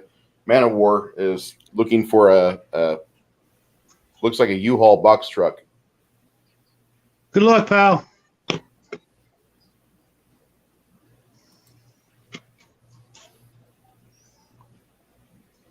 You're gonna probably want to go with an independent company.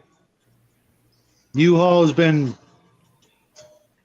completely out of trucks for like a year. Last time I checked. Okay, so you think you've you think you're pretty stealthy about this, Stan. So you said on a natural 20, it's add 10, right? Yeah, it's like as if you rolled a 30 plus your bonuses. So 43 stealth. Okay. Damage on that. Oh, that's too many ones.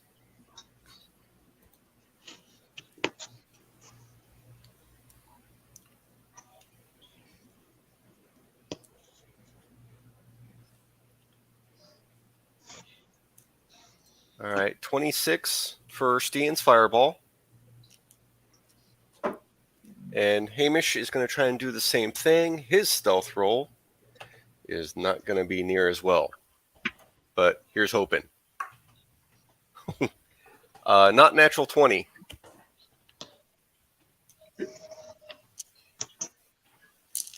Not natural 20, huh? And that damage is probably going to be better.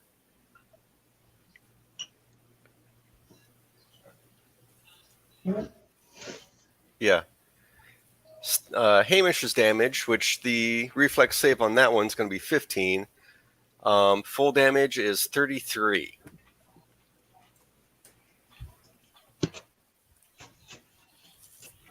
And those are both on the northern side of the tower, and hopefully no one spot it. Someone just spontaneously burst into flames. Here's hoping.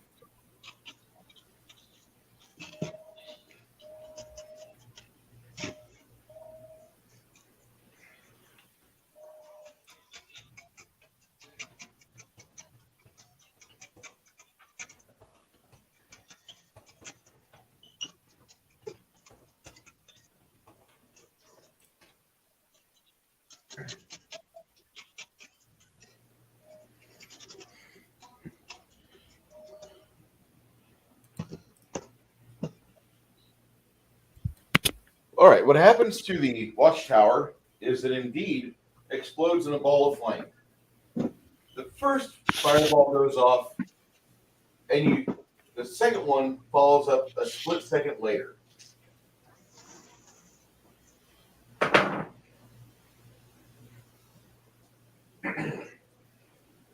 Both hobgoblins jump out the sides of it. One of them looks like he is completely encased in fire, like they're filming a 1980s revenge flick.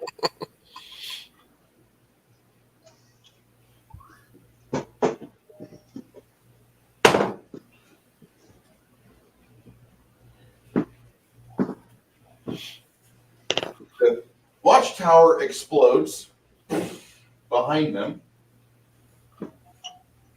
And now it's time for initiative.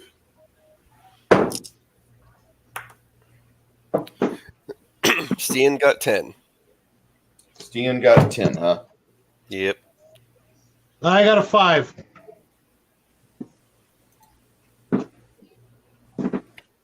Crimson, It was 16. 16. Joe? Joe? We are edging into that territory where Joe is about 6 hours ahead of us, and he's hitting Sunday right now. No, he has to use facilities. I just saw a message from him.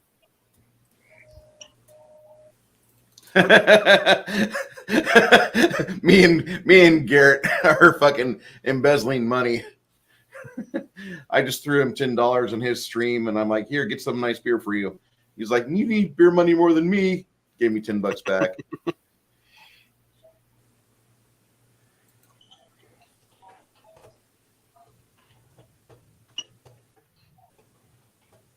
Kai.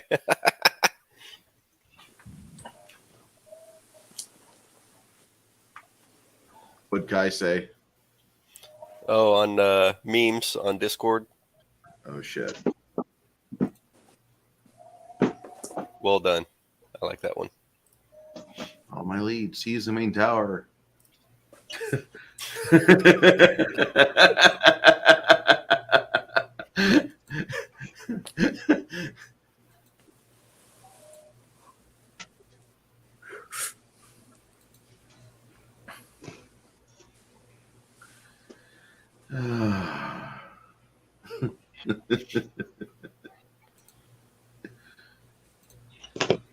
Thank you, Garrett. You didn't have to. I was giving that to you as a gift, man, but I appreciate it.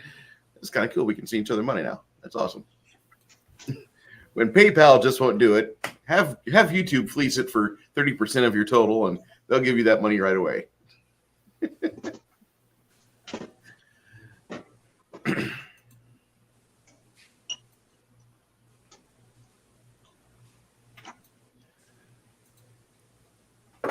You guys, Joe's initiative is what? I don't know yet. Okay. I'm going to roll for him on the big orange die in front of all of you. Sorry about that. Oh, there he is. Joe, roll initiative. Ah.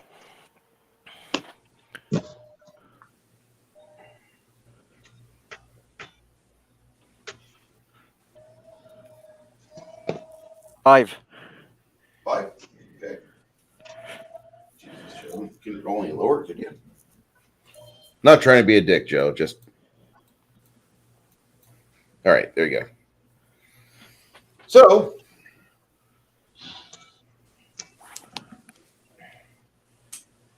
As the watchtower explodes into splinters and another explosion rips up from it as a oil reservoir catches flame.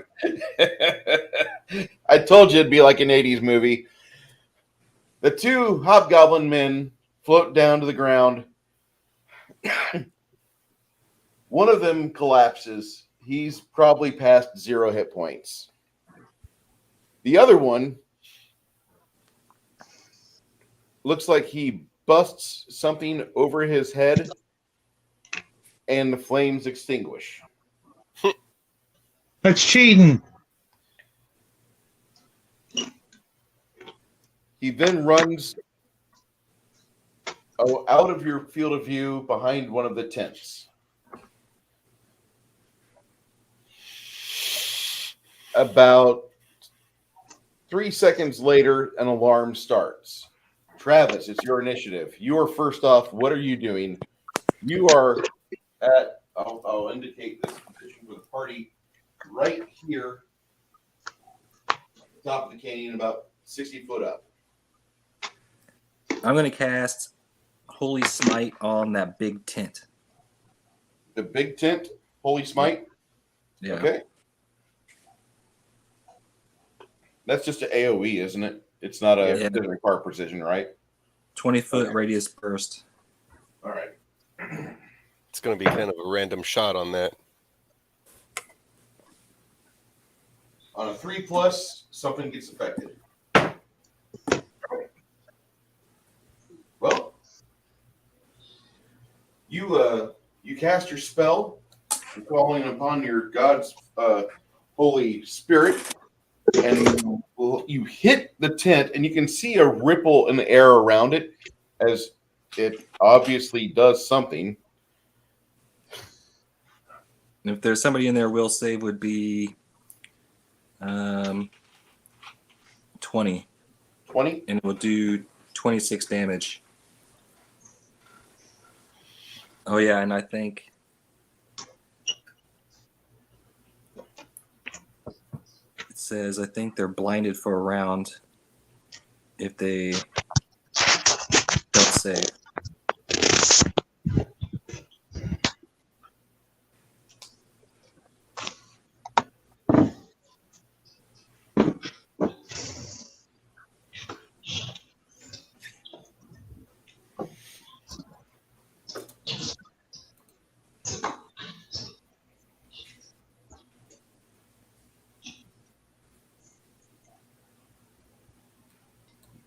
Okay. So you cast that. Stian, it's your initiative. All right. So there's a bunch of people running around, right? Not yet. You just detonated it like 5 seconds ago. Okay. Or actually about 10 seconds ago. But 5 seconds ago, you had a secondary explosion rip up from the remaining bits of wood that was a tower, and now that's gone. Mm-hmm. But I mean, Not that alarm sounded and everyone's running around to arms and everything, but people are Alarm hasn't sounded yet. okay. Are there It's people your initiative. outside wandering around? There's about 12 to 15 of them that were seen here right before the explosion, right before the fireball popped up. Okay. But now that you're looking for them actively, you only see one, and he's running towards one of the tents. Okay. So I'm going to One of the start small doing... tents. What was that? One of the small tents.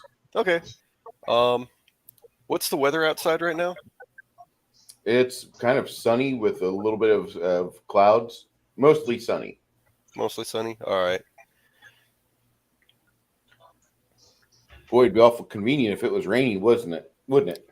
Yeah, control weather would be nice, but you know, I'm gonna start casting off Call Lightning, and first hit we'll go after him with a DC reflex save of 19.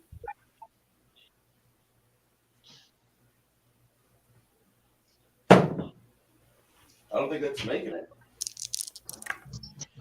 You see that giant 4 on the die?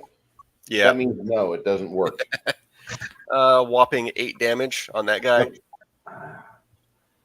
You know what's really bad is when we were growing up, they used to tell us that like the worst thing could ever have happen to you is you get hit by lightning. And then this game comes out and we're playing it and you hit lightning for like 8 points, 9 points damage. Most commoners would survive that if there was a medical professional within 30 feet. Oh, lightning is no joke. I've been struck. It's no fucking joke. I was wondering what caused all the hearing damage with you. Now I know. Yeah, I've got the freaking scars to prove it. I'm not doubting you. I'm telling you that like I was wondering what it was because you have as much hearing loss as all of my retired gunner's mate friends. Okay. Well, it could be that or the heavy metal band that I was in, but I'm going to go with the lightning damage. And the worst part about it, I was in Virginia on a construction site where we were building a gun range for the military. And my crew left me out there, out in the middle of freaking nowhere, and forgot to pick me up. And it starts fucking raining. I get freaking lit up, and I'm there by my freaking self overnight until the next freaking day. Yikes. Yeah. You can't even imagine the levels of pissed I was when they rolled up the next morning. I'm pretty certain I can imagine your disdain. Yeah, it was not a pleasant thing. Okay. And so everyone knows Hamish is going to cast Prayer for everyone. +1 to hit, damage, armor class. I'm a little confused. We're all still like 60 feet up, right? Oh yeah. Okay. How am I getting down? Otherwise, I'm just watching. This is if they start attacking us from below, Connell can teleport us down. But if something like the Drakes come up, we're ready for it, or at least more so. All right. Could always roll boulders down on top of them. Yeah, toss rocks down. Oh, you know what? That's a genius idea. I don't even think of it. Only because I'm not a genius. It's all right. Paladins Well, can't I'm do certainly everything. not one, so I mean, don't fucking attribute that to me. Well, you start making your way towards one of the big boulders, and between you and Groggery, I need strength checks from the two of you. Well, I was going to actually hit my Amulet of the Bull and raise that up a couple of points before I even think about giving myself a hernia. You can get healed from a hernia. Okay, good. You cast that. While he's doing that, what are you doing, Dad? Well, I mean, technically, I do have Wand of Fireball now. So I think Tybor's gonna, try out his new toys. Okay. You've got range with the fireball, not so much with the lightning bolt. Lightning bolt is only like Yeah. It's a medium range spell, and it kind of piddles out fast. That was only cast at 5th level. You aren't a real member of the Wizards Guild. They're not going to give you their high tier stuff, dude. Oh. So But they will give you something that you could find useful. yeah, but like, what is? I know the DC is 13. It's 20 charges, but what's the actual like damage dice it's doing? It's 5 dice 6. Okay, cool.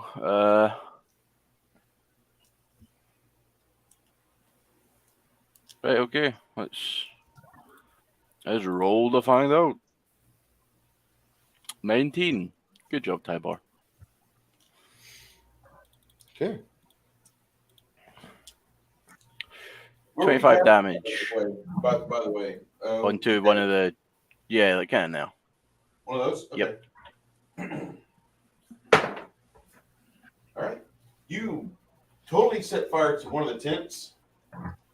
And I'm just going to ink out the black spot here where the...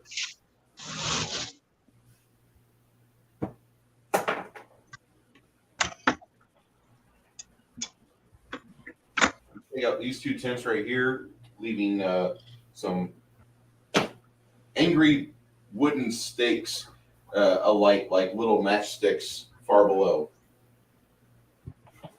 Okay. That is Tybor, yeah. And at this point, you hear an alarm start to sound. The alarms start to go off.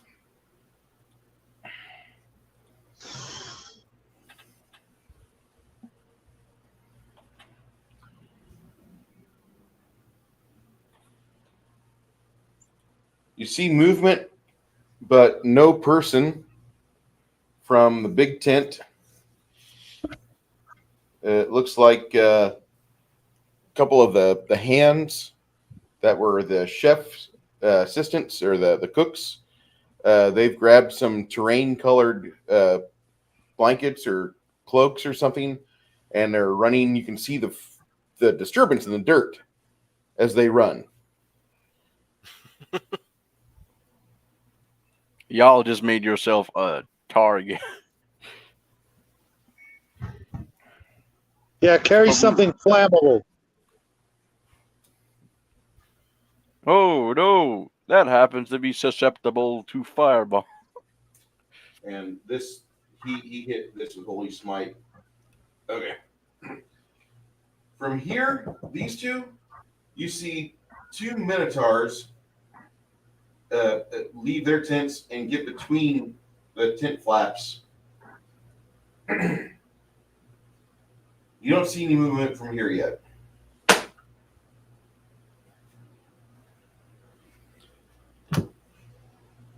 Crimson.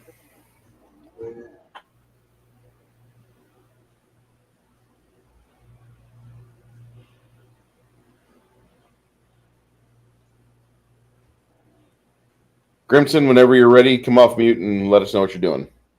Did I already go? Yep. Okay, sorry, I missed it. Can I hold my turn or whatever? Like Yeah. all other people? Hold action. Yeah, hold action. Unless somebody wants me to cast something on them. Stian. Okay, so Hamish spot the Minotaurs, I assume? That Yes. went between. Okay. He's gonna drop a fireball in the middle of there. Hopefully, get those 2. Reflex DC is 15.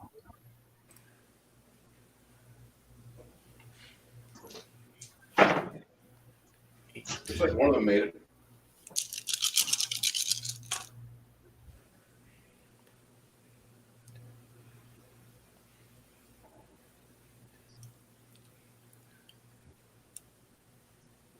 $24.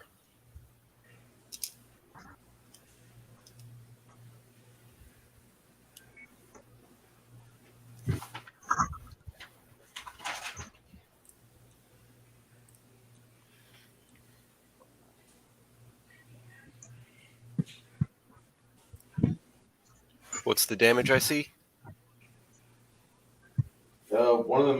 looks like it took it. The other one looks like kind of used his buddy as cover. All three of these tents are burning now. Okay.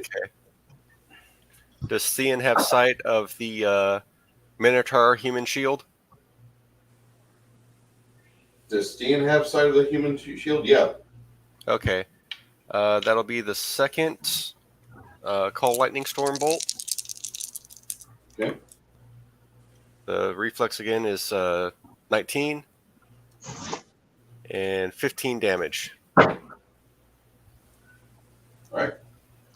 The one that was used as the human shield earlier is now completely the shield. Yay! No more using him. No, That's me. They're still up. Oh, okay.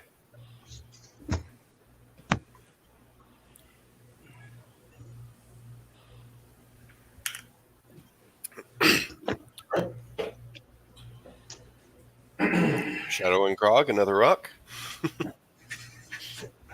Well, before Grog can go,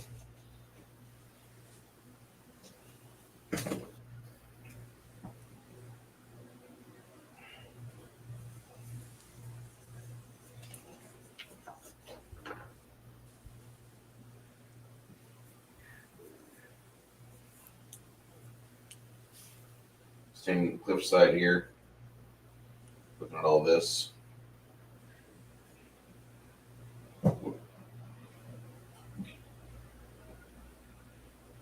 The dog whines.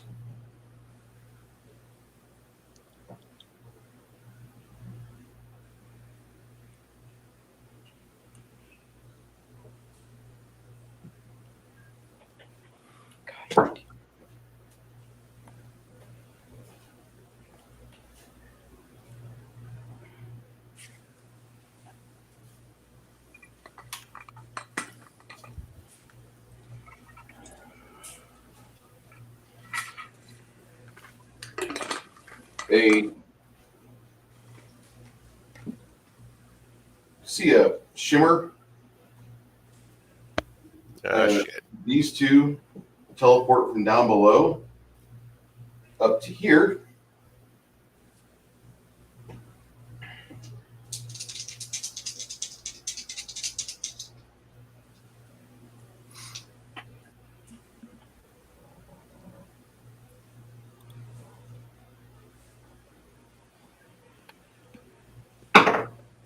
All right. This one will do a powerful charge on Stian. Okay. AC is 29. That's a hit. Combat maneuver bonus is that white die right there. Stian, I need you to make a reflex 15. And Hamish might need to do something like that too.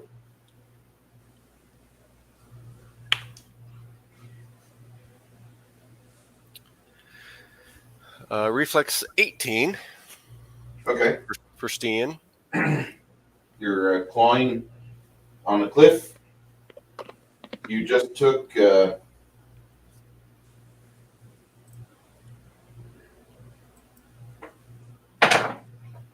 took a total of 14 damage from the hit, but you haven't tumbled to the ground.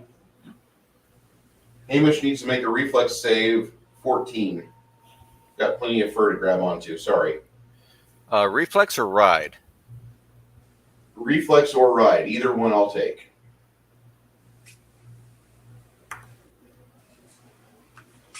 Uh, 39. Okay. Hamish stays on a tiger. Or Nice. 39? Or 29, I'm sorry. Still. Okay. All right.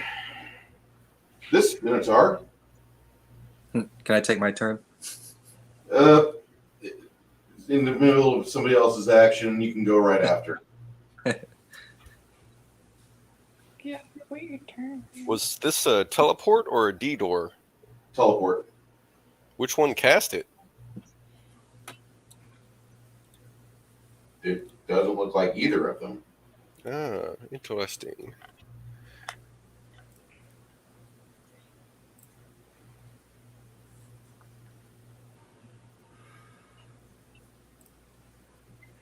He's going to go for the ranger. Thanks.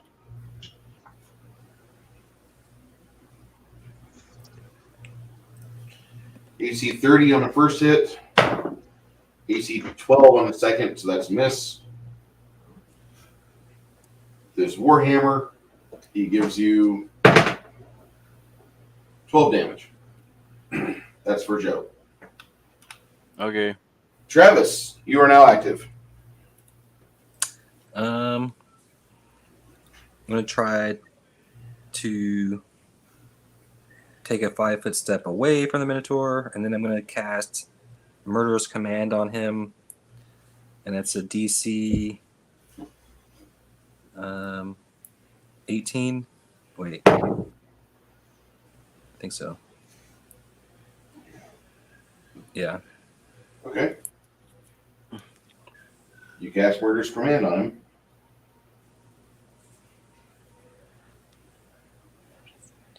Doesn't really look like you changed much.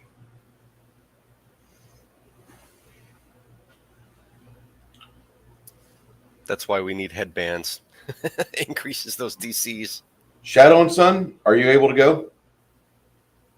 Absolutely. Since I have a boulder in my hand, I was getting ready to toss it. I guess I'm just gonna clobber that guy on my right with it.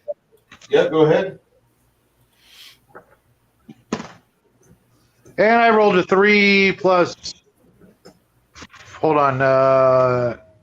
19 of 20.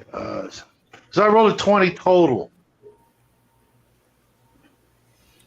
The Minotaur ducks a little bit and lets the boulder go past him. It leaves That's the three. fine. I wanted to get rid of it anyways because I need to draw a weapon afterwards. Okay.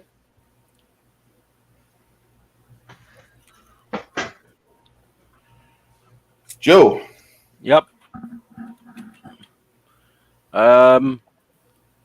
Well, we're in melee range now, so let's get the bonking. I'm 5-foot step for that guy, yeah. So I can get both attacks off. Fun times. Go for it.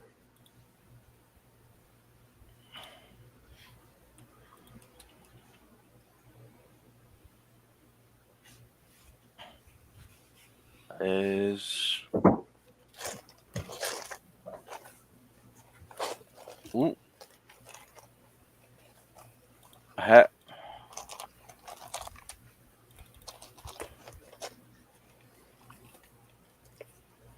$27 damage on the first hit. You hit armor class 20, 21, right? Got a 20, but I didn't crit. Okay. 27 damage, you said? Yep. All right. What is the AC for the second one? AC is 21 for the Minotaurs. Good thing then, because I rolled a 10. So, no wait, no, that means I miss. That's only the first attack. A 10 would have hit. Sorry, forgot about that. One attack hit, that's it.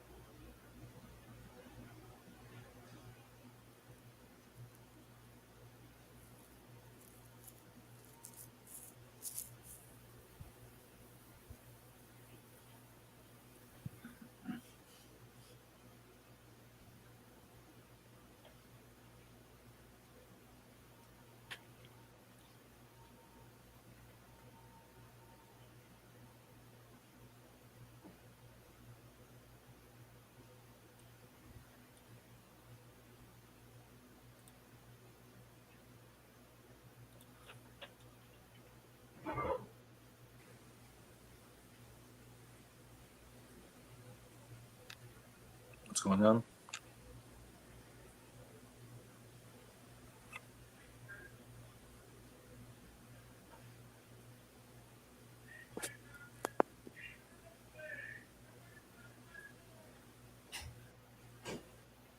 Joe, what's Tiber doing? Oh, well, I believe lightning works this close, does it not? It does. It's a 120-foot line, so it'll cut right through him and hit anything behind him. DC is 13, so he hits.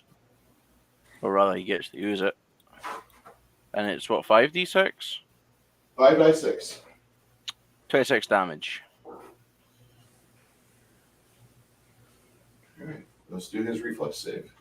The reflex save is successful, so we'll take half that. 13. Not bad. Not great, not bad. Okay. Why don't we just win the lottery and then we can. What are you doing, Travis Grimson?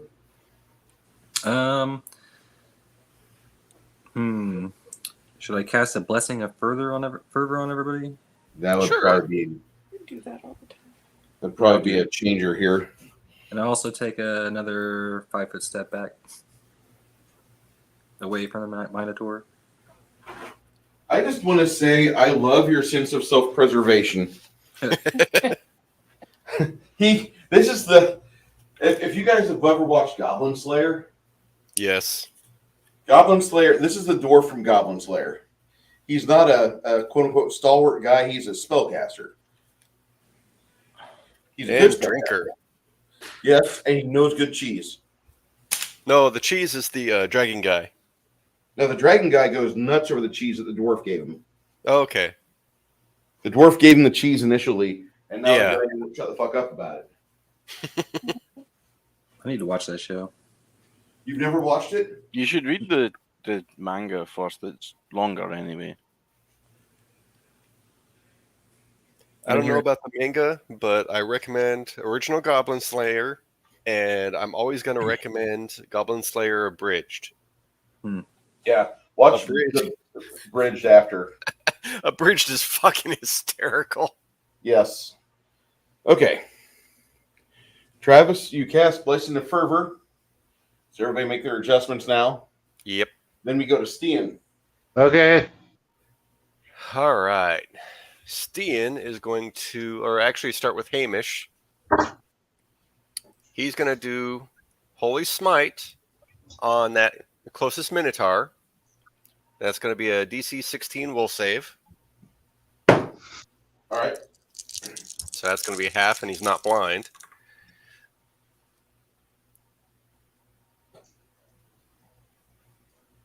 Total 21 damage, so I guess 10. And then Stian is going to charge and pounce because fuck this guy. All right. So which video is it? Because I still don't believe it. He on Shauner's site? Site. Pull his channel. Yes, I specifically don't believe it because the only videos that are up are only like 20 minutes. Oh no, we talked for a couple hours last night. Okay. First claw. Oh, hold on. I mean, It was pretty late last night. Then I don't believe it. What's your roll, Chris? hold on. I'm making sure my adjustments are accurate since I changed form. All right. First Look for the claw. video with Rick in it. Hola. ¿Hablo otra vez? No, muy bien, no. Ahora sí te escucho mejor. Okay. First claw. Hit for Acá 30. ya casi termino de cocinar. Pues sí termino de cocinar mi comida, más necesito sacarlo. Hey, Bruce. Sure. First claw hit for to hit 36 Okay. damage. 12 damage. All right. Second claw.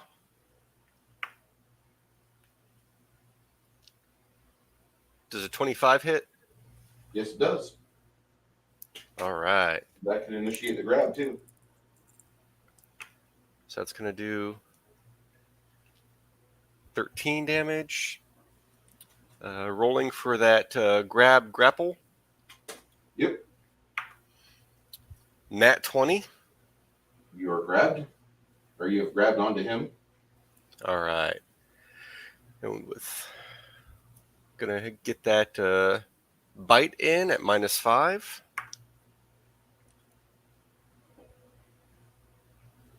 With a not natural 30. Okay, you got the bite. And that's going to be 16 damage. Okay. And then first rake.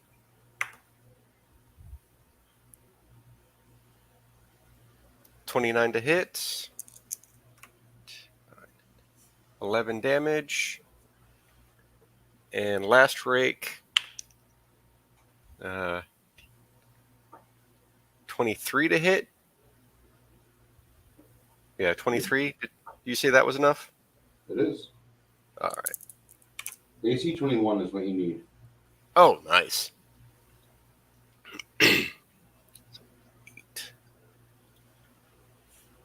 So 16 damage on that one, totaling 68 damage. Yeah, I know. But you did good. All right, he's still up. Not looking very well at all. And grappled. And grappled. All right, that's me. All right. This is where they go. All right, when you're grappled, you think you're going to get a negative for your reflex save.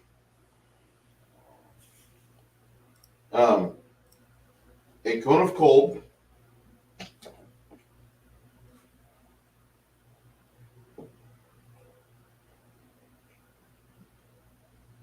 goes like that.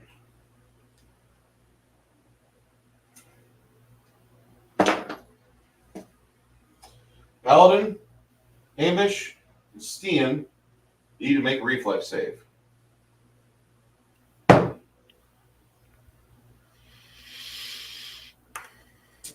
Ooh. Reflex save is going to be for Amish and Stian, or actually for Amish and the Paladin, reflex save is 21. For Stian, it will be a 23. Because being in the middle of a grapple is kind of not fun to wait. We got what evocation spells going off on us, motherfucker. Yeah, I made it with 4 to spare. That's good. You'll receive half of this. Wow. My dice don't like me too well right now. That's something good for you guys. If you failed your save, it's 31. If you made your save, it's 15. Gotcha.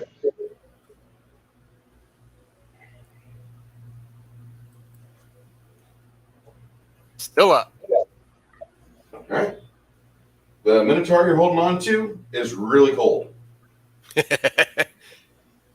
Just freeze all the blood that's on him. Yeah.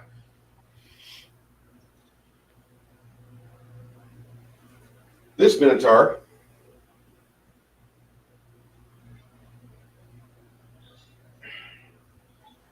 he will cleave from the Ranger into a Tiber. Oh, that's not good. Oh.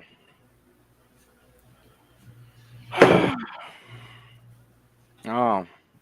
That's also not good. The two of you will take a bludgeoning attack for, let me reroll this. Thank you.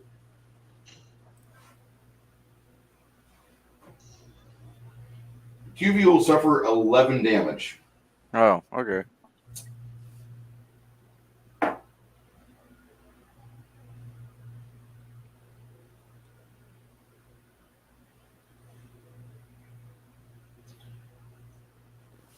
Grimson. No, my bad. Shadow and Sun. Well, I can't attack the guy who's closest to me because he's grappled with a big freaking tiger. So I'm gonna have to. You could attack him. Oh, yeah. You could help.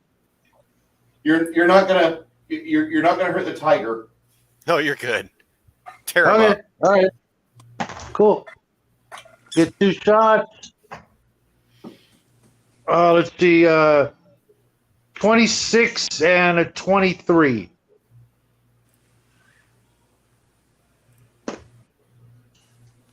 Both of those hit. How about some No. damage? Okay, cool. The first one is maximum, which makes 27. And the next one is 21. All right. So 48 points total. You now have frozen steaks available. Yeah, I'm not going to be having any part of that. Paladin and Druid shot. Yeah, I get this policy. I don't eat anything that has fingers. So picky. All right. Joe, it is your initiative. Yep. Tybor is going to step out of cleave range as and then lightning bolt him, the guy who just hit him, because why would he not?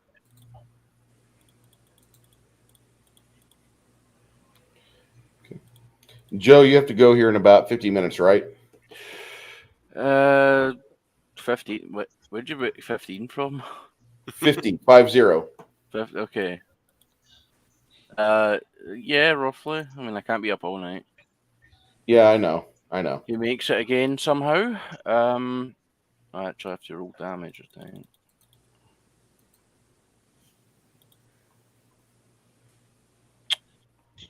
$20 on the dot. Nice. He 5-foot step as well because spacing. Okay.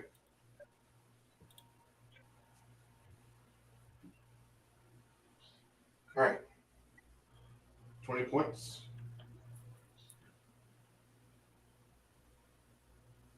This Minotaur you're attacking is really bloody. Oh, well, I haven't attacked it yet. No, he's really bloody. Yeah, he's about to be a lot bloodier.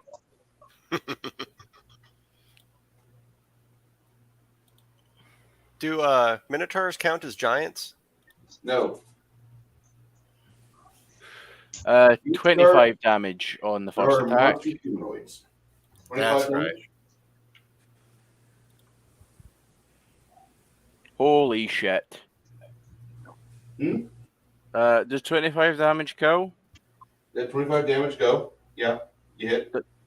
Does it kill or does it just hit? No, it's hurting him. Okay. I'm doing a puzzle. Right, so that's a crit. Fun times.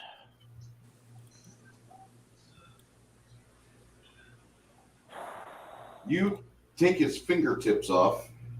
Yeah, it's a 16 damage crit. He suffers dexterity damage along with what normal critical hit damage you do. Well, that's 12 plus 16 times 3, so a lot. Right. I'm presuming he's a tad bit under the weather. Yeah. Grimson, what are you doing? Was there somebody casting other things at us? Yeah, it looks like it. You have a big pile of snow there where the paladin and druid are at. Can I see where it came from? You can kind of get an idea. Perception check? Like right around there.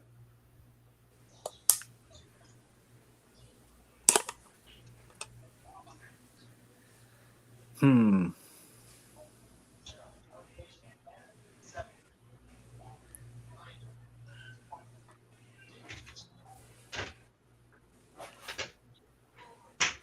how about I use my additional speed from the Blessing of Fervor, and I just want to charge in that direction.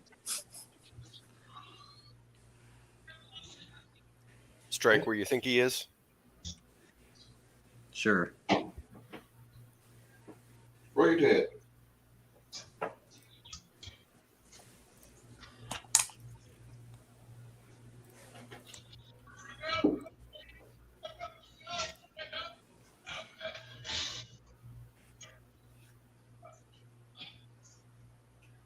What'd you roll, Travis? Including the +2 from I charge. rolled a 16. Okay. Your Warhammer 18. strikes dust. You hit the ground with your Warhammer, thinking that you're right on target. Somebody either moved their feet or something.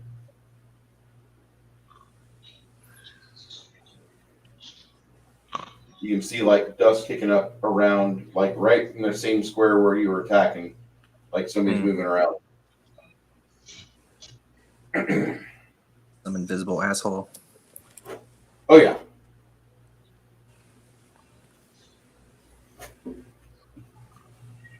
Stian. Okay. Let's see. Stian is going to move basically onto the P and Q Okay. and cast Fairy Fire about where the die is, or where that dust kicked up. See some flames looking up over here, giving an outline. Okay. And Hamish is going to do a circle heal and omitting the Minotaurs. Oh. I know.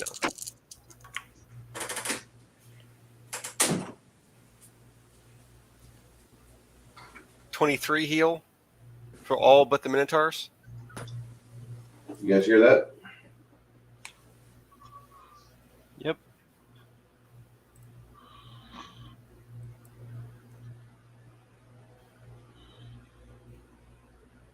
And that's me.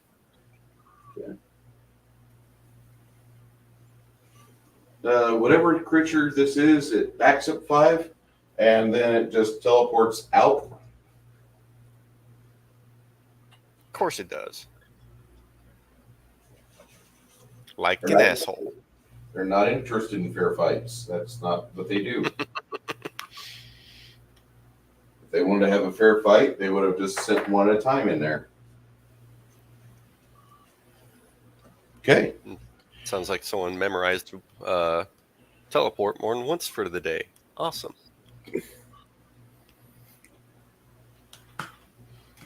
Shadow and Sun, you don't really have any immediate conflict in front of you. You do have hobgoblins massing on the ground below you and behind you.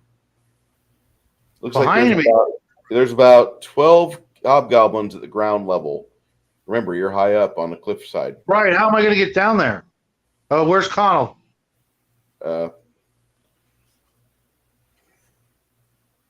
Chance gets out from underneath a boulder over here. Rubs his shoulder. The 2 Minotaurs are down, right? Yeah. One of them is in a frozen state. Okay. Maybe we should all just go down there and just melee the shit out of these guys. That'd be preferred. Yeah. Okay. Connell tells Hamish, thank you for the healing. Secondly, boulders suck.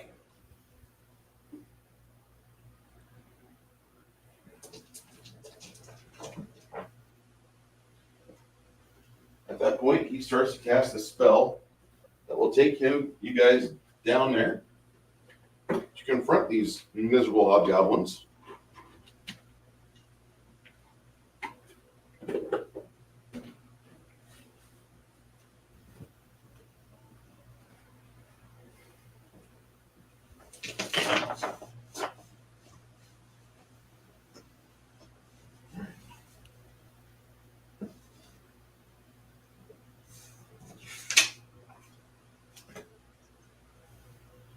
right, Da Vinci, start your Leonardo, start drawing.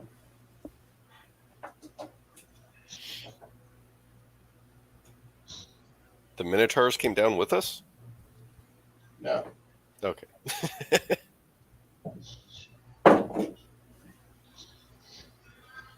Tiber hates Minotaurs, by the way. I'd imagine. Understandable, yeah.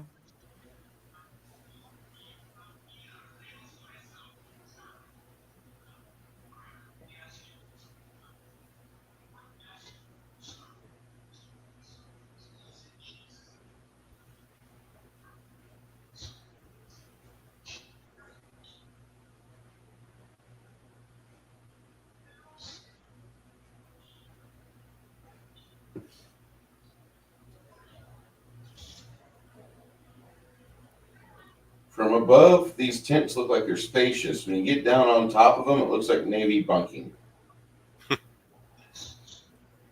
In World War II, not modern Navy bunking. You're going to take an extra foot off the sides of that mattress there. Don't roll off.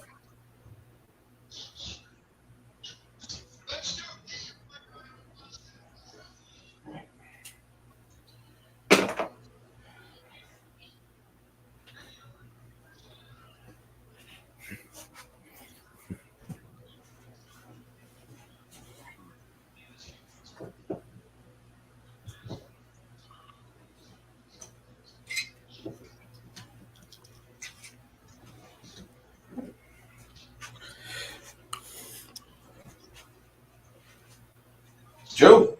Yep. You see a bunch of the Hobgoblins?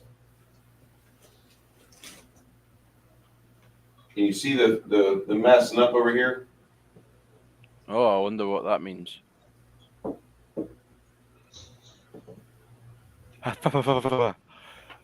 I can't remember what the word is. The flower? No. No. Yeah, fireball. That's the one. Fireball. Fireball. All right, let me roll to dodge.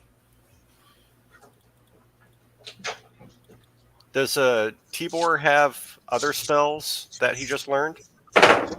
Hint, hint, nudge, nudge. Yeah, he does. It's just the wand is there, and those are free. Oh, so. the wand. Yeah.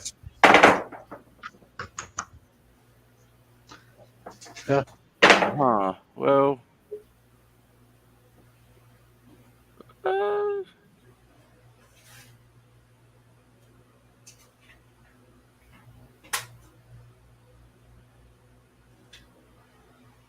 No idea how that works.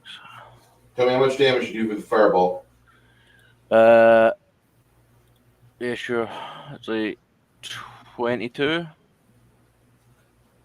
Damn. However, Some of these guys really got hurt with that. that's not all though, because technically he's not the only spellcaster in my control. Where is it? Stone Call, that's the one. 40-foot radius. Okay. 2d6 bludgeoning damage. 20 foot radius. 20 foot high. Diameter. For Stone Call, it's 40-foot radius, 20 foot high. Oh shit. What's the damage on it? 2d6 bludgeoning. Nice. For the remaining duration of the spell, which is 1 round per level, which is enough. It's difficult terrain, Yeah. so 2d6 then. 10.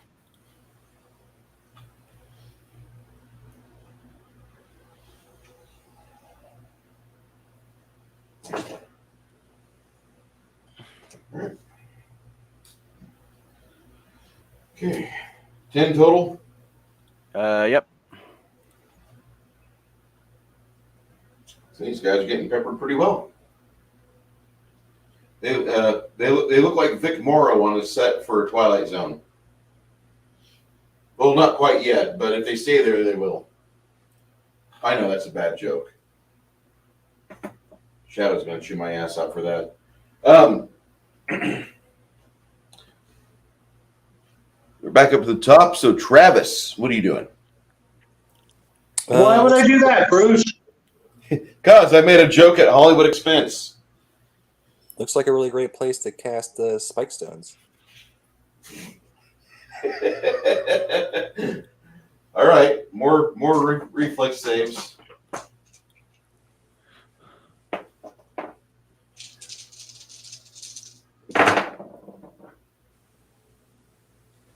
There's a couple ones in there.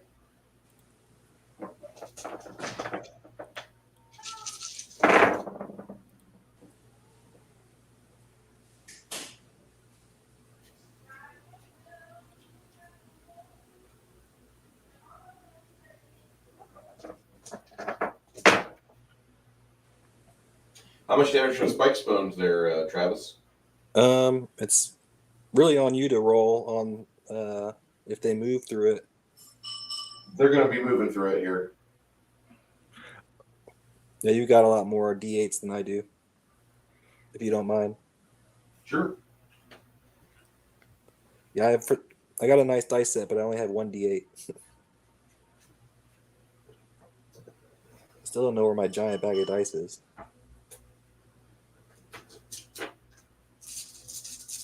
If you need a die, you should have got some. Next time you get your way, next time you make your way into San Antonio, I'll give you some more dice. I'll do that for you. Yeah.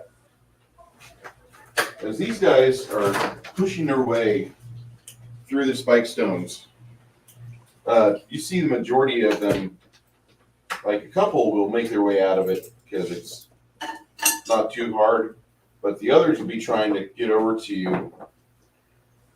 And they just, after what the fireball has done, there's like 5 of them left after it's all said and done. Hey, baby. Glad to hear that you had a good day at work.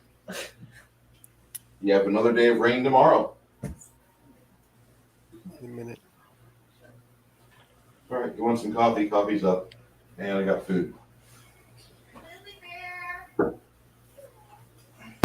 If you want, you can prepare some. I got a stovetop meal. I haven't started yet, but it's over there. Okay. So these guys are left. You got 5 left.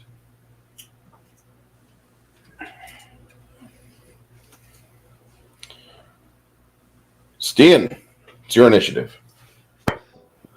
All right. Hamish is going to do a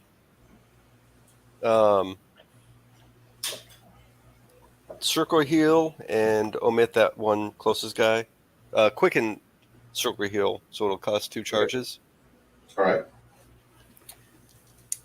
And he'll heal up everyone for... not bad.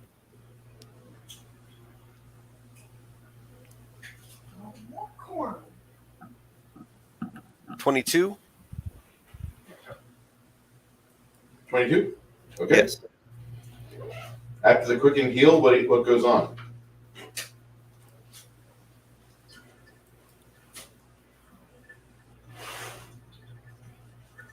What happens after that? Sorry.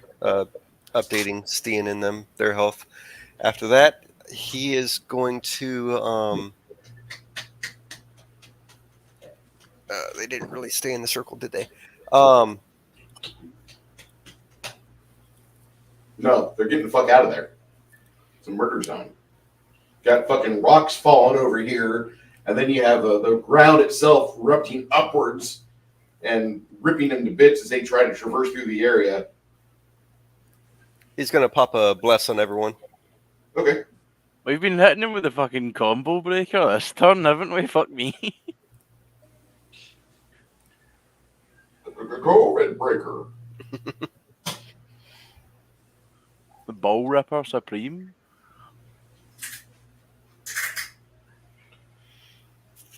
So Steen can't really charge. Go ahead, go for it. Go for it. You'll be fine. You've got a paladin and a healer. You might make it to the 40-foot diameter opposite end. Let's see. He's just gonna pop a bark skin Okay. and sit tight. All right. After that, we go to Shadow. Shadow, it's your initiative.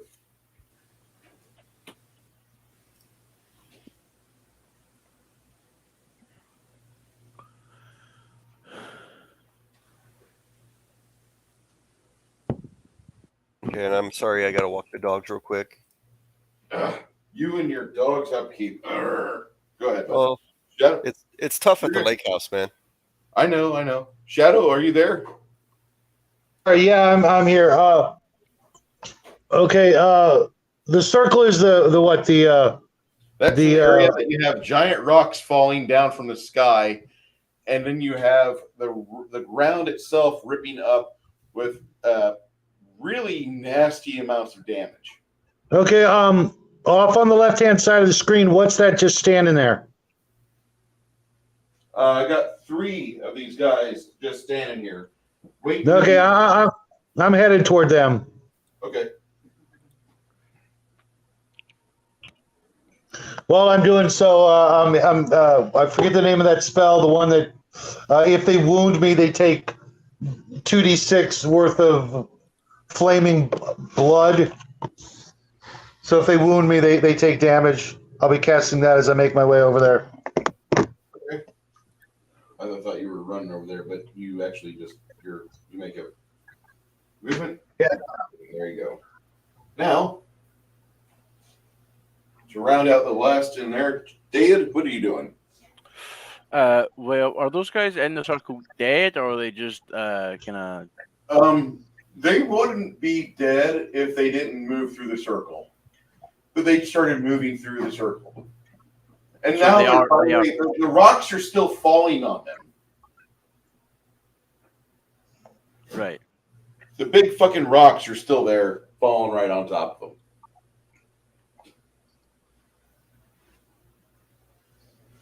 So those guys at the other end are not currently dead.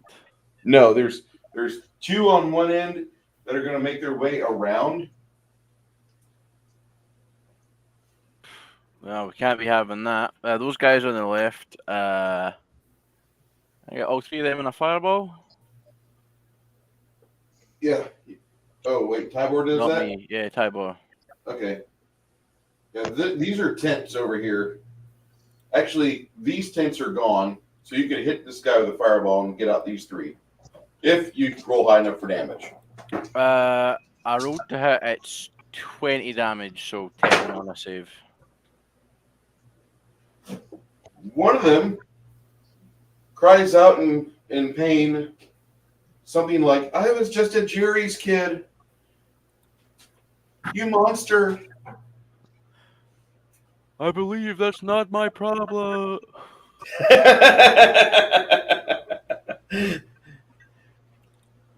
What's Dave? Dave is going to take out his crossbow and shoot at the one, the closest next to the one that fell over. Okay, go for it. Standard issue. Shoot him in the face. I have like 2 rounds of Connell to fix here. Hold on. Go ahead and do your thing. I'll Yep. do Connell's thing. Sorry, Connell. Sorry.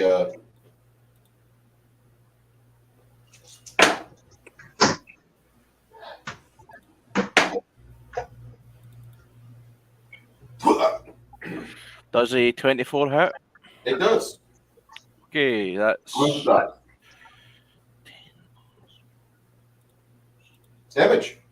Yep. That's a 7 plus 2 plus 1. 10 damage on the first one.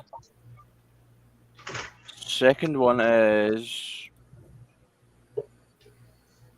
Oh. Not a crit. It does hit though. Second one is 9 damage. So that's what, 19? Yeah. Lovely.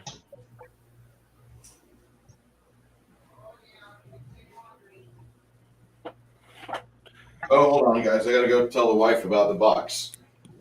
Yep.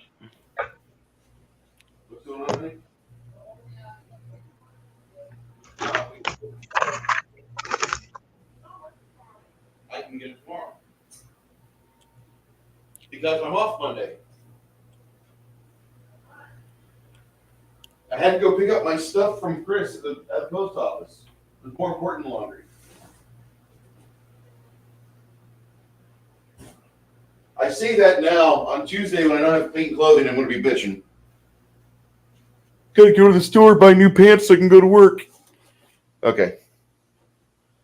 Laugh now, guys. You did 19 damage, you said? Yep. All right, Joe. Shot him in the titty. He wasn't in good shape, I'll say that much. These three guys are trying to evade capture, and they're running the hell away, only to get intercepted by Grog over here. You deal with him, I'm pretty sure.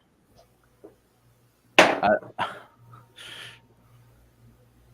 right, Grog goes for the gusto on one, and with him only being medium sized, he's not doing what he should be. Vlad over here, he shoots him. Not for much. Grimson, it's your initiative. So there's just these two other guys. Just these two other guys.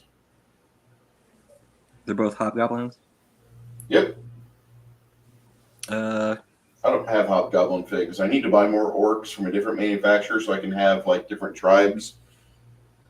And then just say, oh, they're the hobgoblins. I'll cast Hold Person on the biggest one. Old person. I rolled a 2. 19. I failed. I rolled a 2. Nice. Okay. Stian, you're way over there. You can't really see what's going on here in the tent. He's still AFK. Okay. Stian and Hamish, anybody else injured around him?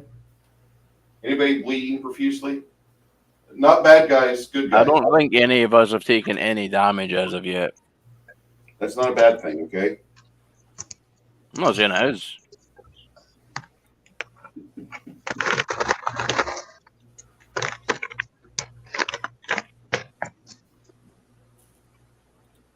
Okay.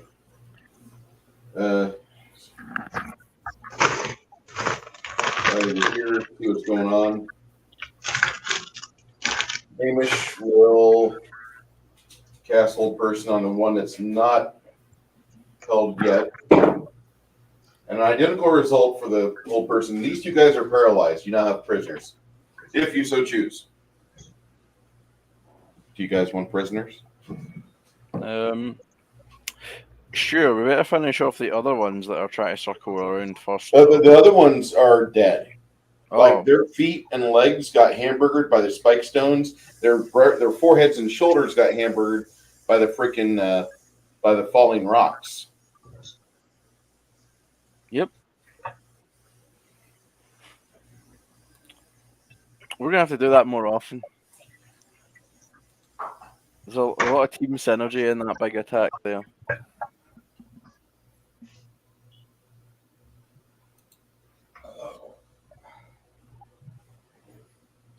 Nice. Okay.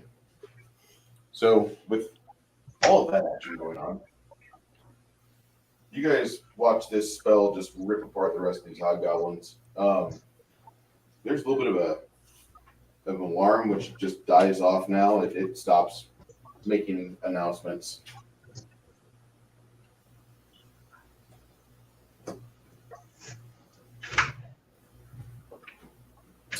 That one's so big.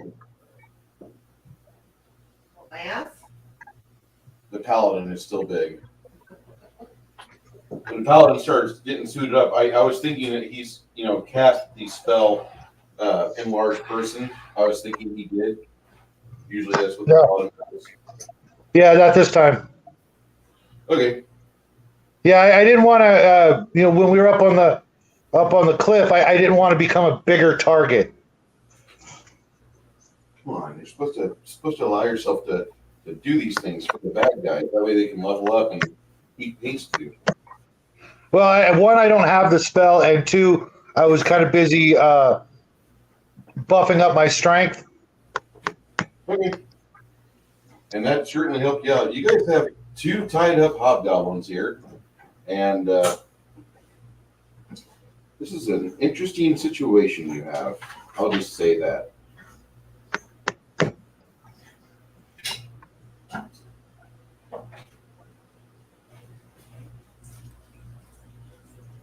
There was no or was there a definitive leader from the larger tent? No, the larger tent was just the cafeteria area. Gotcha. So I spited the cafeteria. Was there Say any- again? Food is shit. 1 star. I will never come here again. This is the worst service I've ever had. The green blood oil made the entire restaurant suffer, and even the ketchup tastes like shit. The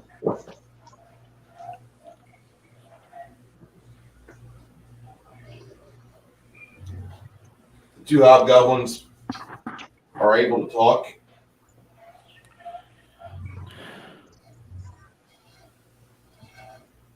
You want to say anything to them? You want to try to ask them any questions?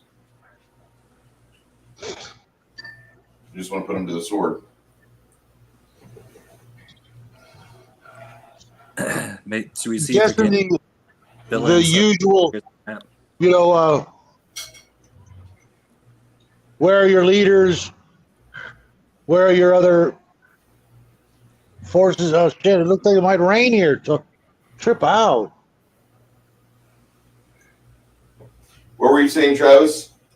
Oh, if we could find out there's other places we can get them to mark on the map, like where there might be more camps, or if they know what the that cave with the chitin, if we ask them what they were doing with that.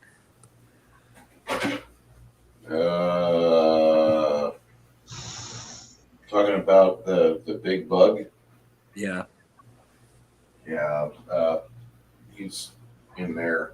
He points towards the big door or the big cavern hole in the wall of the box canyon. Oh, so that thing is here. Oh, it was. I mean, go through there, you'll find it. What's in the cave? Did you guys kill it? No. We moved it. Everybody's on the move to your Dimmelhill. Oh, they're marching on Dimmelhill right now? No, they're assembling right now. Where? Should be like right outside your city.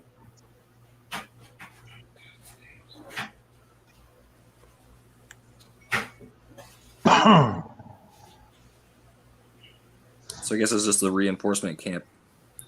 Yeah, this is basically a place for people to lay their heads. We have a few beasts here. We used to have a bunch of wyverns. They got killed off a few days back. Yeah. Don't know what happened to them. We happened to them. Oh, listen to you. The ground came up from under them, and then it came back down on top And of them. also, our immediate supervisor, she's in the caves too. So go if you want to go have some fun, you can go talk to her, and she'll tell you all about Sithbug, the demon lord, which she is so dedicated to. Great. I'm sure you'll like her a lot, Paladin. I wonder if that was the bitch that was casting magic at us. No, that's her first in command, the wizard. Did we get them, or are they still out there somewhere? She probably teleported to the main location for the muster. Oh yeah, so they must know about us now. I sure as hell would tell them about you. I mean, you guys hit the camp like a ton of bricks, but that, you know, that really won't help you. You've got 8 people. We've got thousands. Have fun. Well, we got lots of fireballs. Lots of walls of fire.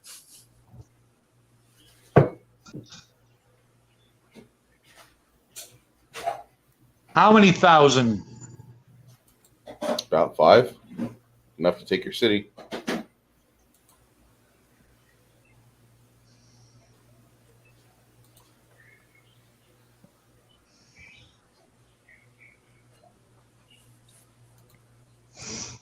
So how do we thwart 5,000 hobgoblins?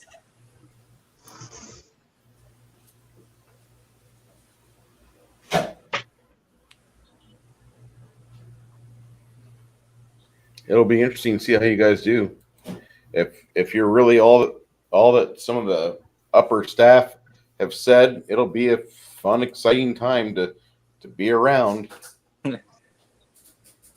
We'll be watching for you.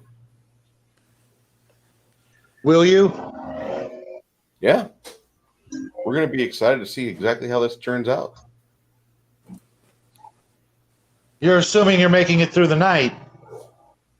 Even if we don't, that means I don't have to pay a fee anymore. I get to stop paying taxes. Oh no, you're going to kill me.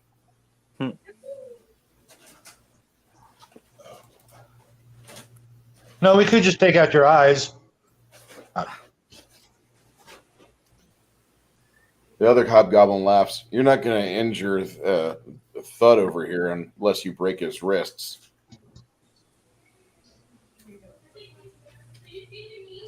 I don't get it.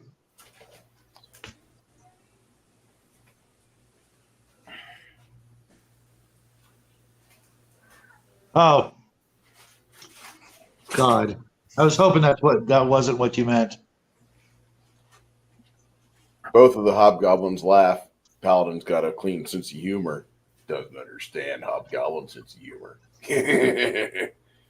Yeah, go ahead. Go in there and give your best to Little Miss Sunshine? Little Miss Redprawl and her buddy Grandhawk. And while you're at it, the wizard that we were able to buy, that guy, he's really good, but man, I don't think he's got the staying power. Oh, I suffered a point of damage. Gotta go.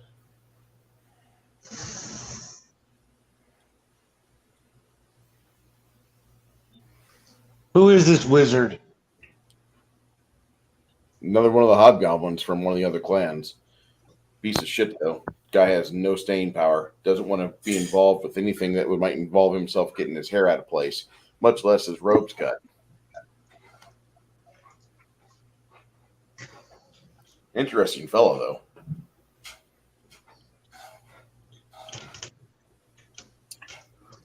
Are you going to put us to death, or are you going to like set us free and point us towards a direction? You can march that way. If we find you anywhere else, we're going to kill you. How are you going to do this, Paladin? You got to be polite about it. You have a set of laws and edicts you have to follow, and you know if you turn your back on us, that your friends are going to kill us. So you really don't want to do that, do you? I kind of got a better idea.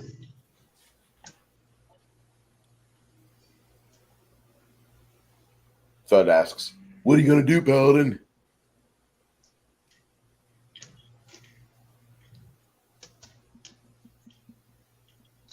Stand up. He stands up. Give him a blade.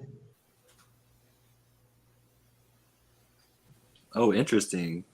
Trial by combat. I like this one.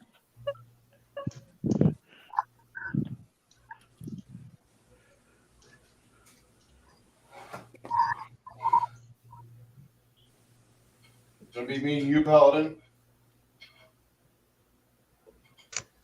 Yeah. All right. What type of blade am I getting? I don't know. I didn't hand it to him. Whatever's laying around, I guess. Something Just make sure- non-threatening. Yeah, dagger. No, I'm kidding. Just make sure it's not, make sure it's not poisoned. He takes a long sword from the ground.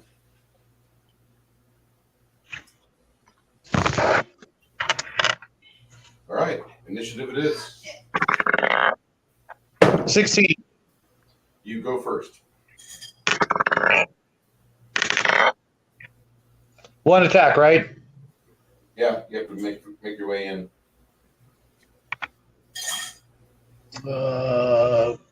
26. 26 to hit. Will hit. 8 plus 14, 22. 22, solid hit. Now that you moved in, go ahead and get an attack of opportunity on him as he goes for a grab.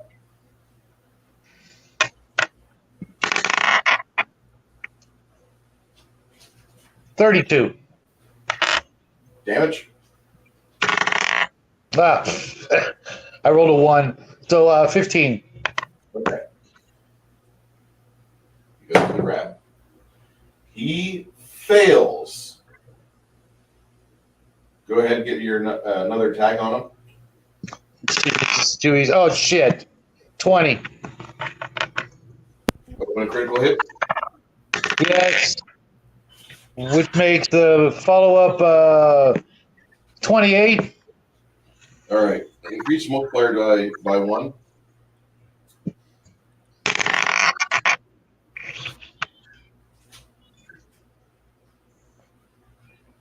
$44. Wow. He takes a pretty nasty gash to his head and neck, and as he's bleeding, he throws his longsword down. I yield, Paladin.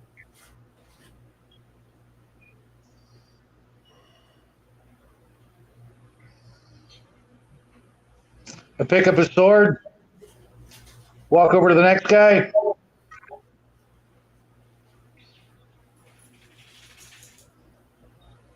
I'm guessing he's going to bleed out.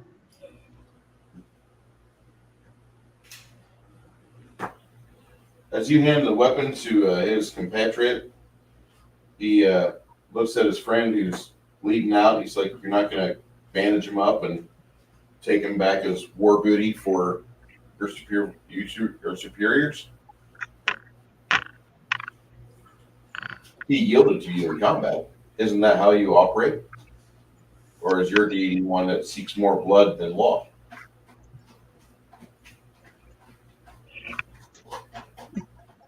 Worry about yourself. Initiative. Another 3. Think if you can beat an AC or an initiative of 7, you got first attack. No, I can't. I rolled a 2 and 2. I got a 4. All right.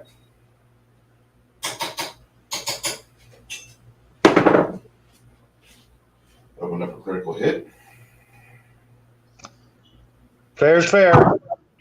Yeah. He doesn't quite succeed with the critical hit. Yeah.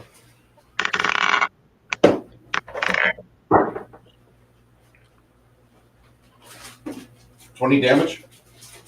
And he takes 4 as my blood splatters and burns him. Ow! Well, Paladin. Okay. Make your attacks in. Make my what? Get your attacks in. Get your. Oh, okay. Am I still under that fervor? Yeah. You have another 2 rounds on it. Okay, I hit him twice for a total of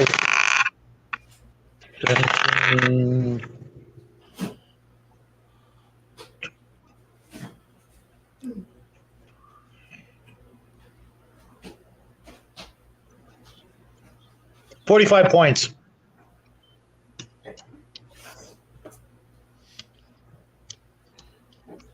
He's bleeding pretty good. He comes back at you with his longsword.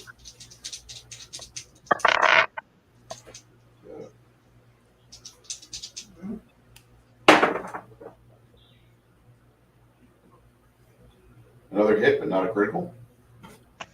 For another 20. And he takes 11. He takes 11 from burning blood. Yeah, I rolled better this time.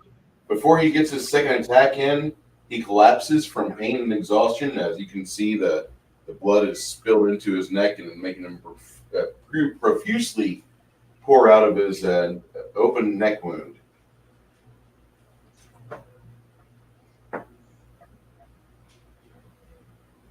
Well, they might live. Let's go, guys.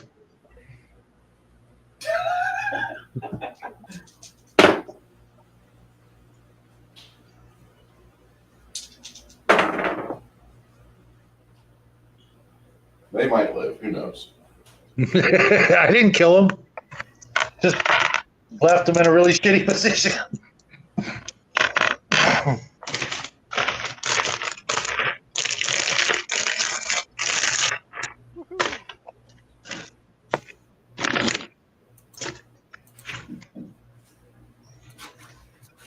Okay.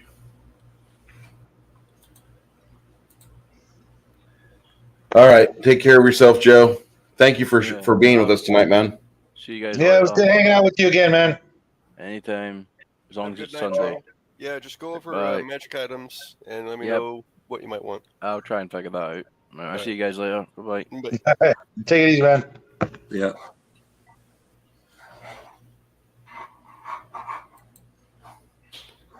All right. So, then number 3. Inside, towards the interior of this location,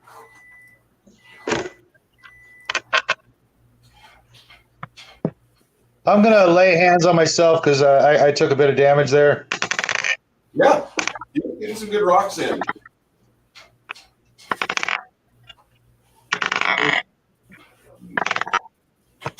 And I rolled almost nothing but ones.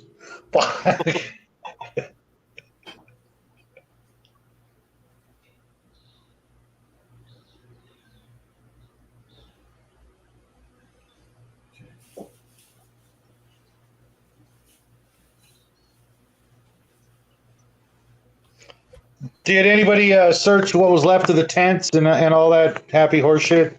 We haven't searched yet. Okay. As far as I know, you guys are going in. This is, To the cave? yeah, this large cave is cool and dry. You see the chamber split into smaller caverns to your left, to your right, and up ahead. Entering the cavern now, you hear something. Everybody make a knowledge arcane check. I'll tell you more.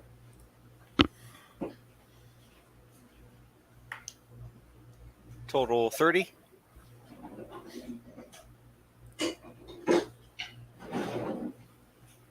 What do you know about Gorgons there, Chris? That you need to turn around and walk away.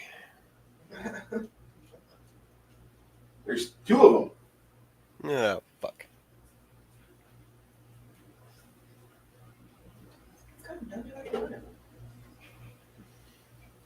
Hey, Grimson, is Blessing of Fervor minute per level or round per level?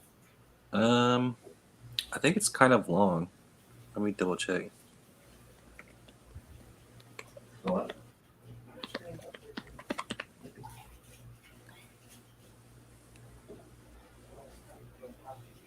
I don't know. It is 1 round per level. Okay, so that's probably out. So one of the little puppies found a squeak toy. The squeak toy! Yeah, All right. About that. So Prayer Ally is out. Bless is out. What's going on, Chris? Oh, just going over the stuff that's round per level, since those probably expired. Yeah. I think minute per level stuff is still It's active. still on. You've got 2 more minutes on most of that. Actually, you've got 8 minutes more of this minute per level material.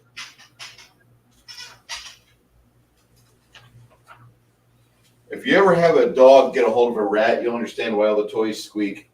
Yeah, I know. Okay, so initiative on these Gorgons. Yes, sir.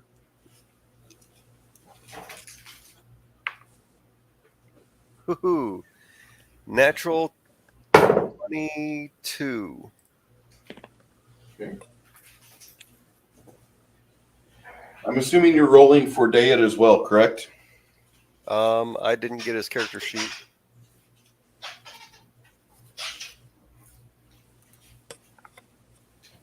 Hey, how you doing, Felix? Age of Empires Remastered, huh? Think about it. Not big on RTSs anymore. I'll check it out, though. The RTS I like the most is still Battlezone. Okay.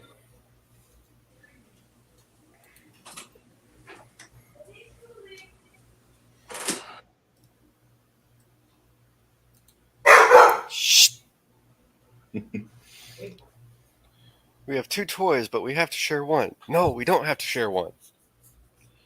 Grimson and Shadow and Sun, you guys want to give your initiative rolls there? I got an 18. Shadow?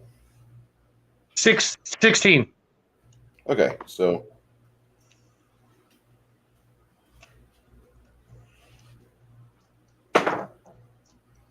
looks like Gregory and the other NPCs are going to be going after y'all.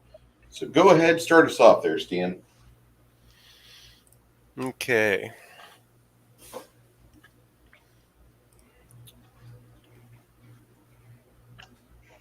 Let's see.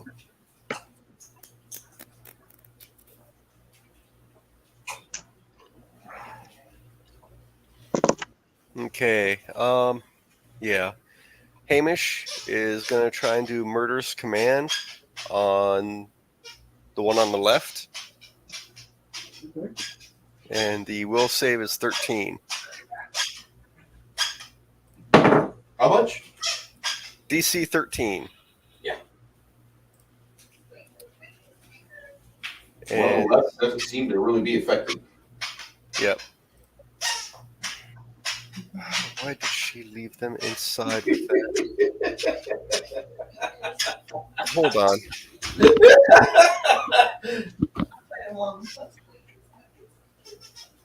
Everybody's here to hear me play with my toy.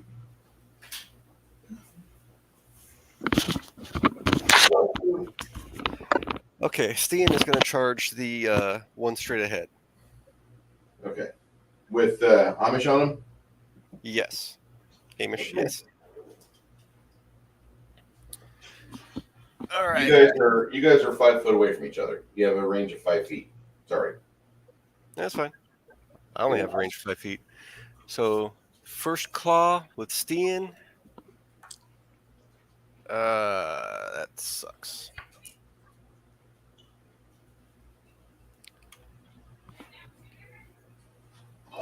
Does a 24 hit? It does. Okay, so not a critical failure. Awesome. Second claw. 23.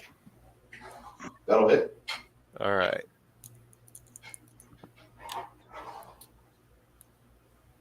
By the way, Bruce, I'm a big fan of those particular bull miniatures, if they're the ones I think they are. This is a Reaper Fig, Oh, and this one here is actually a Watsy. No, WizKids. yeah. Yeah, I've got two. I've got 2 of the WizKids ones. I actually dig it. I like the Reaper one. I don't know what it is about it. I just like the sculpt. Does a 20 hit? Oh, wait. No, the Reaper one is the one I have. It's like all armored. Oh, Yeah, not that one. but does a 30 hit his grapple? 30 does hit a CMD. Okay, so he's grappled. Okay. Got a bite attack for 26. 26 damage or 26 to hit? To hit. Okay. 8 or 7.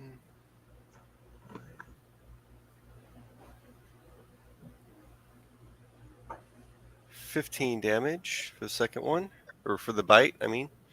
All right. First rake. 23 to hit. Okay.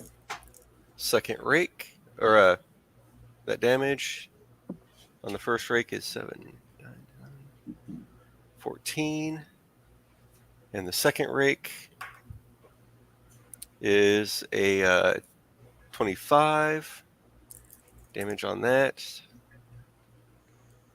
Another 14, so that's total 57 damage. Damn. Nice. And he's grappled, so yay. Okay. Crimson. Where am I exactly?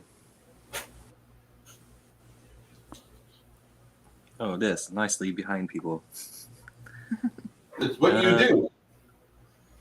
I The archer's will, not happy. I will cast Enlarge Person on Grog.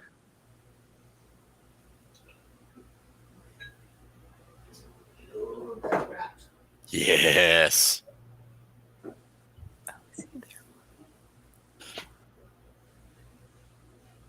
And then I guess I'm done. Okay.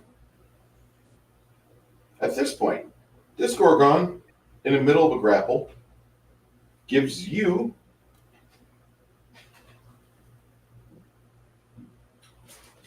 all right, and Connell needs to make a save.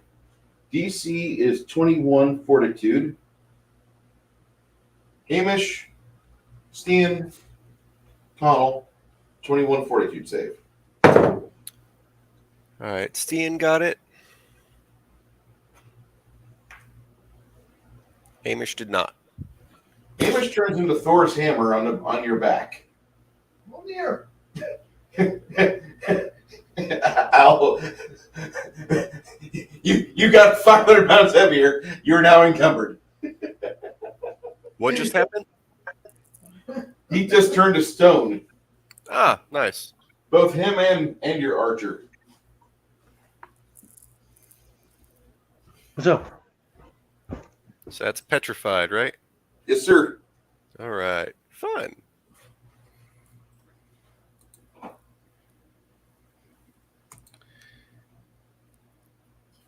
I haven't played Age of Empires in over 20 years. That game is probably older than you. It's a good game. Don't get me wrong. It's just, it's an RTS. I'm not talking shit about it. The Age of Empires and StarCraft are the two RTS games that were actually worth playing. I'm just a Quake guy. I like Quake. And Daggerfall. Daggerfall's free. Oh, that one with the awesome graphics. Amazing graphics. Yeah, Age of Empires is older than me by a year. I told you. It's cool, though. I'm glad you like it. There's some really good games from the 90s. You should try that. Die by the Sword. Daggerfall. Okay. Next in combat is Grimson. You just go. I guess I'll start summoning a rhino. Okay. You have that fig now. I do. I have a rhino fig now. It's so nice. Yeah. Oh, yeah, and I'll take a 5-step foot back. 5-step back away. And this guy is a statue, I might add. Next is Shadow and Sun. What's Brighton doing? I'm charging forward. That's all I can do. I'm completely out of range. I'm going to hit myself up with another lay on hands as I do so. All right. As you do that, the ranger will. I'm back up to full. The ranger will shoot the Gorgon. And that deflects off its scaly hide.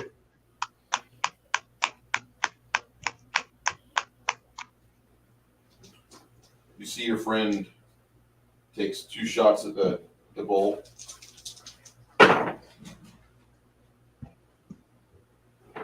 Both of those hit it.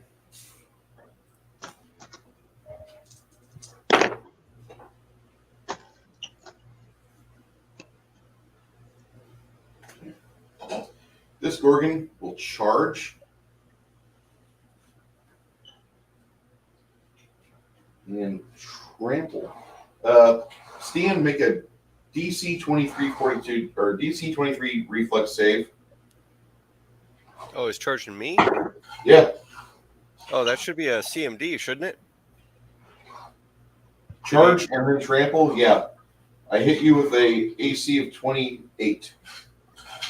Okay, if it's a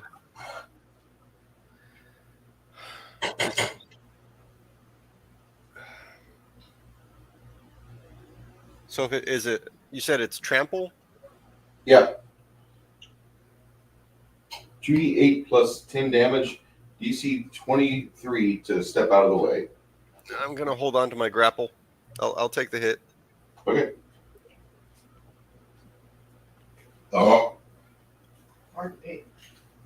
That was the wife, guys, not me. She's the pig, not me. Hey, you taught me to be this way. All right. You'll take 21 damage. Stan being weighed down by Hamish is not good. What's your strength, Hamish? Hamish's strength? No, not Hamish's strength. Stan's strength. Oh, My bad. Yeah. Stan's strength is 22. Jeez. You missed water. Yeah, you need to be stronger if you're going to be staying. This grapple is getting harder for you to maintain. You've got a freaking 500-pound stone on your back. All right, I'm doing what I gotta do. Okay.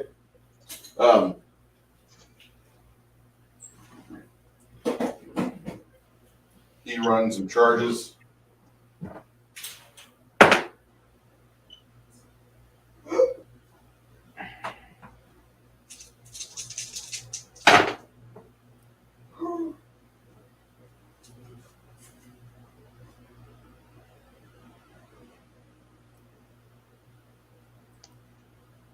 All right.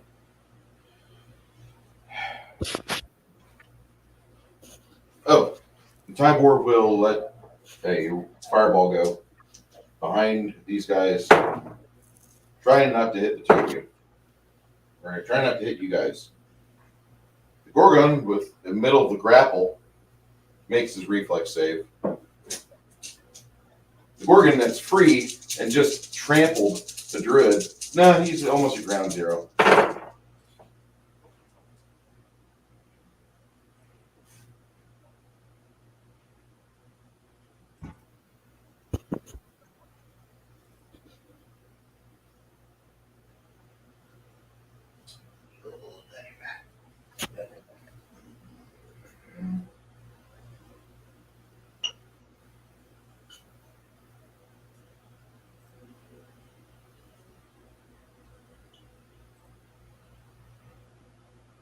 Right. At the top of the round, Stian. All right, Stan's gonna do a full attack again. Okay. Make sure I got charging off.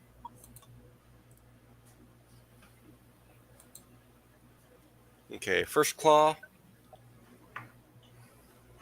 is 23. And damage. Oh, that's on the floor.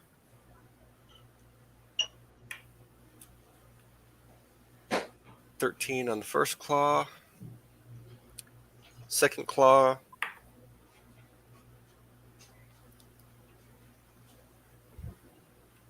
$22 to hit. With AC is considered 22 because of the weight from your buddy that's on your back. Okay. So that's on the dot. Yeah. That's 13 damage. The bite is going to miss.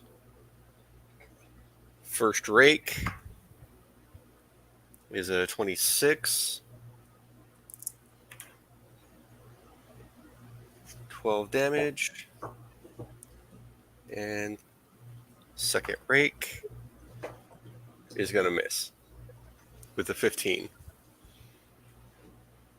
All right. You think you've got this thing on the ropes. It's bleeding Yeah. out all over the place. Yeah, total damage on that was 38.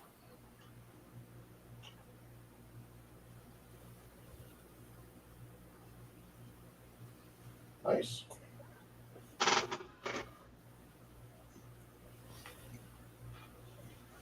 Next in the round, I believe, is Grimson.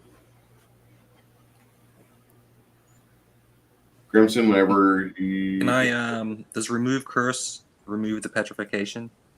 No, sir. You need flesh or stone to flesh. Yeah. Oh. I don't think I have that right now. Tibor doesn't. I just checked the less recent of his for a spell book. So this is going to have to be a go back to town and figure out someone that has it. Well, I guess the rhino should come out somewhere and charge the Gorgon. Yeah.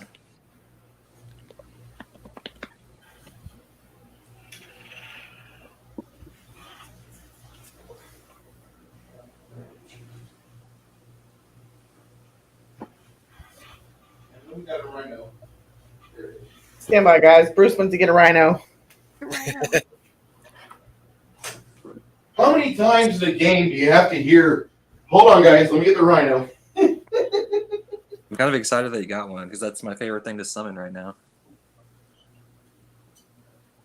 Well, he got a new one that he needs to paint now. Look.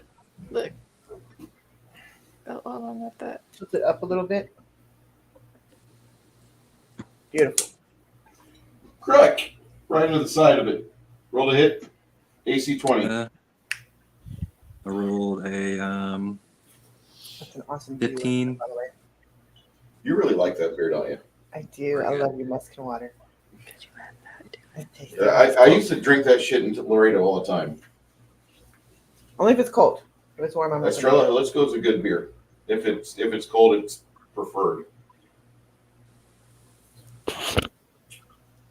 Oh, there you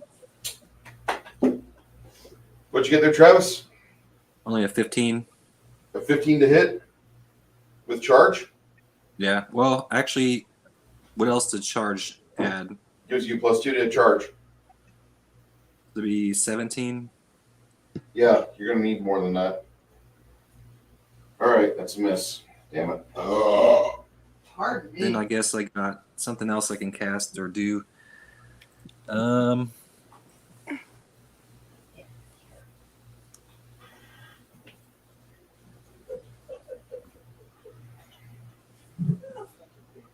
guess I'll cast a bless on everybody. Awesome. Plus is always good. Extra things to hit, extra things to raise your AC or resistances are always good.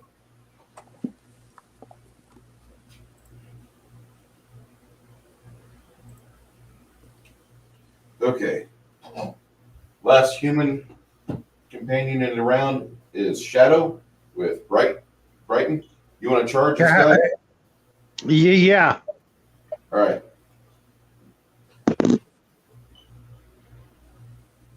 $25. You were considered flanking, by the way. So is that a bonus to hit? It's a bonus of 2 to hit. Yep. All right, so 20. Actually, I forgot about the bless. 28. That hits damage.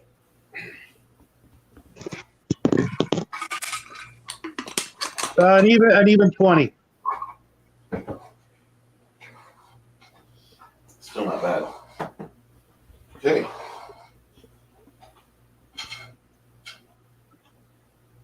Connell is stoned. Hey. Well, it's his birthday. Yeah, I know.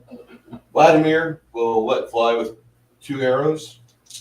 So Bruce, when you hear from him next, you can tell him you got him stoned for his birthday.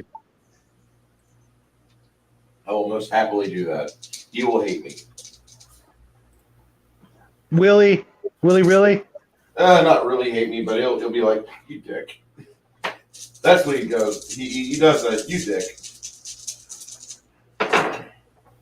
All right. Your friend Gregory, Grog, tears into the Gorgon with 1 hit. Almost can openers him on the first hit. Pretty poor showing on the die, though. Second to hit. Almost a critical. Damn. All right.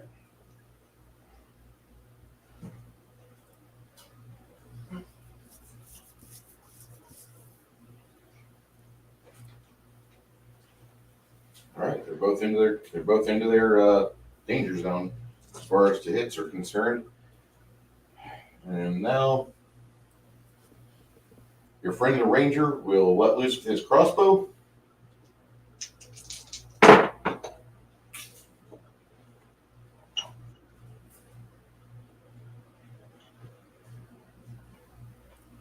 He goes to reload. Tybor the wizard will let go with 1 more fireball, keeping his friends out of harm's way. They saved, so it's only half damage. Still, shit. What shit? What?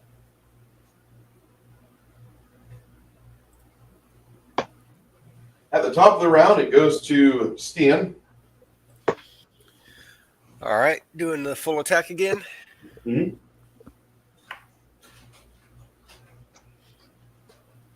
23 on the first claw.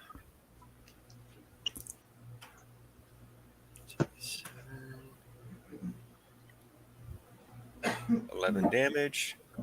Second claw is 24 with another 11 damage. Attempt to bite with a not natural 20, which isn't enough, I believe. First rake is a negative. Second rake is a negative. So just 22 damage. Lame. All right. This guy backs up 5 feet and gives the 3 of you. How? Oh, that's not the one grapple. Never mind. No. You guys will get the breath weapon, and yep, Joe's character is in the middle of that too. All right, so Dyad is stoned. Shit. DC is Fortitude 21, Paladin, Druid, and Grog. Grog's saving throw. Grog fucking made it. Steve's good. 28. You passed. You're not stoned. Are you stoned, Chris? Nope, 26. Okay. Go ahead with you have any further attacks or anything? I do not. I'm sorry. Oh, yeah, and Hamish is still stoned. Yep. Unless a second breath attack from him. Oh, no, don't worry about that. Doesn't switch him back, bud. And with Connell also stoned, it's going to be hard getting you guys back. Mm-hmm. So, goes to Grimson. Make your attack with the Rhino, then your own character's Nish. Again.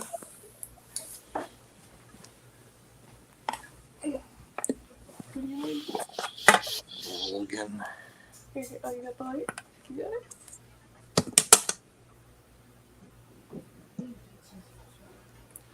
All right, I think for the Rhino, I got a 26 to gore.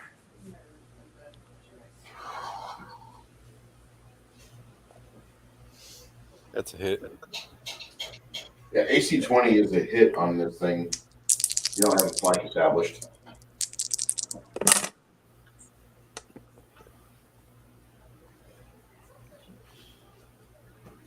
So I did 14 points of damage. 14? Yeah. Beautiful.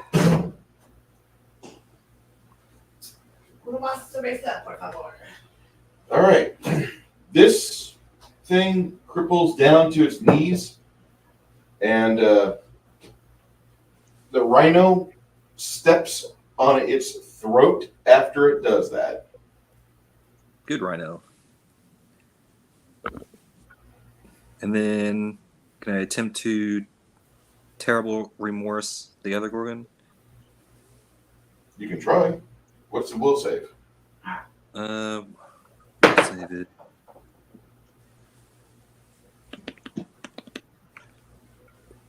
Let's remember the spell level.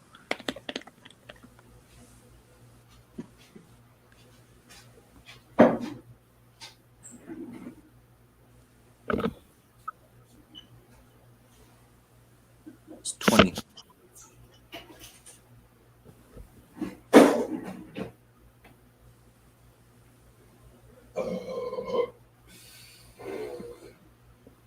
DC 20 for the terrible remorse.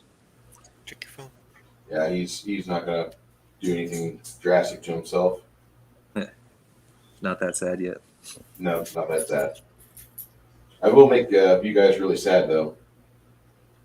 For those of you that got petrified, except for Hamish, because Hamish was exposed 2 times to the Gorgon's weapon, you guys get a Fortitude 21 saving throw to become not so petrified. So, Connell gets a saving throw, and Connell turns back to a fleshy color. How's that happen?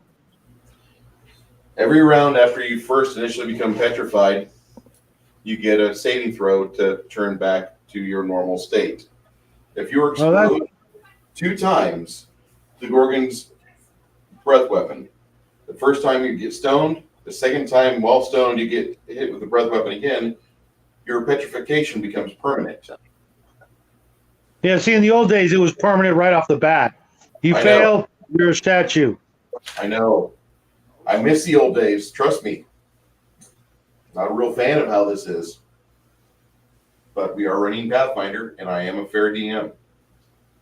You actually believe that, man? Not a complete little dick, and I gave Connell back his fleshy status. Not touching that one.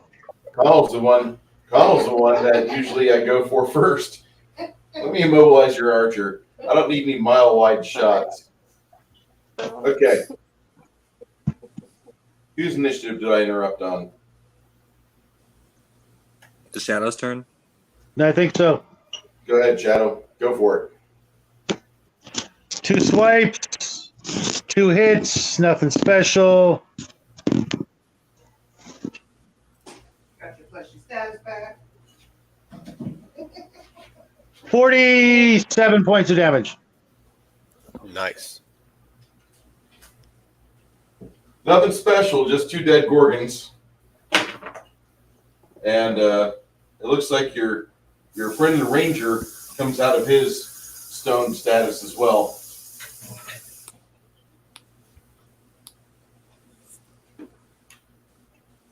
That was a pain in the ass. That's what she said. So yeah, we need to Dang, go woman. second cast.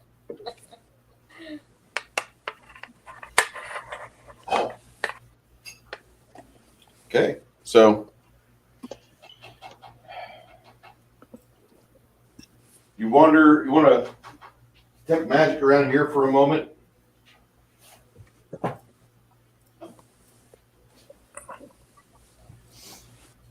You don't see any magical items in this cavern here. It does go to other caverns beyond this. But you guys are busy trying to drag Hamish's statue out. Grimson with Detect Magic on starts seeing a bunch of things on the corpses of the Minotaurs.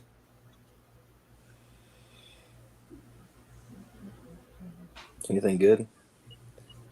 Yeah. Use my little identification one. You got 6 potions of Cure Serious Wounds, 8 antitoxins, 4 looks like tubes of toothpaste, but with a cool, refreshing item inside when you squeeze the tube a little bit. It's a Frost Wand gel. Frost Ward gel is the name of it. 4 of them. What gel? Frost Ward gel. So protection from cold type of thing? Yep. I'm going to need you to type it because for some reason the internet's getting kind of wonky here. Storm coming in, I think.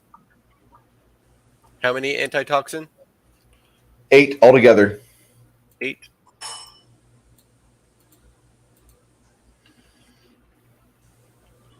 I hope we didn't get little Joe in trouble. I don't think so. I hope he didn't get him in trouble. It's weekend, should be fine. Okay. That's how it is in the book right there. Frost Ward gel. Okay.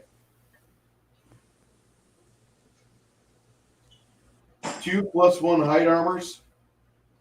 2 masterwork heavy steel shields. Oh, man. What was that? Hold on. What was that first one? 2 large +1 hide armor. 2 large masterwork heavy steel shields. 2 large +1. +2 large. What weapon? They're just +1 magical. You get 2 of them though. Okay. The weapons are warhammers. They're +1s. And the first one was 2 +1 large hide armor? Yep. Okay.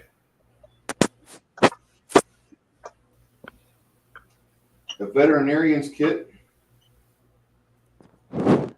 2 large masterwork throwing axes. And 3 nets.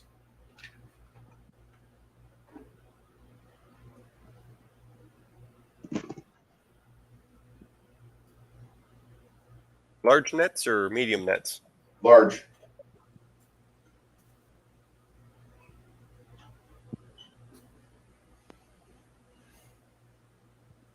Okay. So you want to double check, make sure that's right that I put on there?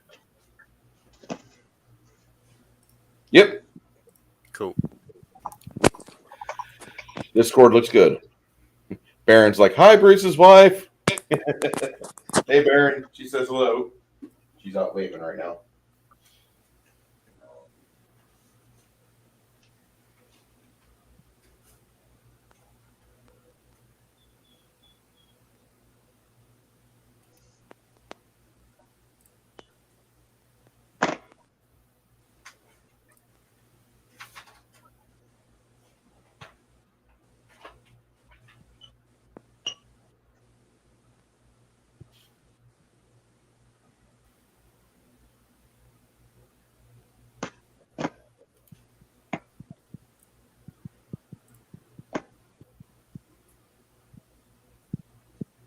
I'm going to take off here in a little bit. We're wrapping up.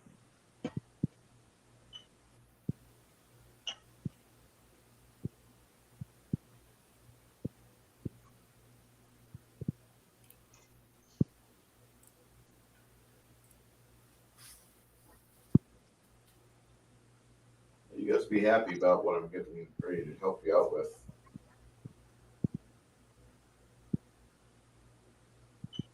Everybody will receive 5,300 experience points. You guys teleport the hell out of there and back to Dimmelhill with a very heavy Hamish. Oh, we can put the portable hole, right? If you want to. That would probably be safer for him. Wrap them in bubble wrap. Say again. Travis, you sound underwater. I was saying wrap them up in bubble wrap and put them in the hole. I've got a box full of peanuts from Chris.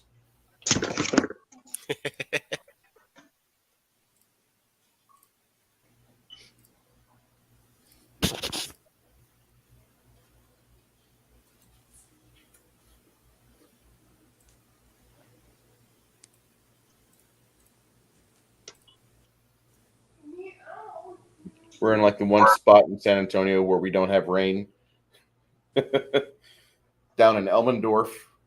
It looks like they're getting a red T-cell. Nice.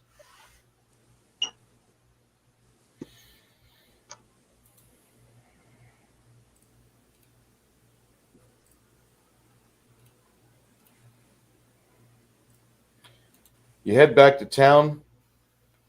You immediately start getting to work on getting yourselves healed up, unless you have other ideas.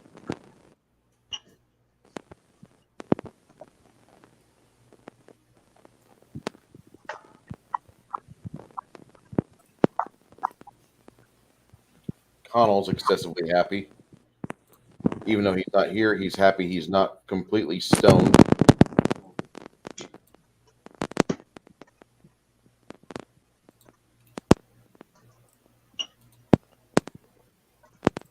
Somebody's mic is cutting out.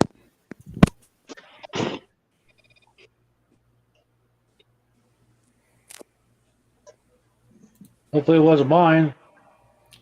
I think it might be Travis. He just went on mute.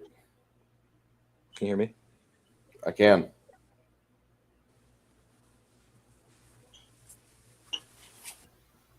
So is there like burning torches of an army outside of the city? Can't really tell.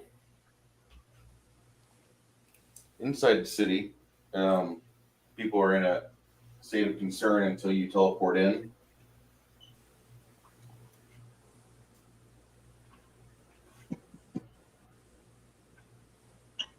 Once you teleport in, though, it's kind of unusual. About 6 minutes later,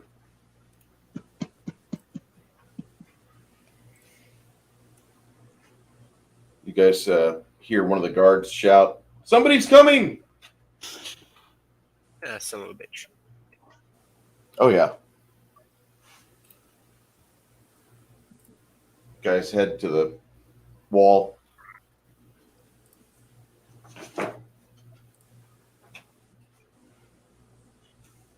What do we see? It's like a lone human swathed in rags. A little river over here. A bunch of industries use the river to cool things down from ports and such. You have mills here too. At the gate, you guys climb up on the watch around the walls, and you see a human in rags, iron shackles. He approaches the gate.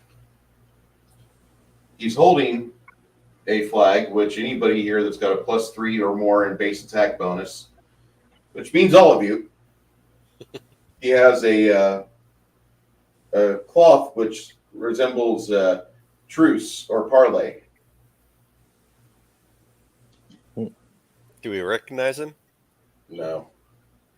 He squints in the evening, and in a wavering voice, he's like, "People of Long Shadow, you face the host of Tosric, Lord of the War Maze, emissary of the Legion, she whose horns shall pierce your walls and mercifully redden the river with your blood. You infest this place, which my mistress desires. In her mercy, she offers you this one chance to throw open your gates, throw down your arms, and you will serve her the rest of your life. You will serve the Legion, and in this place you call home, and at these forges you so lovingly built, you and your children will live to one day know true freedom. Resist, Kosric, and you will die. Do not think your deaths will be honorable. My mistress will crush you beneath her hooves, grind your bones into the earth, and what remains will rot. She will then eat the dirt and shit you out with nothing of value left, like your lives are right now. There's nothing you false heroes can do to stop this. So be wise. Are your lives and your families and your friends truly worth this spit of land and the false hope you cling to? Kostrick is a generous mistress, but her displeasure shakes the hills and brings tears even unto the gods. Stian is going to go ahead and look at the paladin. Is it against your code to kill the messenger?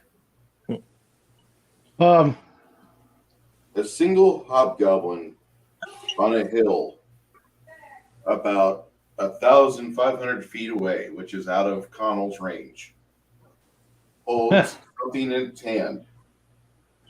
It does something, and the army falls silent, and the ground begins to rumble. A thunderous crack, you see the landscape with the dim twilight behind it crack open, and stones part. The shaft of obsidian reaches into the sky, growing and twisting into an ominous tower. The echo of 1,000 iron-shod boots echoes from an arch and monolith's base and forms the darkness steps. You see a woman of impossible stature, swathed in gleaming bronze. Long Shadow! She talks like my ex-girlfriend Malin from 2006. Long Shadow! She bellows as an army pours from the opening in the tower behind her. Her voice carries like thunder across the hills. The sun has set upon your pink faces because it was my will to gift you this one last moment of beauty. Now that your miserable sun is gone from this night, it's a domain of monsters. You can see minotaurs, trolls, lots of hobgoblins, bugbears, things cascading down the hill and assembling.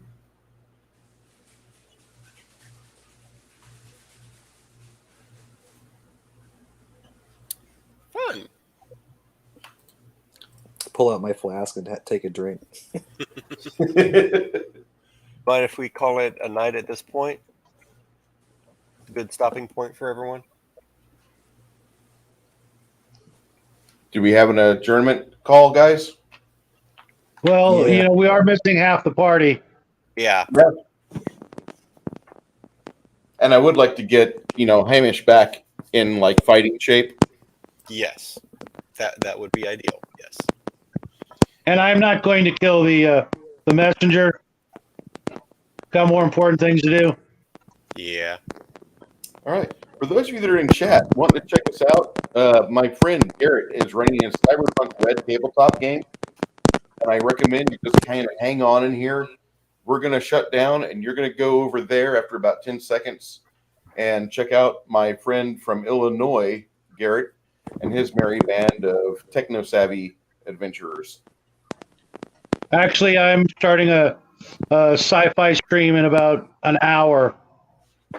Beautiful. And in the meantime, I've got a battery at about 34%, so I'm going to have to go dark for a little bit and recharge. All right. Apparently, there's only one charger in the house.